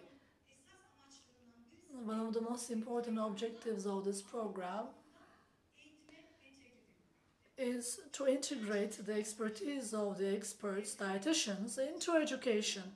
They are a bit sorry because they are not doing clinical work, but in some districts and provinces they do clinical work, they do pre-test, post-test, they make some measurements, they carry out projects, but it is kind of difficult in the big provinces. And we are working simultaneously with the district and provincial health directors. As the number is low, we are working on these issues together. We held a meeting with Sabri Ülker Foundation. We are the support services for balanced diet since 2011, but we didn't want to harm their balance. So actually we could have worked with you. Maybe it's in your focus. Yes, it's mainly our focus.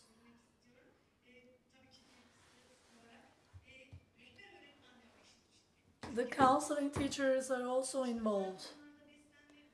Nutrition in special situations, nutrition for special children, eating disorders, so we included counseling teachers, physical training teachers, nurses, program practitioners, 860 of them.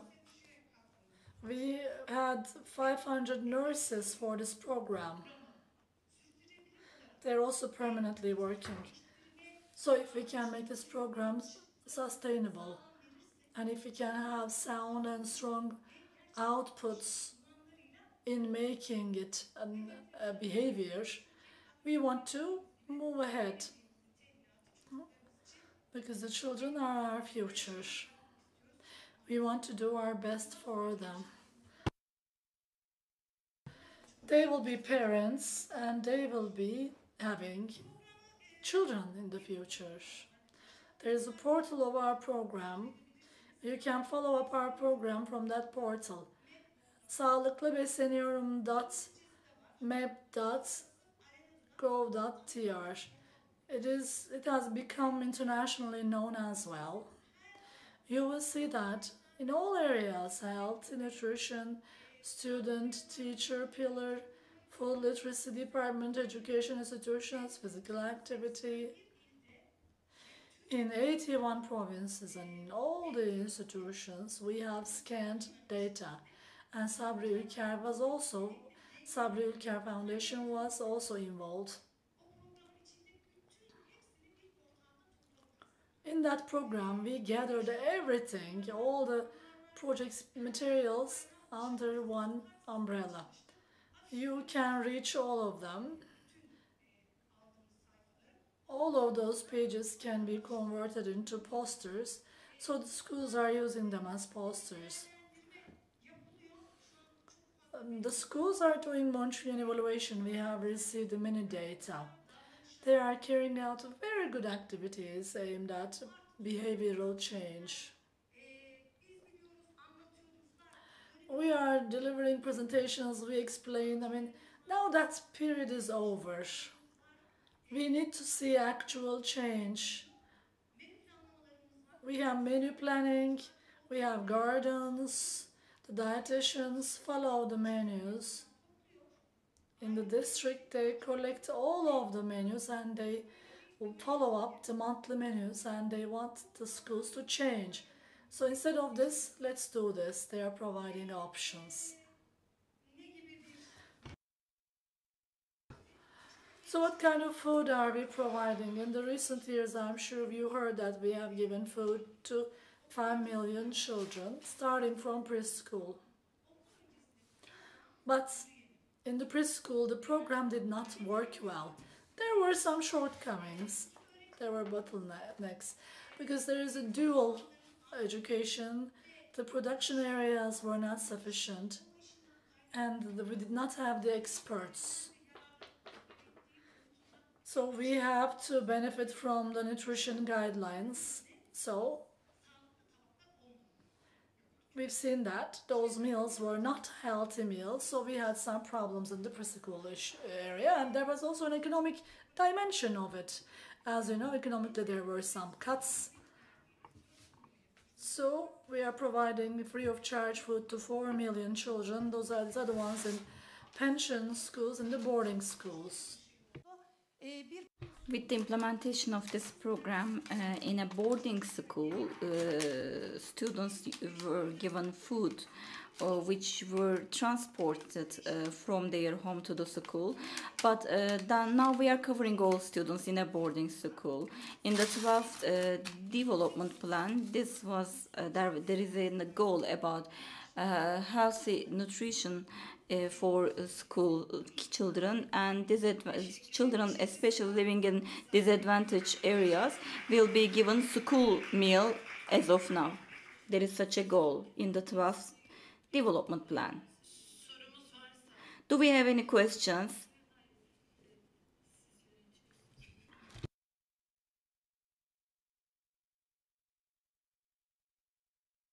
Any questions, any comments? Yes, please.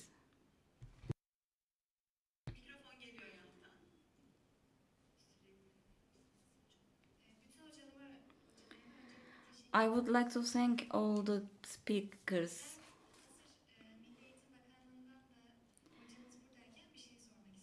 We have a speaker from Ministry of Education, and my question is addressed to them. We talk about problem identification. When I think about my own childhood, I see that breakfast is missing in our meals, and this is something really related to school age children. Many children actually choose to sleep instead of having a breakfast, and this breakfast is mainly they eat a snack for breakfast instead of a healthy breakfast. They eat pastry or some snacks. This is what I have done for many years in my life. I'm sure that this had a huge impact on my active lifestyle or on my academic life, school life, etc. One of the main reasons for this is this winter time arrangement that Turkey has, because children wake up in the dark, they go to school in dark, they don't want to have breakfast when it is dark outside. So considering all these factors, in my opinion, sunlight is very important for us to feel the urge to have breakfast. This Why are we not moving the clocks backwards in the winter time? Do you think that this is having a negative or positive impact on our nutritional habits?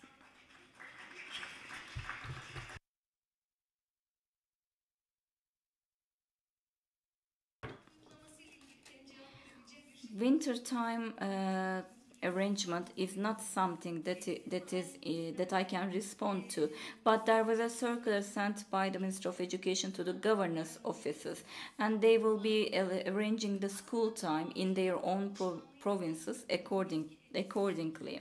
Of course, this may have an impact on breakfast habits, but when it comes to breakfast habits or skipping a meal in a day, this is a habit that you start to develop during pregnancy. That's why family trainings are very important. We need to train families before anyone else, because after the age of 6 you get these children at schools, but they already develop some habits before that age in their own family. So we are trying to eliminate these problems through the programs that we develop. Thank you. Any questions? Then we are going to have a prize ceremony. Any questions? No? Okay. Thank you very much for your participation. See you soon.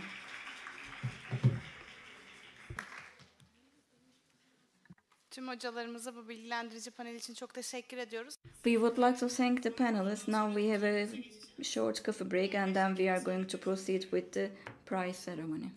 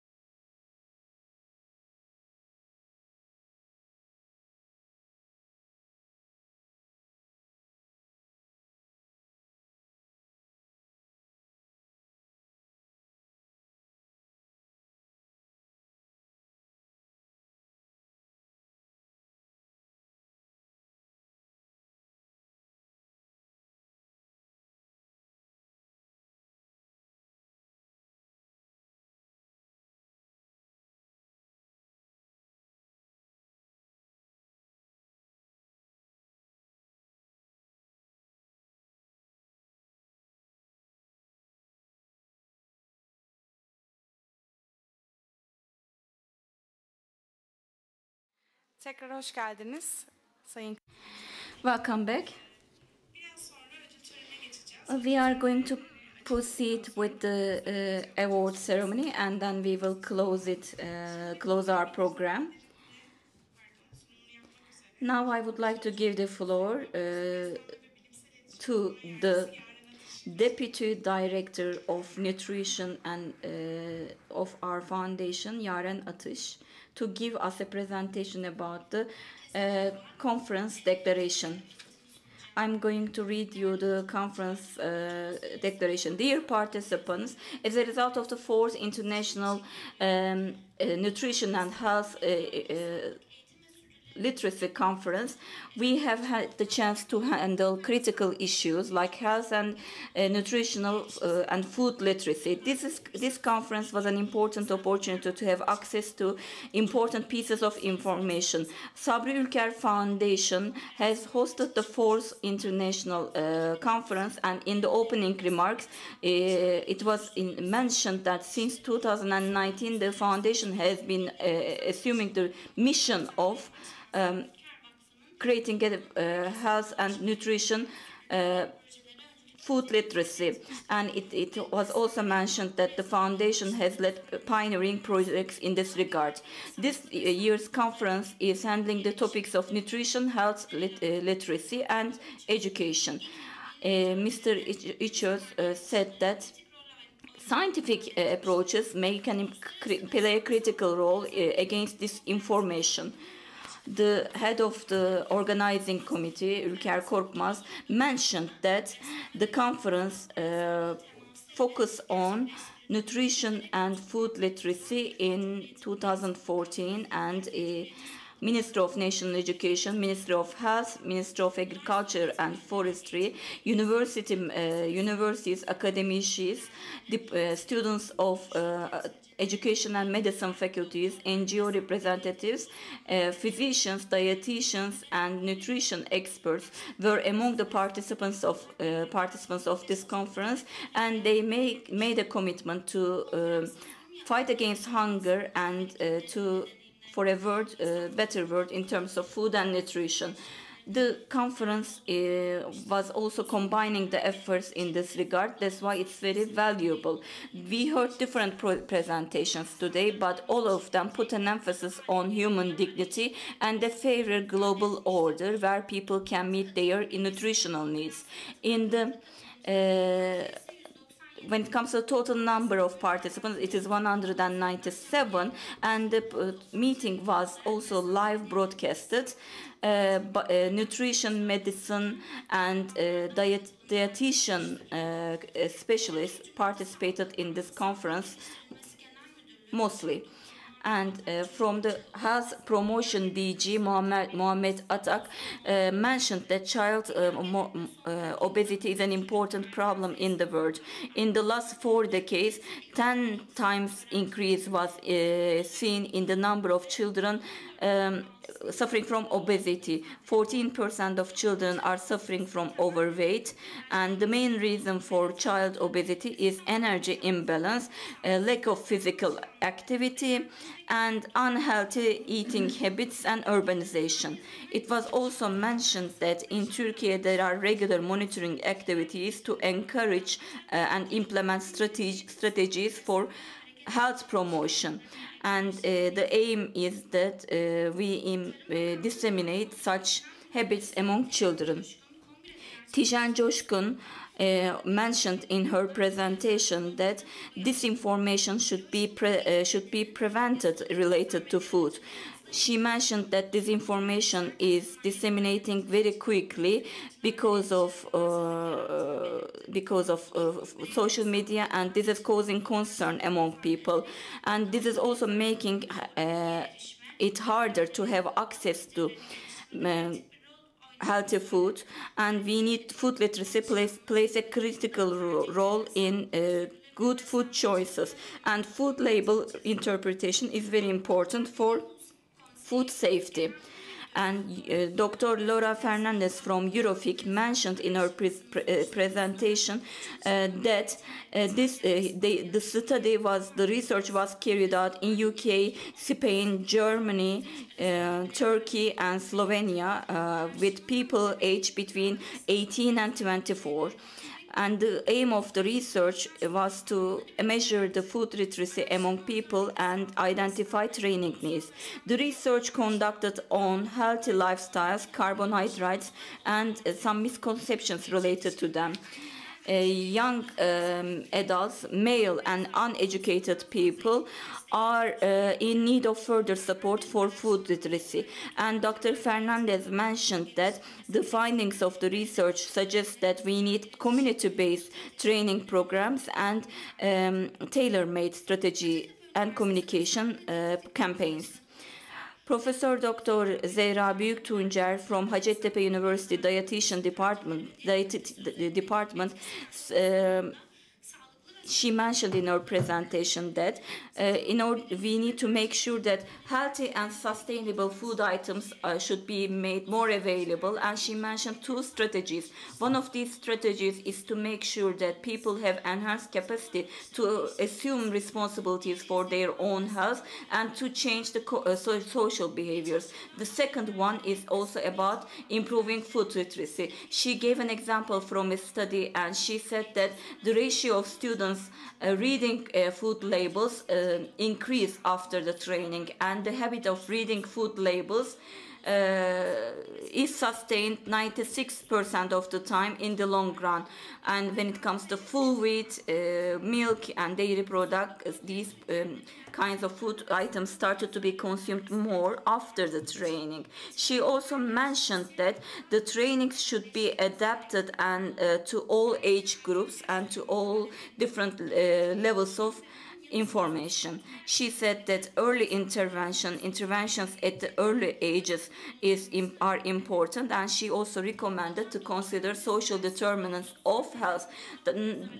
Associate Professor Nadia Stans mentioned that social media platforms play an important role in food literacy because these platforms can cause both dissemination of information and disinformation as well. She mentioned that visual techniques and some preconceptions of people can cause some misleading perceptions among people on social media. She said that food literacy, to become critical and multifunctional, we need some campaigns with healthy life recipes becoming more attractive, and we should also encourage users to provide constructive feedback. Özlem Olive Saçar from the Sabri Ülker Foundation talked to us about Food in Balance project. She said that in 2011, together with Sabri Ülker Foundation, Ministry of Education started this project for primary school and preschool children. This is a comprehensive training program, this project, and more than 7 million students and parents were reached out to in this project in 25 provinces. Instead of limiting the food choices of students, we should provide them better information about more healthy food choices. And we should make sure that they develop such habits. This project was also seen as a best example by the British Nutritional Association, and she also mentioned that the project materials are available in the project website, and she also said that the project content is getting richer over time. From Hacettepe University Education Sciences Department of Education Faculty, Mrs. Korkmaz said that people need to have better choices of food, and food literacy is a broad concept. People should make use of food-related information to make their choices. In addition, she said that food literacy can have a huge impact, important impact on elimination of inequalities, and it can also provide benefits to vulnerable group. Mrs. Korkmaz, she said that food literacy is a multidisciplinary concept, and she also mentioned that in the 2024 education program, students are given the chance to carry out some tests to identify the food content and ingredients in order to eliminate the gap between food literacy and the food and the relevant topics. She mentioned that the students should be encouraged more in this regard. She said that health providers, families, students and teachers should cooperate to make sure that the students develop more and better food habits. From Akdeniz University Education Faculty, Ece Varlık Özsoy took the floor and talked about intuitional eating and the food literacy. She talked about healthy habits and encouraging healthy habits. Mrs. Özsoy focused on intuitive eating, so the individuals focus on the signals of hunger and fullness. 320 university students were involved in the survey, so intuitive eating was addressed, and its relations with depression and body image was addressed. The results showed that intuitive eating was an important approach to focus on. Professor Dr. Nurban Aksakal from Gazi University talked about nutrition and food literacy and its impacts on sustainable health. She said that food literacy and nutrition literacy is important in the choices of food, and it also she also focused on functional information. Food system information are also increasing food security, and it helped decrease and prevent chronic diseases. Mrs. Aksakal gave the Japanese example as a good example. She also said that this was a good model for decreasing food waste. So the individuals can improve their health and they can make healthy choices for the planet as well if their food and nutrition literacy increases. Training programs and policy developments are important in reaching sustainable health. She also said that food and nutrition literacy has a critical role in improving sustainable health. We would like to thank all the speakers.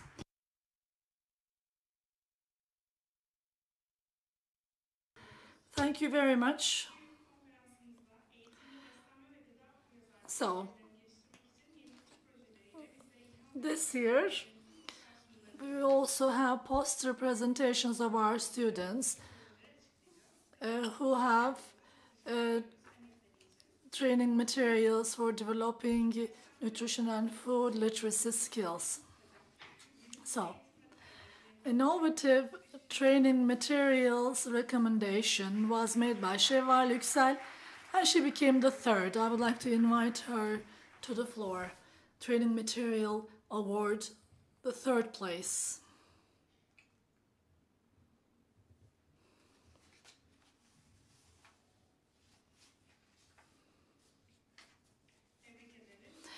We would like to congratulate you. Would you like to mention your project briefly? Okay then. Please stay with us until the photograph.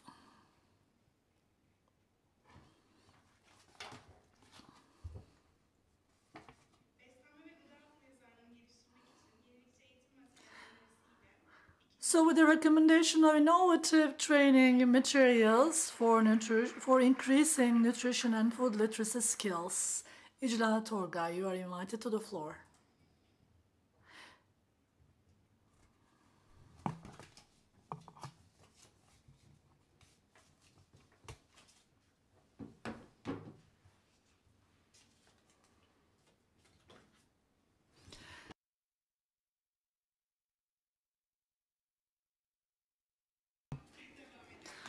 So, would you like to explain your project? Okay, then let me continue. So, the winner, Feyza Öztürk. You are invited to the floor.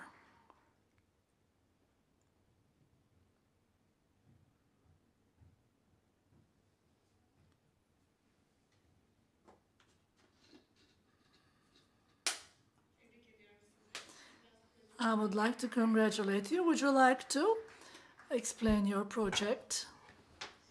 Okay, then. So, innovative project recommendations and proposals on this topic. Esra Gerger, third place in the project award.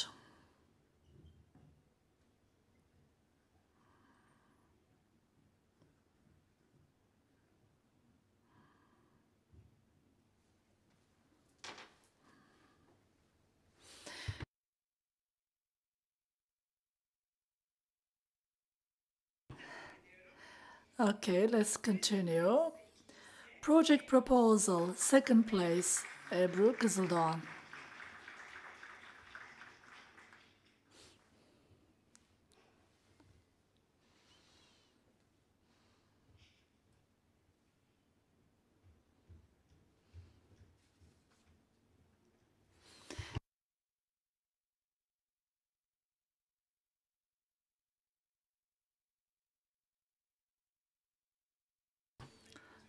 So now the winner of the project award, Dilara Arslan.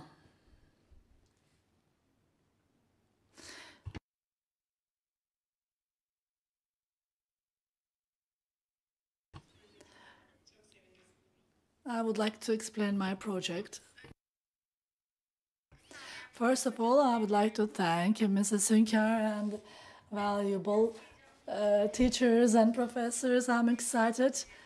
I don't know what to say because I wasn't expecting it.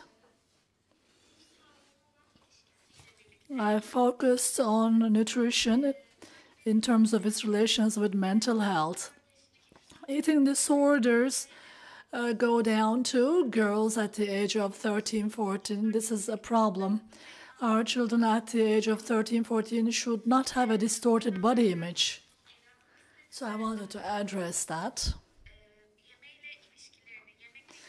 I focused on the relations with eating. I don't know what to say. I'm excited. I'd like to thank you very much.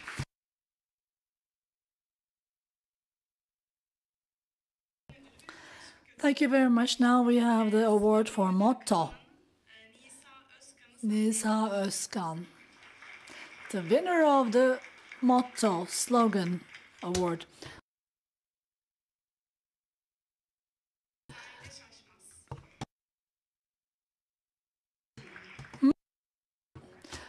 Yes, we also have a motivation award. Zahide Şaşmaz won the motivation award. Would you like to say a few things? My motto is we are growing with awareness on food and we are finishing food waste. We are growing with awareness on food and we are eliminating food waste. We would like to thank all the participants. We would like to thank all the listeners in the webinar. We're going to continue face-to-face after this point. Thank you very much. Önerisi birincisi Dilara Arslan'a ve eğitim materyalleri önerisi birincisi Feyza Öztürk'e ödüllerini vermek